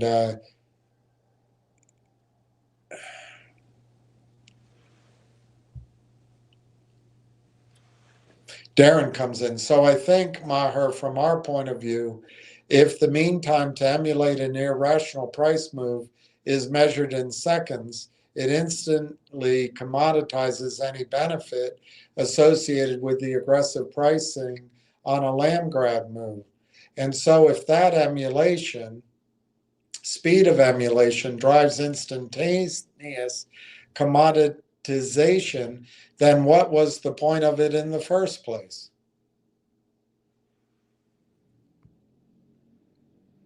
Maher, okay, thank you. Ian McMillan, thanks, Maher. Carl, next question. Next question, Jerome Dubriel from Desjardins. Jerome, hey, thanks for taking my questions. First of all, congratulations. I want to ask about sovereign AI. Coming back to that conversation. I think last quarter you discussed the strategy of chips ownership for your sovereign AI initiatives. Owning the chips can be expensive depending on the model. So the question is whether the chip strategy is still the right one. If this investment is included in the guidance, and if it is, where would the assets be on the balance sheet? Darren. So yes, it's included in the guidance, and I'll comment a little bit on that front. Yes, on the balance sheet as well. But why don't I pass it over to Tobias to make some comments, and then if there's any cleanup, I'll do it at that juncture. Tobias, over to you. Tobias Dengal, President. Yep, thank you, and thank you for the question. And Darren, congratulations on your retirement. Would you just leave?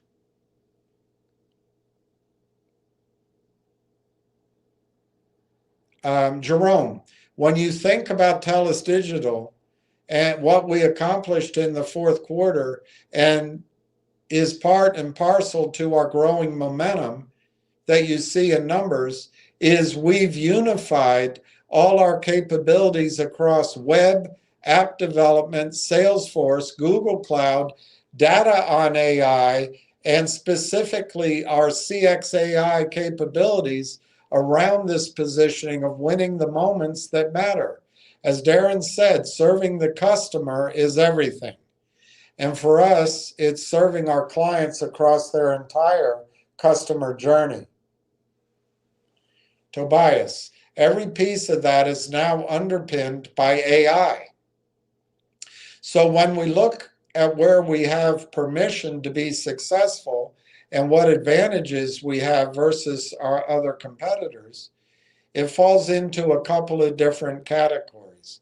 One is with TELUS, right? TELUS is a fertile testing ground for us. It's a real-life lab. It's where we show real capabilities in motion, in practice. Things like reducing meaningfully first call resolution and save rates, and where we partner on the full stack of sovereign AI capabilities on the full stack of sovereign AI capabilities that include the chips, as you mentioned. The second area that we can differentiate ourselves in is CXAI. Tobias, AI obviously impacts enterprises across the entire ecosystem, but an area where we are winning, should win, is this concept of CXAI, where we have hundreds of existing clients, tens of thousands of seats where we provide clients, and we can partner with those clients to really deploy CXAI at scale, and really focus on complex workflows where AI supports the humans doing those workflows. And particularly excited that we just received a Gold Stevie Award, which is their highest level for our business-to-business sales efforts with a major fintech customer, where we improved conversion rates by nearly 50%, generated over 100 million of incremental value for them. But importantly, outbound B2B sales is an area where AI will support what we do, because empathy is so critical. Tobias, it's not going to be fully replaced by AI. It's going to be complemented by AI. And all of that then translates into what we're seeing. As Darren mentioned, or Doug mentioned, we have a 44% increase year over year in Q4. 44% increase. 35% growth for the full year related to our AI enabling capabilities. As we work toward that $2 billion target in 2028. And I would say the final leg of the stool here is how we are using AI to take costs out of the system. As noted, we have a Canadian 150 million to 200 million goal. And we are laser focused on streamlining our cost structure and TELUS's cost structure to effectuate that, including both moving team members to the most appropriate geography globally, and second, through deploying our AI processes to accelerate workflows and reduce costs. I'll end with just one example here. Deployed in the fourth quarter, Fuel IX training tools, AI training tools, to reduce our contact center agent proficiency by 50%. So the time it takes to become proficient is down up to 50%. And those are the kinds of costs that we're going to be addressing throughout TELUS and with our clients. Darren Entwistle. I think, Jerome, the other thing that is key is fortuitously, I think maybe you're, a bit lucky as well as smart. We had legacy data centers in Rimouski and Kamloops that, unlike others, we did not sell. So we are leveraging that sunk cost, and down to the team. The architectural qualities of those data centers were such that we could make them fungible and turn them into sovereign AI factories with a minimum amount of capital investment to accomplish that outcome, which is exactly what we have done and why we can get it done within the CapEx envelope that's seen our CapEx intensify drift from 12 towards 10. Even at that OpEx level, these sovereign AI factories will be run because of the technology prowess that we have by a skeleton crew. And so we're extremely cost efficient here at both the CapEx level and at the OpEx level. The other thing that Tobias and Hisham have done is that we're balancing growth so that supply equals demand. So the rollout of these data centers, the enablement of these data centers, the investment in the chip construct within it is being bridled according to the pace of demand. And I think that, again, is a very smart way to drive this overall strategy. Fortunately, we cut a great strategic partnership. This is Darren Entwistle. We cut a great strategic partnership with NVIDIA that gives us an advantageous and strategic position, both as it relates to new chips, but also in terms of cost, economics, and volumes that really play into our favor at the TELUS organization. And then within our positioning, it all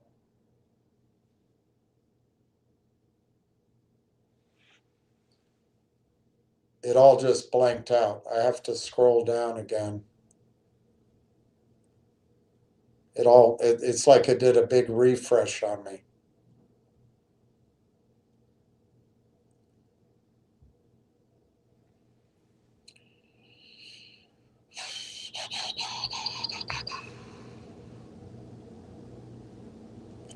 Oh, Stephanie Price. She was at the beginning. And then Vince Valentini. We already went through him. And operator, there's Maher. And now we're at Jerome from Desjardins. Tobias answered, and then Darren. Okay.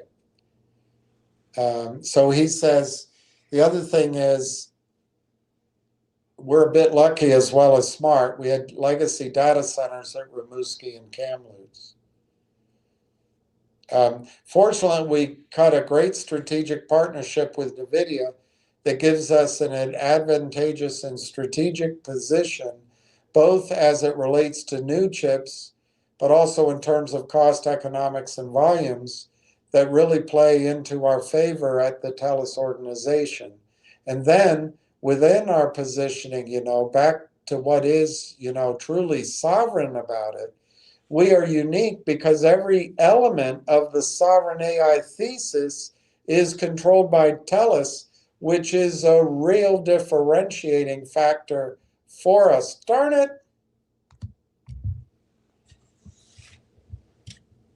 I think everybody's reading this at the same time.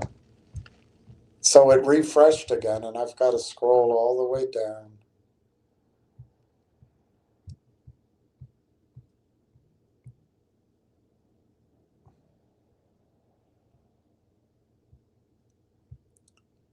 That was getting interesting.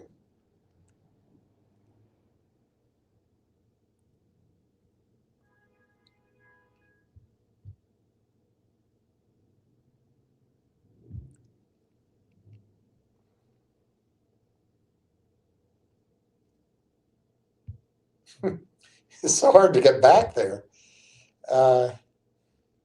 It's a long way in the call.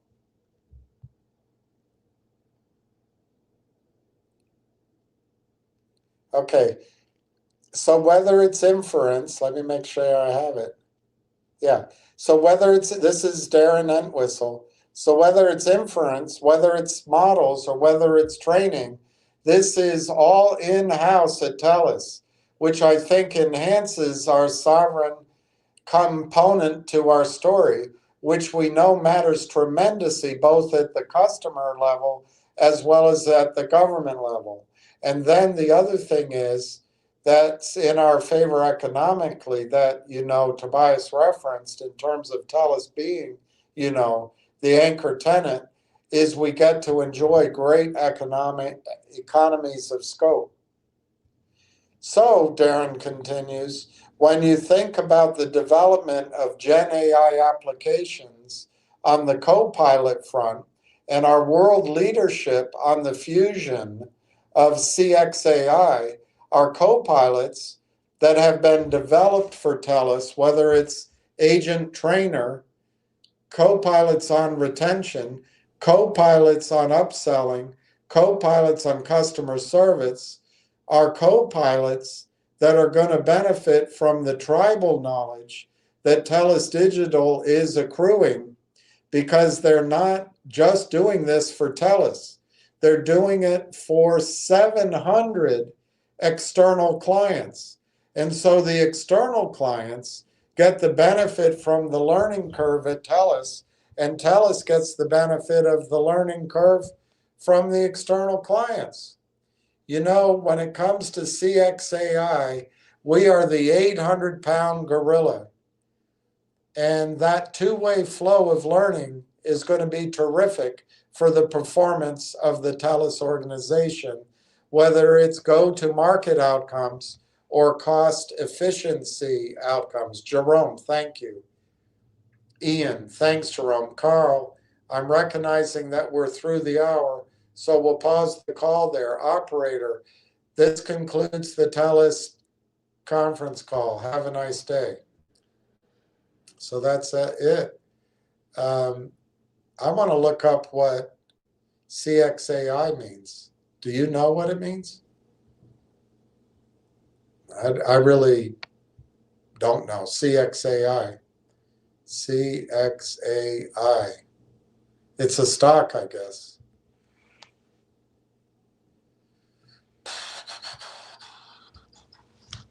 Employee experience platform. Or does CXAI mean something else? Enterprise-focused software company that leverages artificial intelligence to create a unified workplace super app.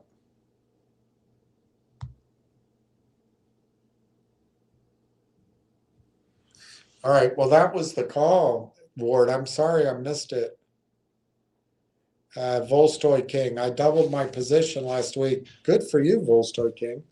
I might even write that down. I don't think I wrote it down before. Now, I think if you're still here, you're probably going to sell it when it's up, but I hope you don't. I hope if you get 10x, 20x, you'll at least take a deep breath and think about it. Now, maybe at $5, $6, there'll still be enough churn that you can trade it intelligently because you know how to. Maybe you get out at 450, it pulls back to 375 and you can do something. But I would hope that maybe you look at it more as, you know, buying the house to live in it and having it appreciate rather than flipping it. But you know what you're doing. I'm not going to tell you what to do. Louis Shotland, I want to give you my final count of rail time. Wow. Wow. That's a lot. I'm jealous of you guys. 187,869 shares. I am yellows. Good for you. Good for both of you. Good for Volstoy King and good for you, Louis. That's great. Mitchell Wong.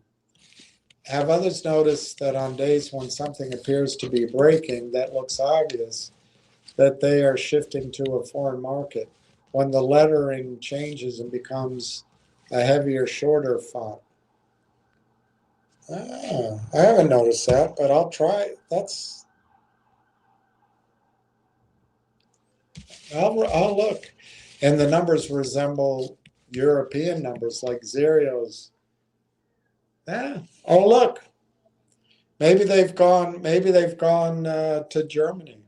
He lives about 45 minutes from me, not to be a creep in San Antonio. He's a fellow Austin, fellow Texan. Well, Texans are great. I never met a Texan I didn't like. Of course, I never met Senator Graham. I have more guns than I need and fewer guns than I want.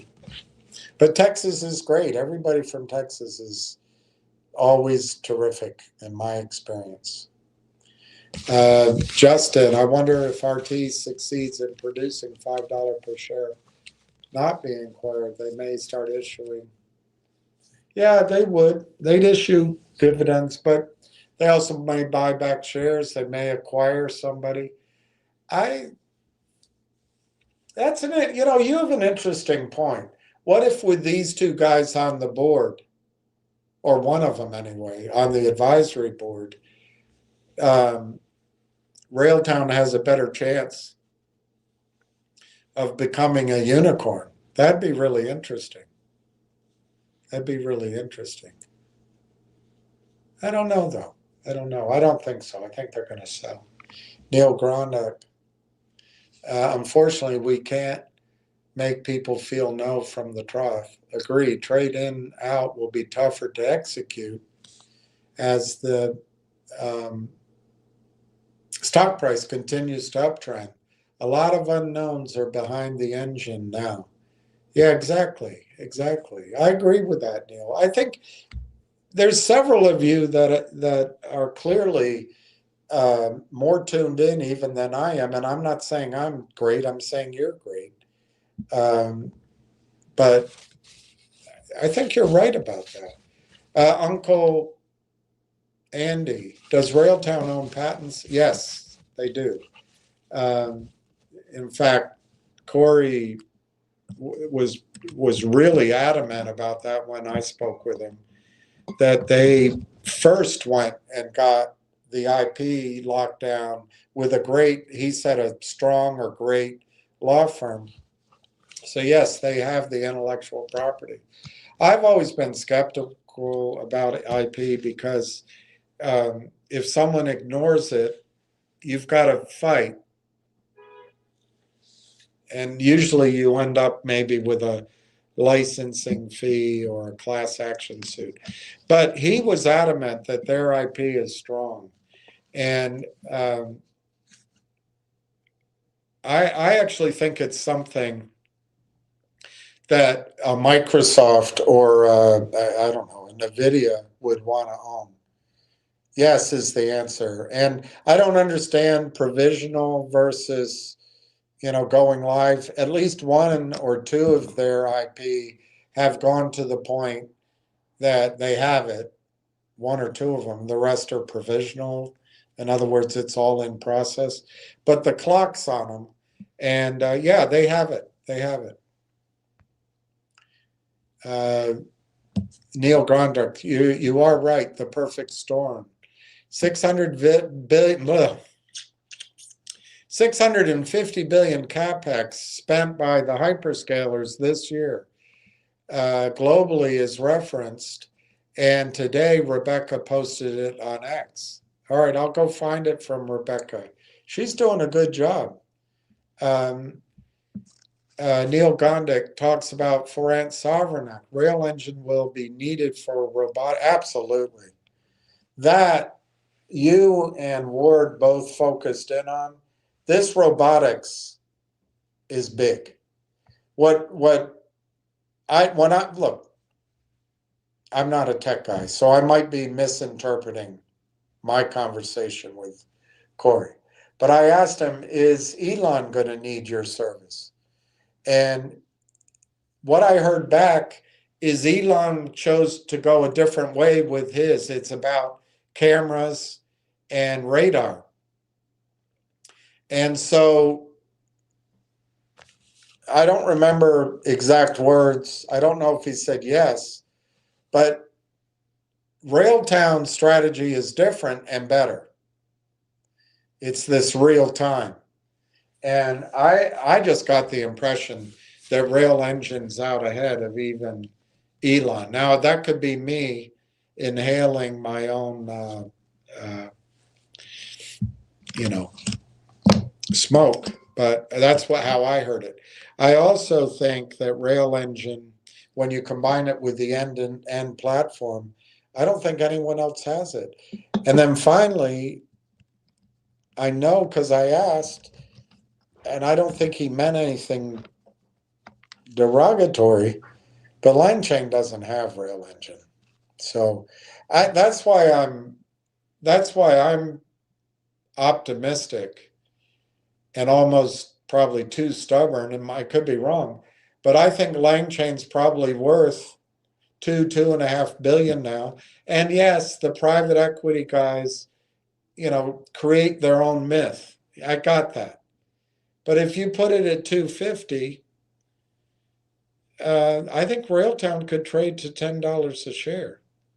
And if you want to think that's aggressive, I think Railtown can do 20x, just catching up to something close to that number. That's $7 a share. So that's why I'm pretty, that's why I come across maybe as insane with my targets. I don't think Railtown, the issue is how can a 35 cent stock go to $6? I think the question is better asked, why is a $6 stock trading at 35 cents? Now, I know there's a lot of reasons and execution and all that, but I submit to you that it's the punishment that this organized campaign that the banks and the funds do, that's a big part of the problem. And so the awareness that's going to cause a catch-up, and that's probably the wrong word, the awareness that's just going to trigger a realignment of the value, it's already in progress. These two investors, that round got filled overnight. I know it's small, but 3.4 million. You saw me send asking if we could participate. It got sold overnight. It's all gone. Darn it. So I really think the question is, why is Railtown so cheap? But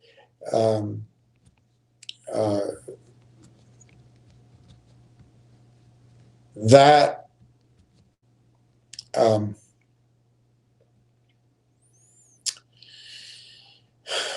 that perception, that gulf between my perception and the market, maybe, I think the price never told you anything correctly, because I think the heaviness destroyed it. But that perception, I think, is about to match mine. The market's perception is about to match mine very quickly. But you've seen that I've been wrong. So Rail Mega Space City. Can you tell us more about TELUS and what that will tell us about the Railtown bull case for Q2? I can tell you what I think. It's not proven yet, but I'll give you sort of 3 or 4 or 5 bullet points on what I think TELUS is going to do for Railtown.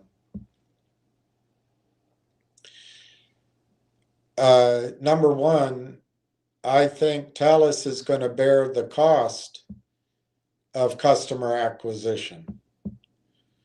Number two, I think TELUS is going to emphasize a rapid deployment on their data centers. What I read just then to you, it looks like, what did he say? It's going to be bridled. Maybe I'm wrong that it's going to go as quickly as I think. Because let me just put it in numbers. I think there's enough business there that, combined with the AIP network and TELUS's own clients, that a visible ramp to 100 million in ARR could happen within weeks. But if they're going to bridle it, maybe it takes longer. But you know what? That distinction is not going to make that much difference to a sharp analyst. She's going to see it. She's going to see that if it's going to ramp, making it up to 250 million ARR to Railtown, and that's going to be at the end of 27 instead of the end of 26 or beginning of 27, I don't think that's going to matter that much to her, because the revenues, once they're on board, they're going to stay.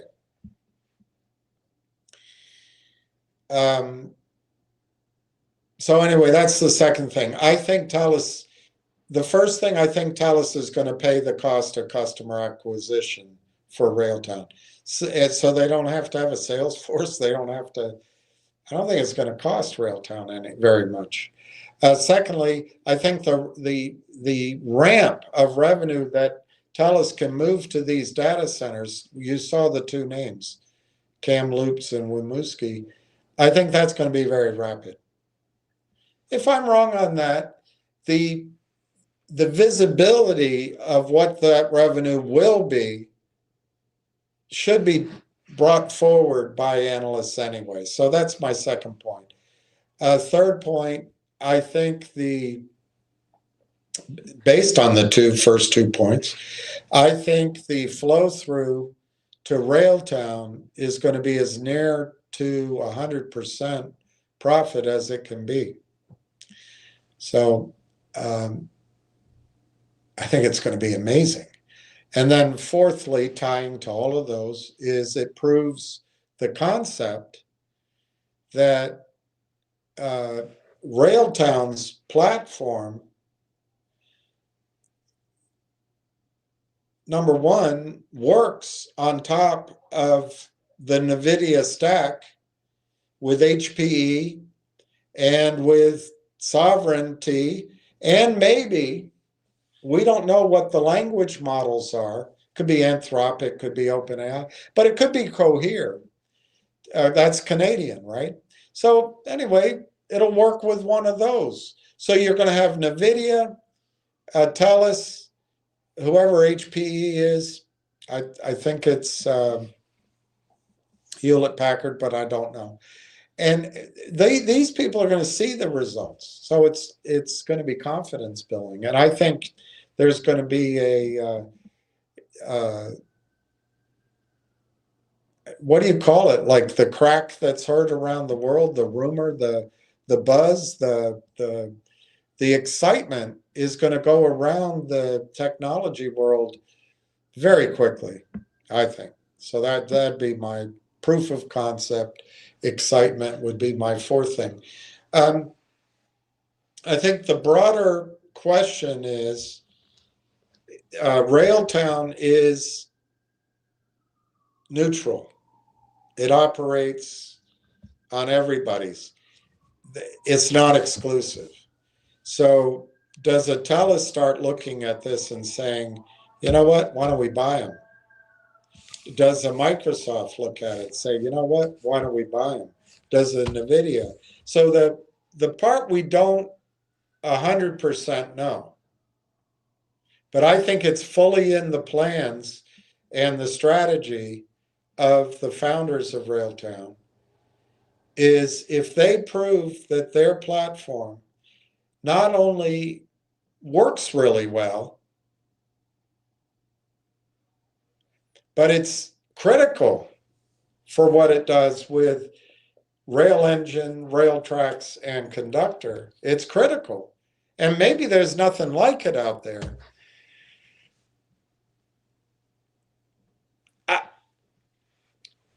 I don't think I'm giving anything away when Corey said to me, something to the effect of, our story will go around the world. I think that's what the TELUS arrangement is going to do for Railtown. And don't forget Uniserve.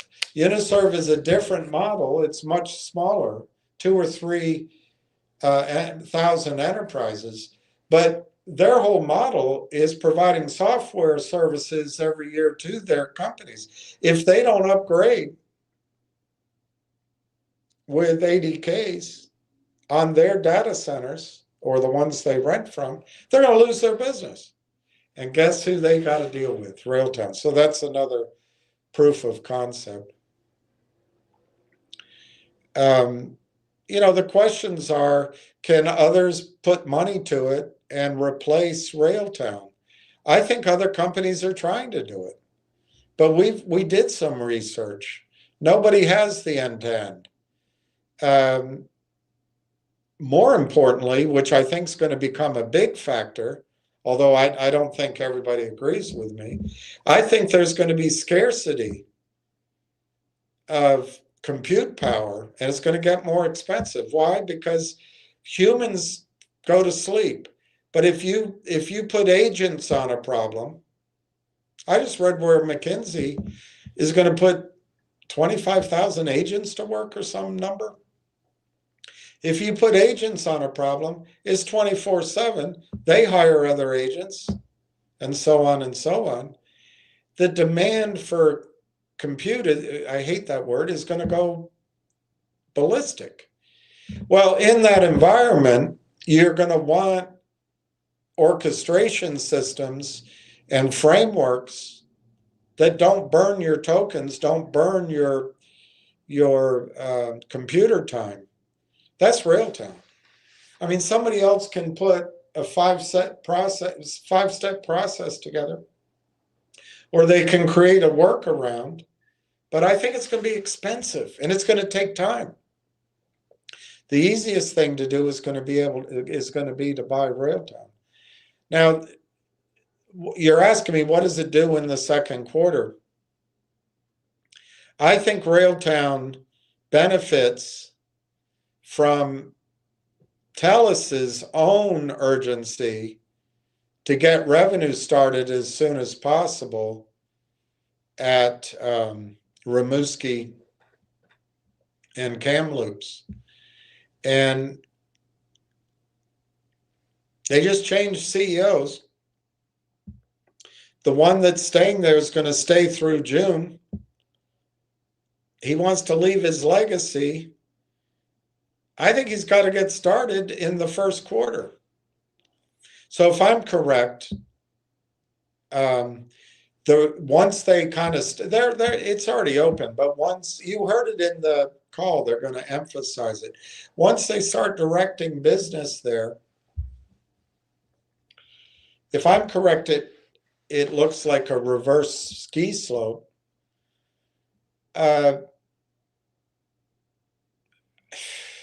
Okay, I'm dreaming here, but I think you could see a second quarter offer to buy Railtown out. And then the question is it a friendly offer? Is it a low offer? Does it generate a competing bid? Do 2 or 3 compete?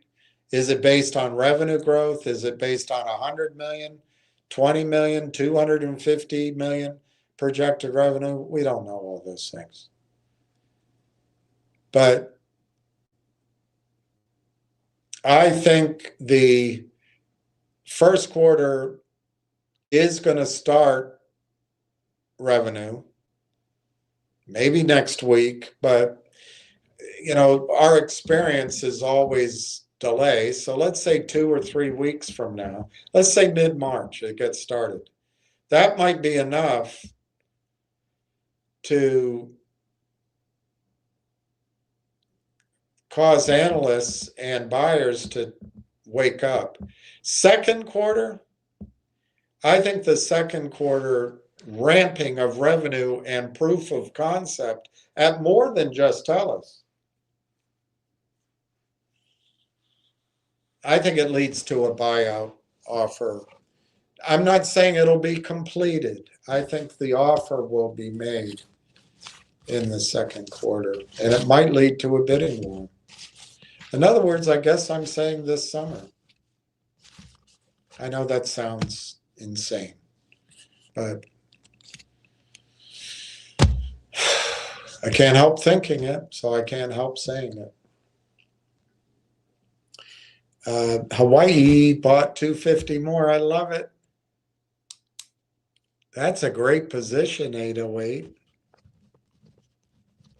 That really is a big position. You guys I'm going to be jealous of, but I'm going to be so happy for you. I really am going to be happy for you. 135.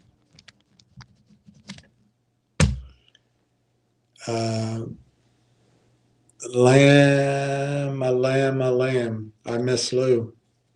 Well, say a prayer for him.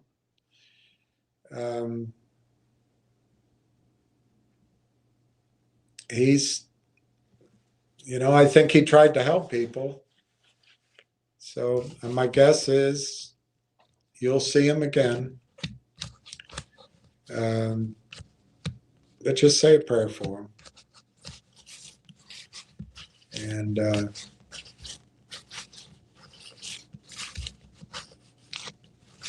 yeah, it'd be interesting. I wonder what he'd say about this investment.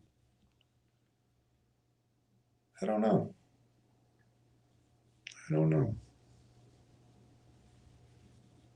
I'd like to think he'd agree more with me, but I don't know. I think he tried to help people, though, so I tend to think he'd agree with me. Ward Richardson. Just finished reading Rebecca's story, Neil. Good find. All right, let's go find Rebecca. Jenny Rebecca, 4 days old. I got to call her. I got to call Jenny Rebecca. How do you see the world? Jenny Rebecca. How do you find her? Rambabout lamb, lamb. It's taking forever. Taking forever.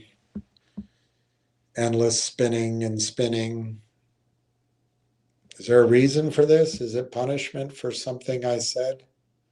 Let me just type in Rebecca. It's not working. All right, home, search. It's not working.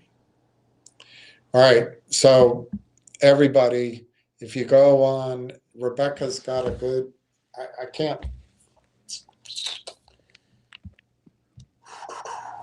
What do I do?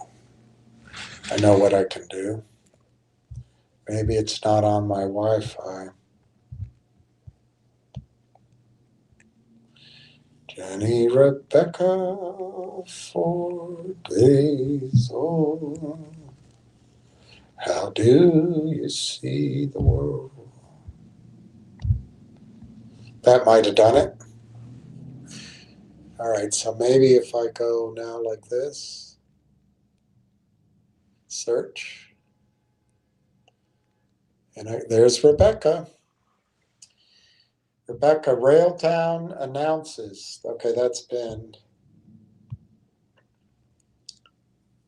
front page of the business section. Wow, that's a big article.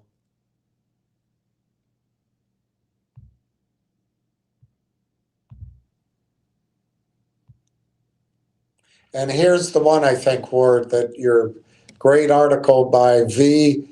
Vass B. I'm gonna like it. I'm gonna repost it. I just want to repost it. And I want to like it. France just announced that they are ditching American platforms such as Microsoft Teams and Zoom in favor of more sovereign communication options. To make the switch, they are rolling out a government-built video conferencing platter called Visio.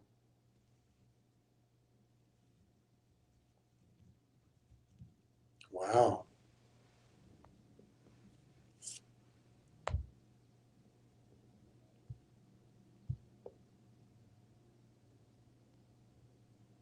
And here's what she said. Oh, she just copied it. So the Cloud Act, Canada is having that conversation too. As Prime Minister Mark Carney recently added sovereign cloud to Canada's nation building priorities, the message is clear. Digital infrastructure is now strategic infrastructure. At Railtown AI, we believe the next layer of sovereignty isn't just cloud, it's AI. Who governs the models? Where is the data processed? Under which laws does the intelligence operate? We are building Canadian AI infrastructure with our partners to ensure data, intellectual property, and innovation remain governed by Canadian law, while enabling enterprises and public institutions to deploy AI securely and at scale. That's the big part about it, scale. Digital sovereignty won't happen overnight, but it will be built layer by layer. Canada has the talent. Canada has the means. Canada has the capital. Now we need the infrastructure. The question isn't whether this shift is coming, it's whether we choose to lead it.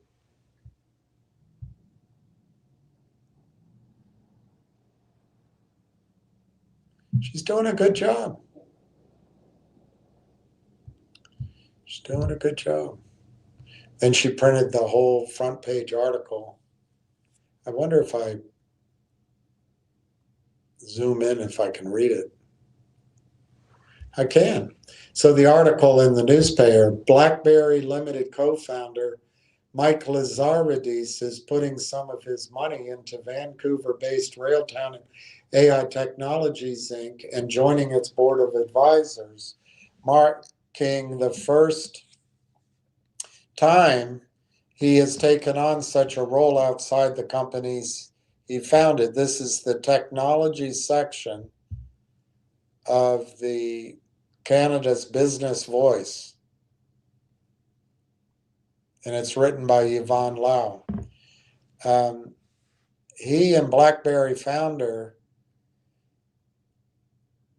Doug Fragan will lead a $3.4 million private placement in the company. It's critical that we build companies, platforms, and ecosystems here that allow Canadians to innovate, grow, and compete globally, Lazaridis said in a statement on Tuesday. Canada develops exceptional talent, but too many feel they have to leave the country to pursue meaningful opportunities. Railtown is bundling foundational artificial intelligence technology in Canada, and I'm excited to support that vision. Lazaridis and Fragan have previously supported advanced science and deep technology initiatives, launching Quantum Valley Investments and Quantum Valley Ideas Lab in 2013 and 2016, respectively,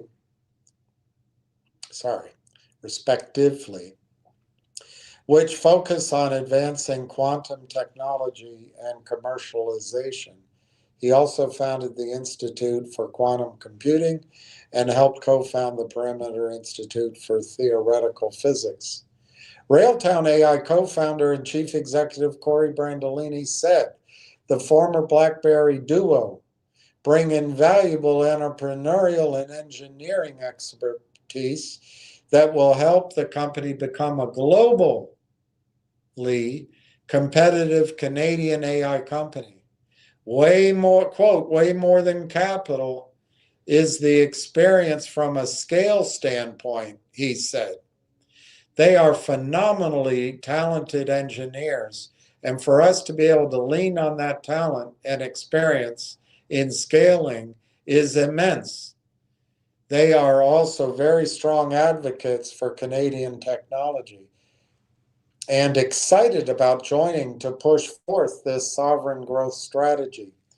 Brandolini, alongside co-founder Marwan Haddad, launched Railtown AI in 2019 as a platform to help developers build AI agents and workflows. It has staff in Vancouver and Toronto. He said the company is well positioned to serve Canada's sovereign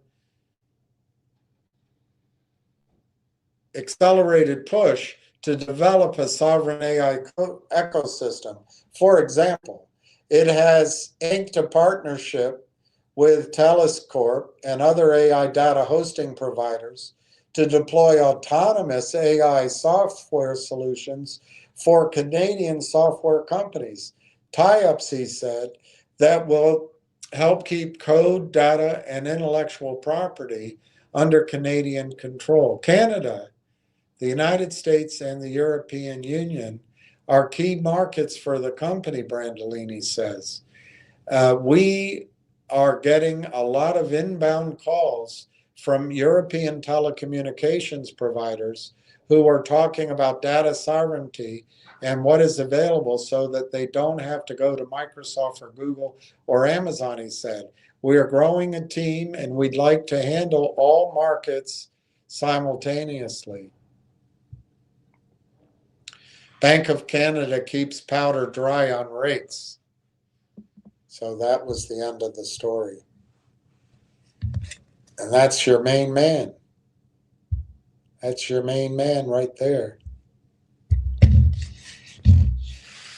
All right, I'm worn out. Ward, I'm sorry I went on too long. And everybody, thank you for listening. Tomorrow's another day to add to positions, to hold positions, to establish new positions. And I think the next 45 days to 4.5 months, 5 months is going to be one of the most exciting times you've ever experienced in investing. So with that, I wish everybody peace and I sign off. Over and out.